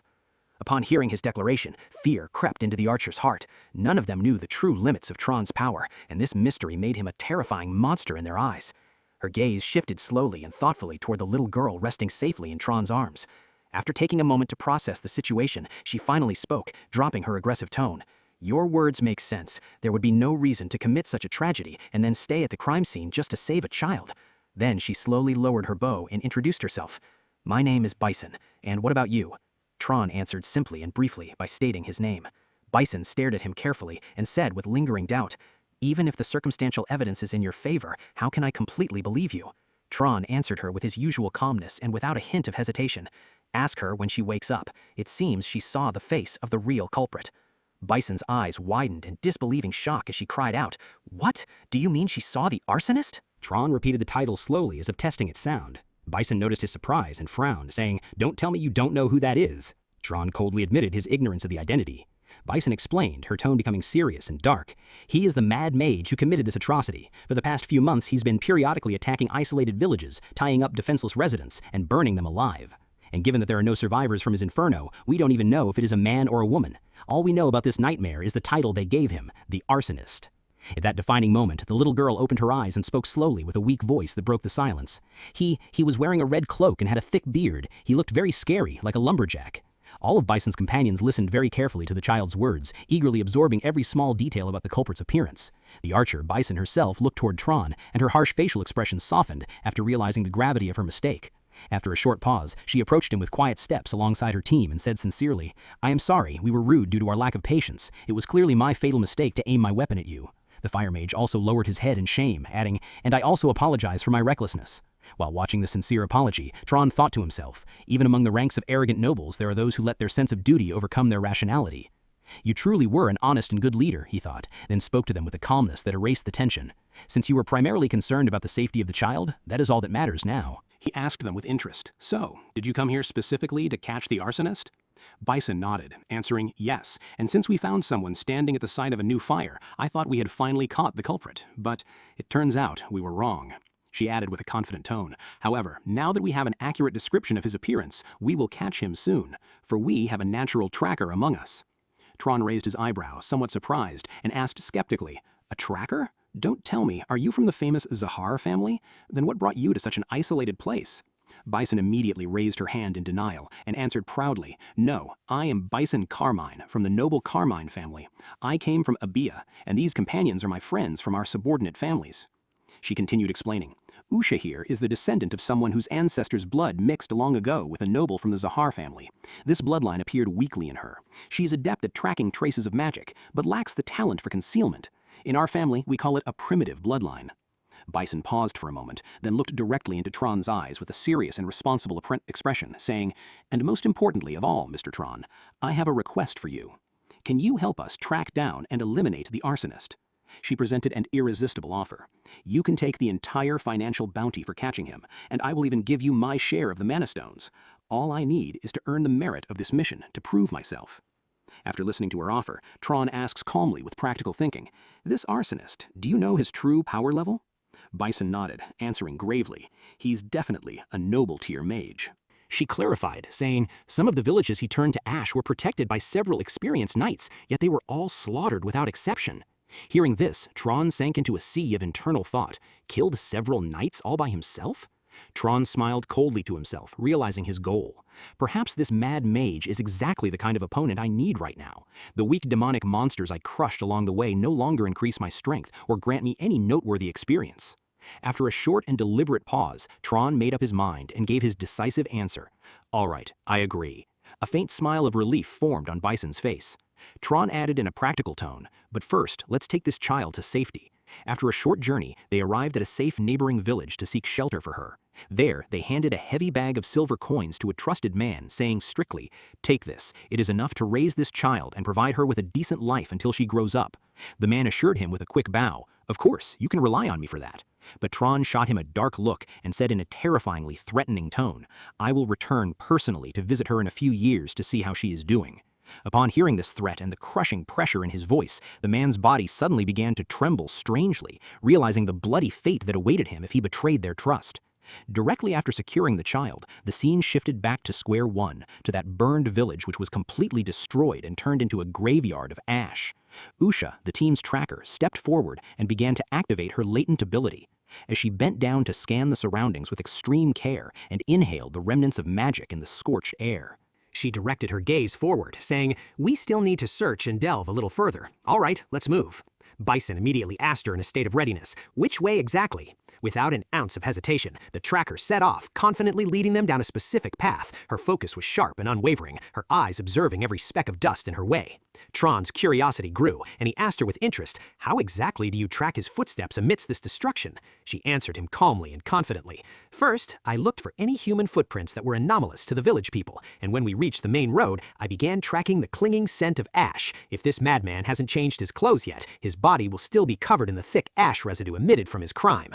Upon hearing this precise explanation, Turan thought to himself in admiration, "She is a complete professional, so the reason she failed to find him is that she didn't even have a preliminary description of his appearance or gender to start from."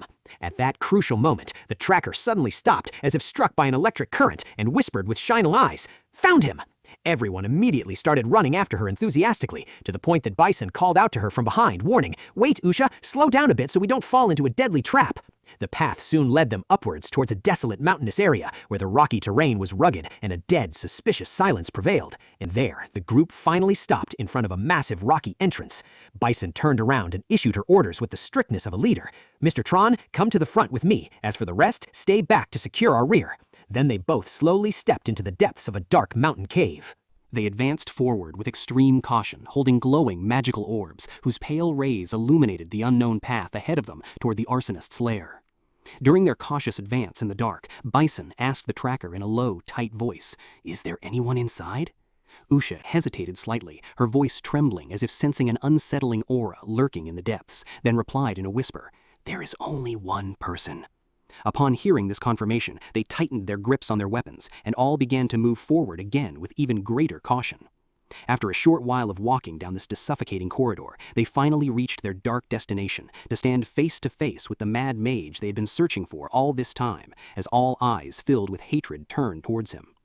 The man looked at them with a provocative calmness, and spoke in almost indifferent tone, "What brings you gentlemen to such an isolated place?"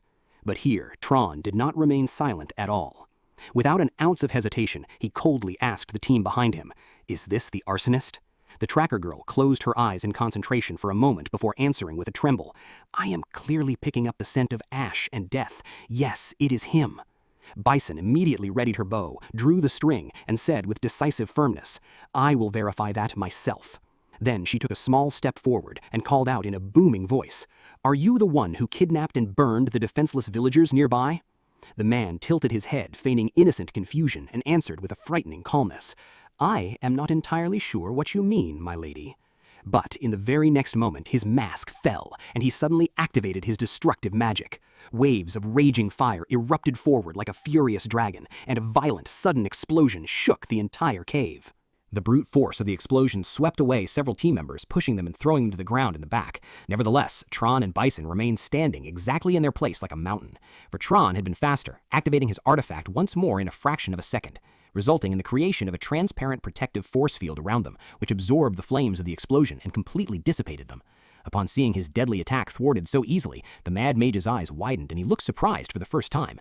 Taking advantage of that brief moment of his astonishment, Bison fired her mana-charged arrow directly at him like a flashing beam. The shot was precise and lethal, piercing the mage's body to land a direct hit on his leg. The impact of the arrow and the sharp pain forced him to lose his balance and fall heavily onto one knee, but a monster like him would never stop or surrender at this point. Almost instantly, with a look dripping with blood and malice, he activated his latent bloodline ability, causing the rocky floor of the cave to tremble violently in response to his terrifying earth manipulation magic, shaping the terrain itself like dough in his hands. Giant rocky hands rose from the depths of the earth, forming like stone monsters around him. Upon seeing this terrifying manifestation, Turan thought with concentration, earth manipulation? Based on his crimes, I thought he exclusively possessed the flame bloodline.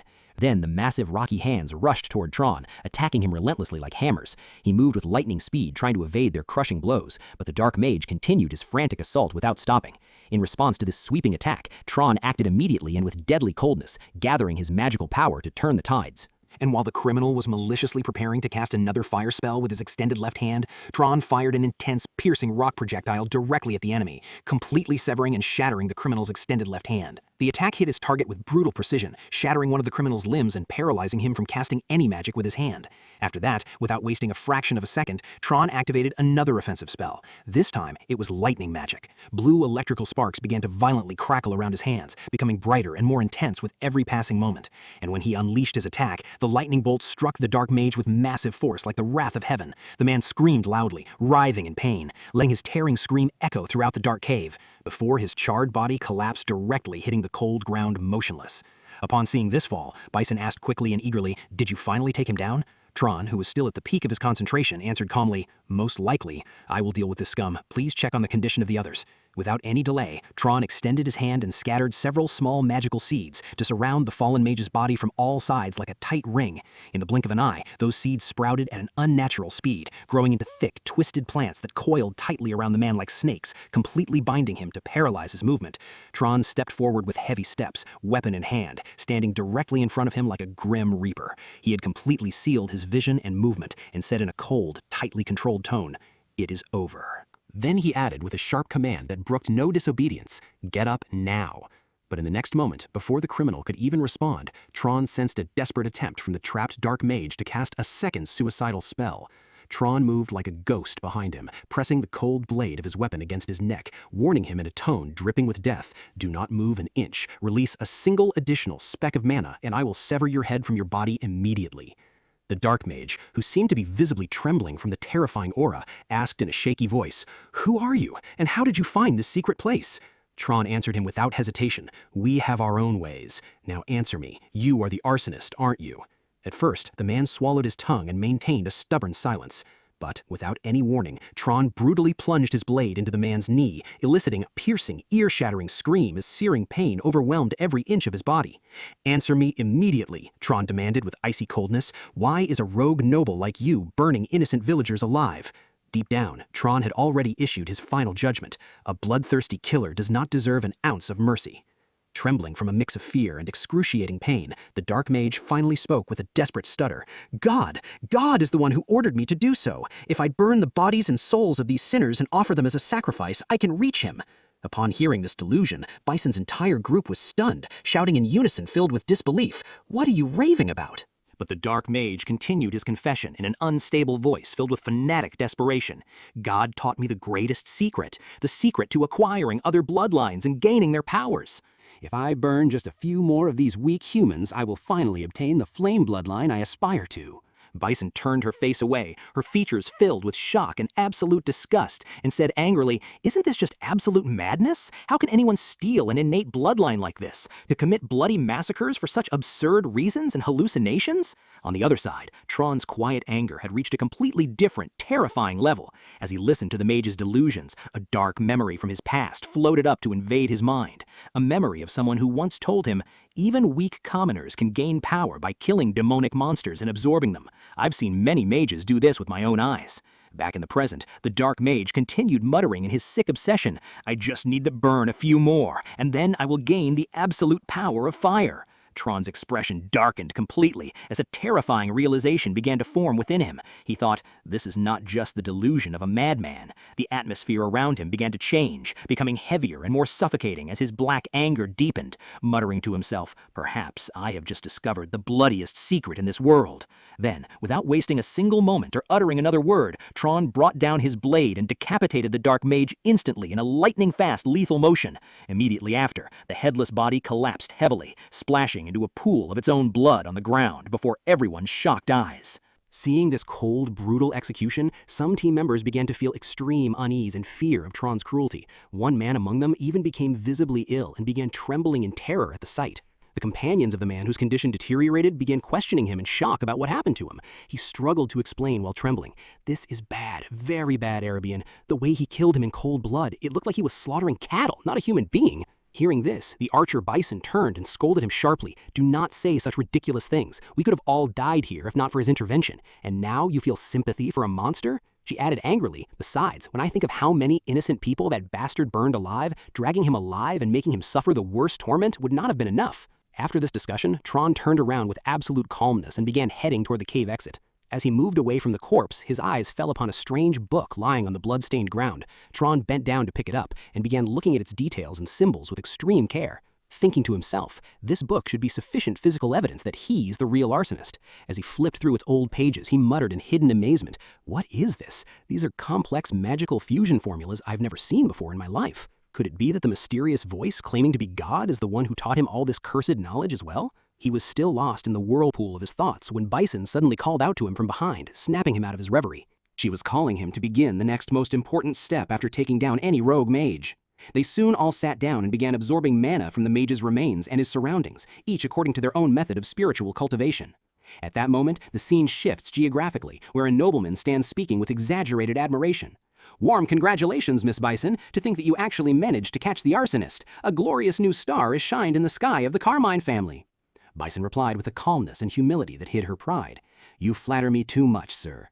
Then she turned to Tron and said in a friendly tone, "We plan to travel and wander around these parts a little more to hunt some monsters and raise our levels. What about you, Tron?" She had already handed him his agreed-upon full share of the money as a reward for catching the mage. Tron answered without a hint of hesitation, his eyes looking at the horizon. "I plan to head straight to the city of Abaja." Bison approached and spoke in a low, cautious voice. "As we agreed yesterday, regarding what that mad mage told us," Tron replied with a decisive calmness. "Yes, I will not go and babble about this dark matter anywhere, because whether his claim was true or merely a delusion, revealing a secret like this would cause massive chaos and endless massacres in the world." Bison nodded with a faint smile and bid him farewell with her team, saying, "All right, Tron, see you next time then." With these words, they parted ways for each to go their own path. While Tron watched their backs recede and fade into the horizon, he thought with a cold calmness to himself, "There is no need to tell them now that there is no conclusive evidence up to this moment for that mage's claims." Then he turned his back and continued moving forward on his solitary path. And the further he advanced, the heat around him began to intensify and become suffocating. It was absolutely clear that he was now stepping through the borders of a harsh and merciless desert region. However, he muttered in surprise as he wiped his sweat, "This is strange. The air is getting noticeably more humid and heavy despite this heat." And to test his surroundings, he snapped his fingers with a light motion, only to immediately notice the radical change in his abilities. The power of the fire element dropped sharply, and mana consumption multiplied frighteningly. He watched the small, weak flame flickering with difficulty in his palm, before adding, "It will be very difficult and costly to deal with fire magic in this environment." But he suddenly stopped complaining and smiled cunningly as he raised his other hand, forming a massive, pure water sphere above it with complete ease and fluidity, as if drawing its energy from the surrounding air. He stared at it deeply and intelligently concluded, "Does this magical contradiction mean one thing? Have I finally reached the city of Abaja?" The scene shifts away from the desert, opening to a bustling coastal city teeming with life, where dozens of massive ships are docked in its port. Inside one of the city's dark taverns, a tension-filled conversation was taking place between a group of seasoned sailors. One of the men asked with veiled fear while gripping his mug, "Are you really setting sail tomorrow at dawn, guys?" A grim captain wearing a black eye patch sighed bitterly and answered, "That's right. We have to go back and cross that horrifying water desert again. Those cursed morphic monsters don't stop throwing deadly spears at us the whole way. Last time, the bottom of my ship ended up smashed looking like a honeycomb from so many holes." Another man asked, with eyes widened in surprise, "Is it really that bad and bloody?" An old man sitting nearby added with frustration and despair, "As if the monsters aren't enough, there are also those cursed pirates lurking for us in the dark." The one-eyed captain slammed his table hard and continued complaining angrily. "At this lethal rate, we'll be paying funeral expenses instead of sailors' wages. Damn this hell. We desperately need a skilled knight and a powerful awaken to protect this cursed voyage." At that crucial moment, an unknown person pushed his way through the crowd of the gloomy tavern to approach their table. It is Turan. He stopped with confident steps directly in front of the group and asked in a decisive tone that brooks no argument, "Excuse me, are you heading to the Enril Desert tomorrow?" The one-eyed captain looked up at him with boredom and suspicion, and answered him rudely and sarcastically, "Yeah, we're leaving tomorrow, but our dilapidated ship is no cruise ship for nobles. We don't even have enough space for extra cargo right now, and taking one passenger means leaving behind a barrel of drinks, which completely goes against my principles as a captain." Turan ignored the captain's sarcasm, and with a calm and cold movement, placed his open hand over the wooden drink cup placed on the table. The captain was confused by this mysterious behavior, and asked cautiously, "What exactly are you trying to do, you?" But before anyone could process what was happening, dense magical energy materialized, and the cup was suddenly completely unsealed in a strange, overwhelming manner under the pressure of Turan's terrifying power. Witnessing this unnatural display of brute force, the arrogant captain was visibly shaken, and a cold fear crept up to occupy his harsh facial expressions. At the same time, a nearby sailor quickly jumped up and bowed with utmost respect, saying in a trembling voice, "What is a great knight like you doing in such a humble place? Please, you can speak completely comfortably." Turan looked directly into their eyes and answered without hesitation, "I am not here to rest. I am here to request to be hired onto your crew."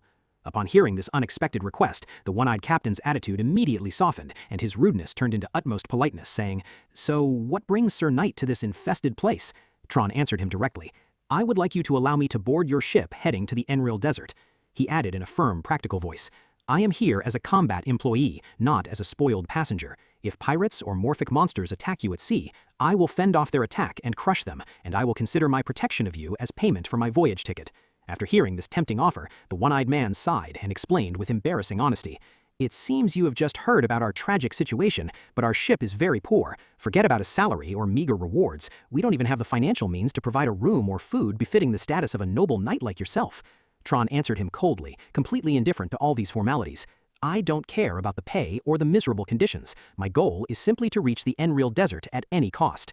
The one-eyed captain paused for a moment, absorbing what he had just heard from this mysterious knight. Then his eyes widened with a broad, greedy smile, and he said, "Really? Then it's a deal, boy! Join our crew immediately." Shortly after, the scene transitions to where Turan is welcomed to board their dilapidated ship to begin his mysterious journey towards the unknown. But, suddenly, and without prior warning, the focus of events changes to transport us to a completely different and dark place. A place drowning in a sea of absolute chaos, where houses burn and collapse, and crimson flames rise high, illuminating the dark night sky like hell. It was a brutal and sudden attack launched by hordes of bloodthirsty and ruin-hungry dark dwarves. People and knights were desperately trying to fight and defend their lives, but they were clearly struggling against this overwhelming multitude. There was a young master named Sheets in particular, retreating in terror, unable to fight properly after being overwhelmed by the terrifying situation, paralyzing his movement. At that deadly moment, a savage dark dwarf dashed with lightning speed towards Sheets, closing the distance between them in a fraction of a second to devour him. But Sheets gathered his courage at the last moment and swung his sword to cut the first monster and kill it. Then he turned with desperate agility and delivered a lethal stab that brought down the second dwarf directly. But his joy did not last long. Soon, dozens of dark dwarves swarmed him all at once, surrounding him from all sides like a tight ring of death. And exactly when things seemed hopeless and death inevitable, suddenly a flash of bright golden lightning blinked, tearing the sky of the battle like a destructive divine punishment. And in the blink of an eye, the hordes of darkness evaporated, and every monster present in the surrounding area was struck down and electrocuted to turn into scattered ash. Then, from the heart of that fading faint light, the great knight Misa made her legendary and dazzling entrance. Seeing her standing before him like an impenetrable shield, the young man Sheets breathed a sigh of relief and gratitude, and said in a trembling voice, "Thank you, my lady." Misa looked at him with cold eyes and absolute calmness, and answered him with decisive military strictness, "Return to your unit immediately." To which he replied immediately with discipline, "Yes, my lady," and dashed forward without wasting a single second, returning to the heart of the battlefield. Meanwhile, Misa remained standing in her place, surrounded by a calm yet majestic and dominant presence. And at that moment, a man approached her with hurried steps from behind, and asked her with clear concern, "Were you hurt anywhere?" This man is introduced as the vice commander, Kadramian. When Misa shook her head calmly, indicating she was fine, Kadramian continued seriously, "Please, do not push yourself too hard. You are far more precious than just the life of 1 or 2 knights." Nevertheless, Misa showed no sign of hesitation or concern for herself and answered firmly, "I am fine. This is nothing. More importantly, how is the battle going?" Kadramian replied, "The situation is not bad. At this rate, this area will be reclaimed soon, although we haven't found the secret tunnels yet." After hearing this directive, Misa gave a sharp reply, dripping with hidden sarcasm unbecoming of an obedient knight.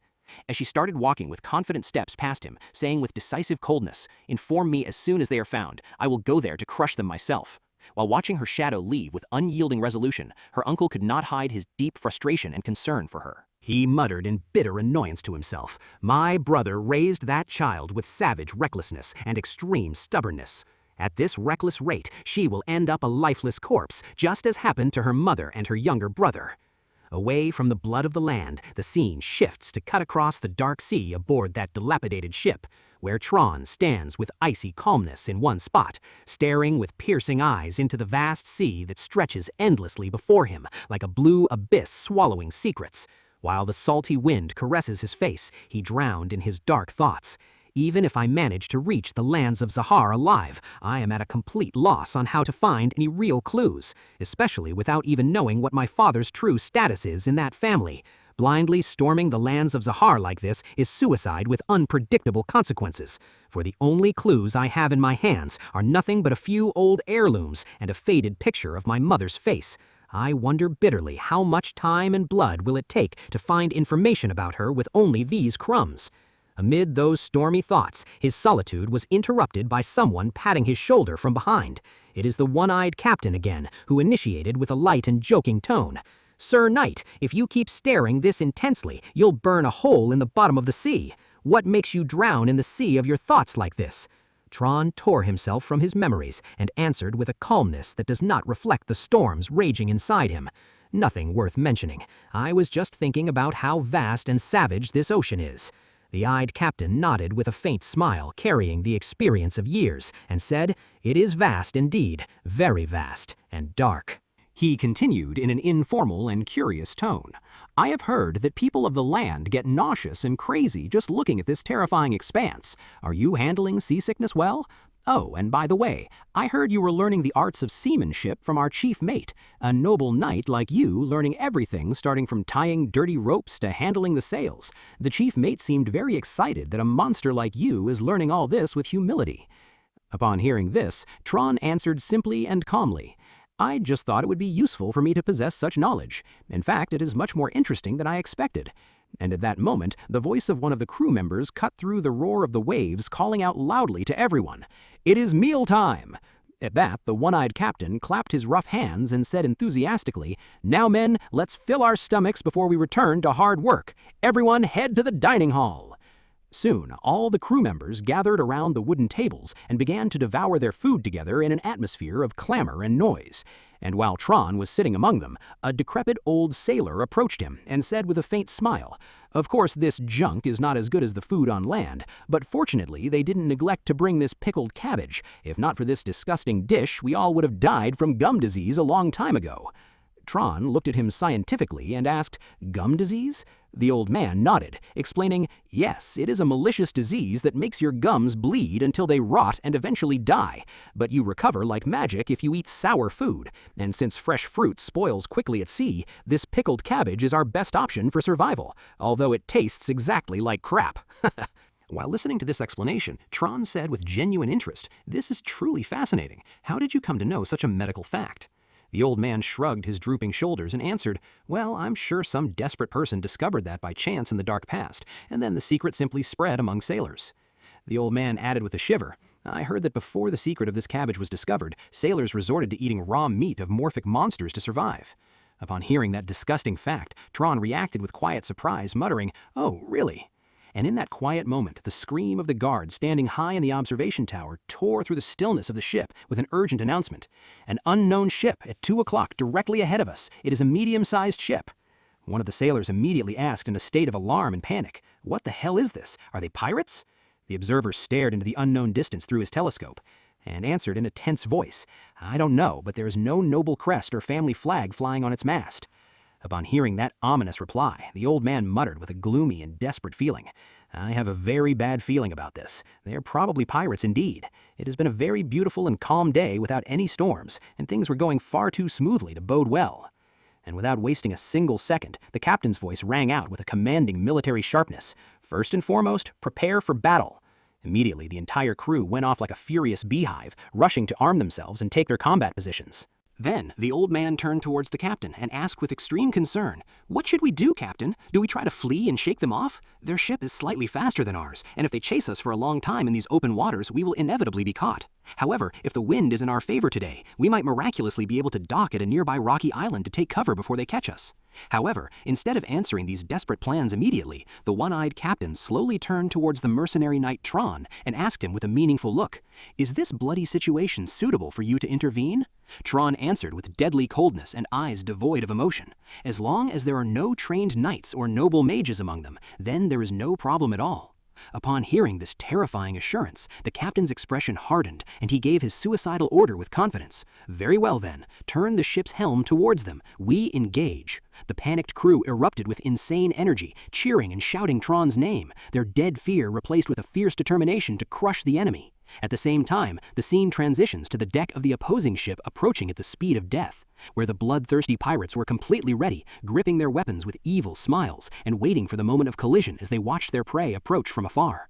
Aboard the cargo ship, Turan asked the captain a final calm question. "Will they really leave us alone if we raise the white flag of surrender?" The captain let out a bitter, desperate laugh and replied, "Do you consider throwing us as bait for the sharks in the sea after cutting off our legs, mercy, and surrender?"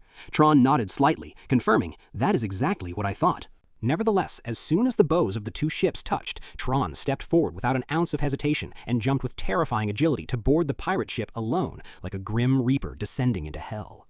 The pirates took a step back, stunned by his sudden and suicidal appearance in their own territory, and began shouting in confusion and blind anger, "Who the hell is this madman? Tear him to pieces! Kill him immediately!"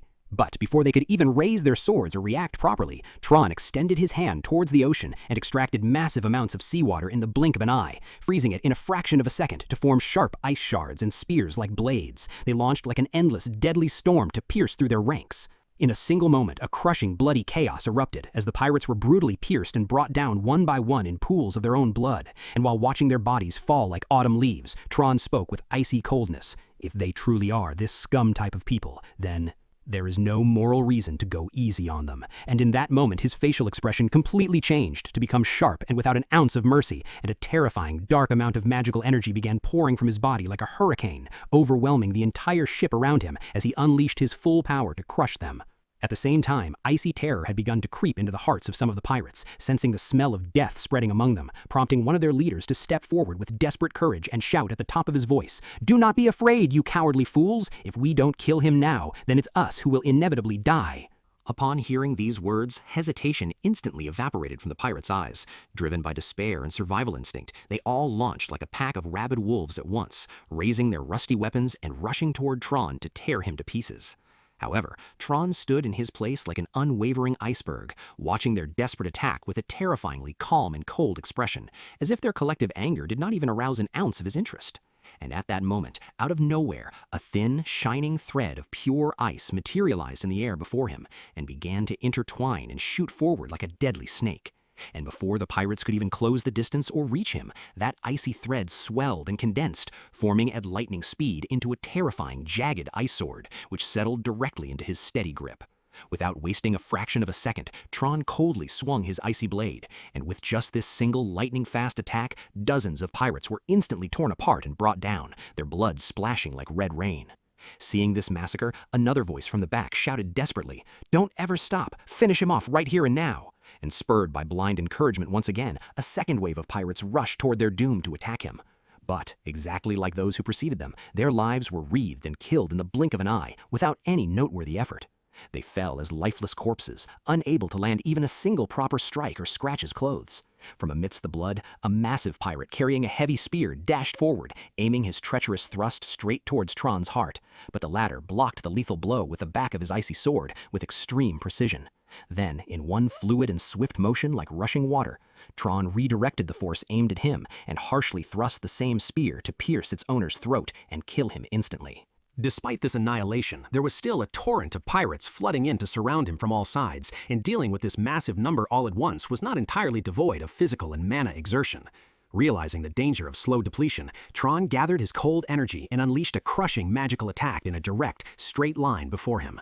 The brute force of the icy explosion eradicated an entire row of pirates in a single blow, wiping them from existence. And as their shattered bodies fell, strange and terrifying ice crystals began to sprout from their wounds, spreading rapidly to engulf the ship. Suddenly, amidst this bloody chaos, a cunning pirate managed to sneak up like a ghost from behind and grab Turan tightly like a pincer.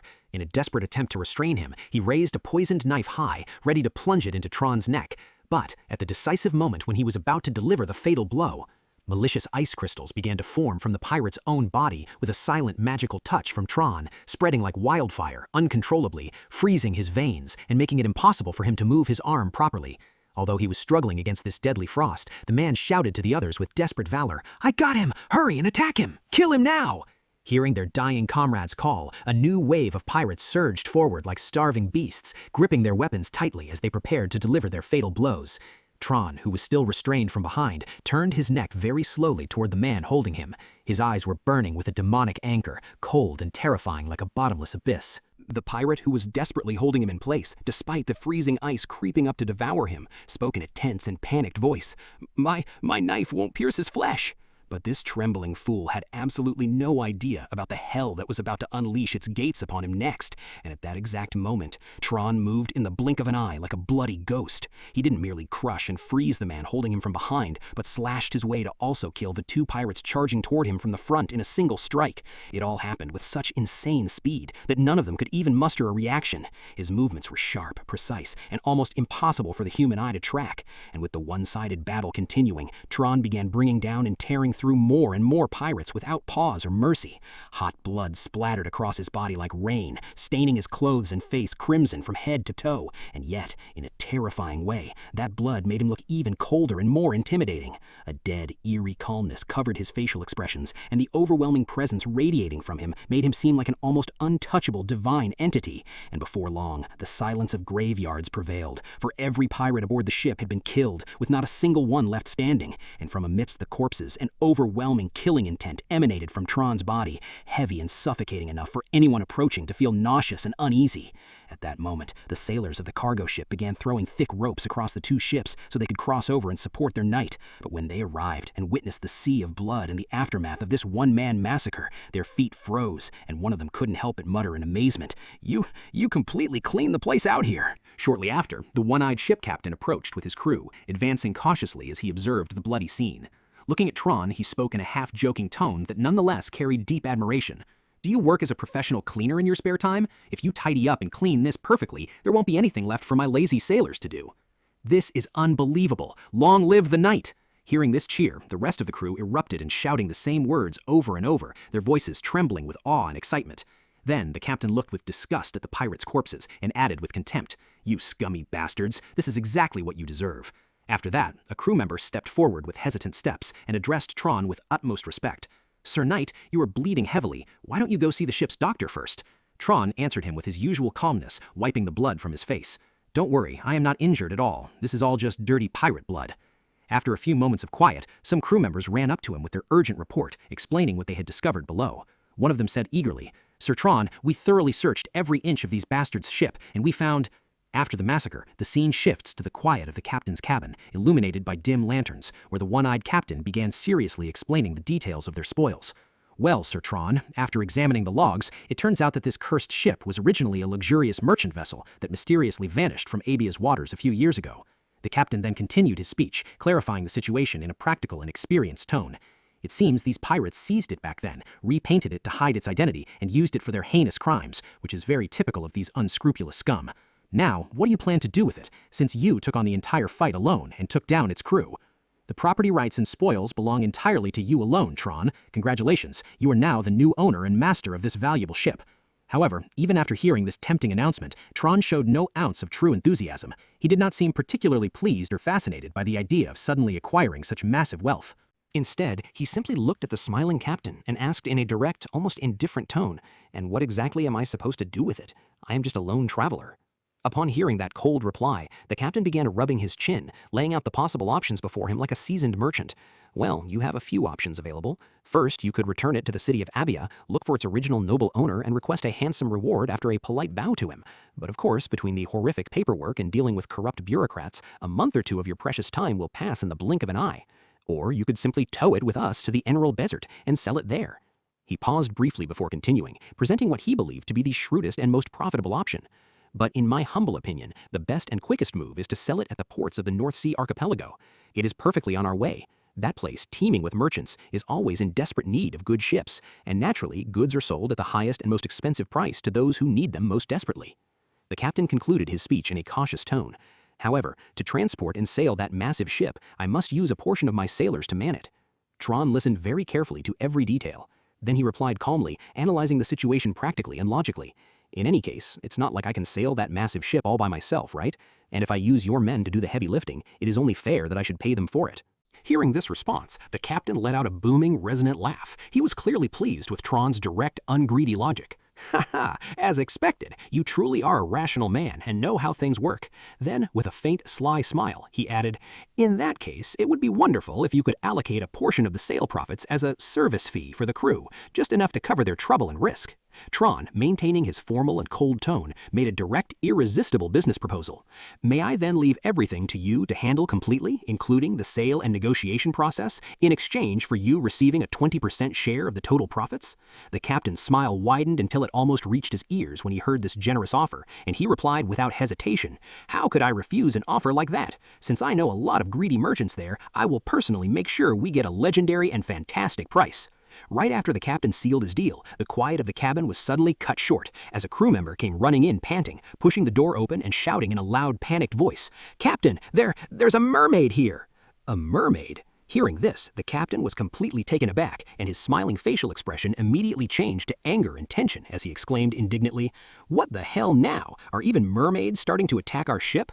The panicked sailor quickly shook his head in denial, explaining as he caught his breath, "No, that's not it, Captain. The pirates captured a mermaid, and they were keeping her as a hidden prisoner in the dark hold of their ship."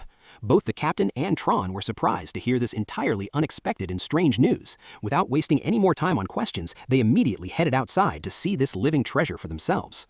At that moment, the pirate ship was still being cleaned, and as the crew members were busy wiping away the blood and cleaning up the traces of the fierce battle, the old sailor stepped forward and began guiding the captain and Turan toward the dark lower deck. As they walked down the dilapidated wooden stairs, the captain asked in a low voice, "So, you're saying this precious little thing is held inside?"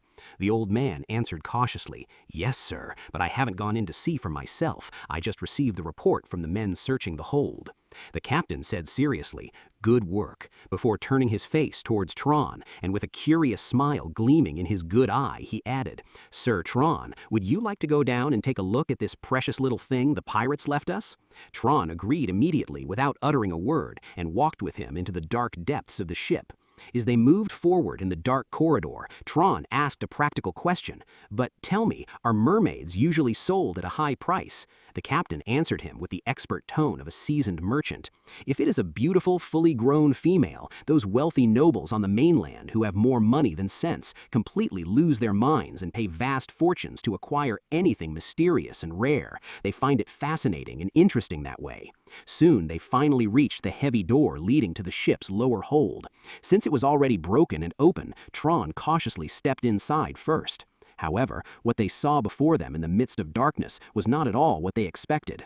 There, in a filthy corner, sat a small, bound, childlike figure before them. It was a young, male merman. Upon seeing him, the captain sighed with deep disappointment and said, "It is truly a pity, but it is just a male. This boy won't be worth many coins at all. Those idiotic rich people have no interest in buying a male merman." Well, unless he is of an exceptional bloodline, like the royal family mentioned in ancient legends, who possess the magical ability to completely transform into giant fish. Hearing this, the little mermaid jolted and immediately responded with sweeping anger and pride filling his voice. "How dare you call me just a male? I am Armani, the 47th prince of the northern province. Show some respect, you filthy human scum." Upon hearing this bold and arrogant claim, Turan turned to the captain and asked coldly, "Did that annoying brat just claim to belong to the royal family?" The captain observed the wet boy for a moment and answered, "From his outward appearance and scales, it seems so." Then he narrowed his eyes slightly with suspicion and added, "But he might be bluffing to save his life. I was thinking we might keep him alive to sell him for a few pennies instead of killing him. So, can you turn into a fish as you claim, Prince Triton?" Armani immediately and emotionally answered, "I cannot do that right now." The captain frowned and asked suspiciously, "And why not?" Armani, clearly annoyed by their stupidity, shouted in response, "Because I am bound in chains and out of the water. That is magically impossible. I can never transform unless I am free in the seawater and in excellent physical condition." At that, the captain turned slightly toward Turan and said in a very low, skeptical tone, "He's a liar. He's just trying to trick us into throwing him into the water so he can escape." At that decisive moment, Turan began to slowly step forward, and his presence grew heavier and more oppressive in the space. Speaking with a deadly, lifeless coldness. "What are you going to do with him? They say morphic monsters eat humans voraciously, don't they?" The captain nodded, confirming, "Yes, they do." Upon hearing that confirmation, Turan answered without an ounce of hesitation, "Then I will kill him right here and right now." He added, justifying his decision in cold blood, "Since you just said he is a male and not worth any money anyway, it would be pointless to keep him alive. And if we believe what this cunning creature says and release him into the sea, and then he simply escapes, we'll be left standing here looking like gullible fools." As he pronounced this death sentence, a dark, overwhelming killing intent began radiating from Turan's body once again. The air itself seemed to grow heavier and suffocating as he reached his hand out with terrifying slowness toward Prince Armani's neck. Seeing this deadly approach, Armani panicked and lost every ounce of his royal pride and screamed in a voice trembling with terror, "Stop that! How dare you touch me!" But as Turan's hand continued to approach with merciless slowness like the shadow of death, Armani's voice began to falter and choke. Genuine fear crept in to occupy his facial expressions, and he added with desperate speed, I never even thought of escaping, I swear to you." Armani looked directly into Turan's eyes, and what he saw deep within them terrified him to the core. Those eyes were completely cold and dead, devoid of any ounce of hesitation, as if taking the life of a prince meant absolutely nothing.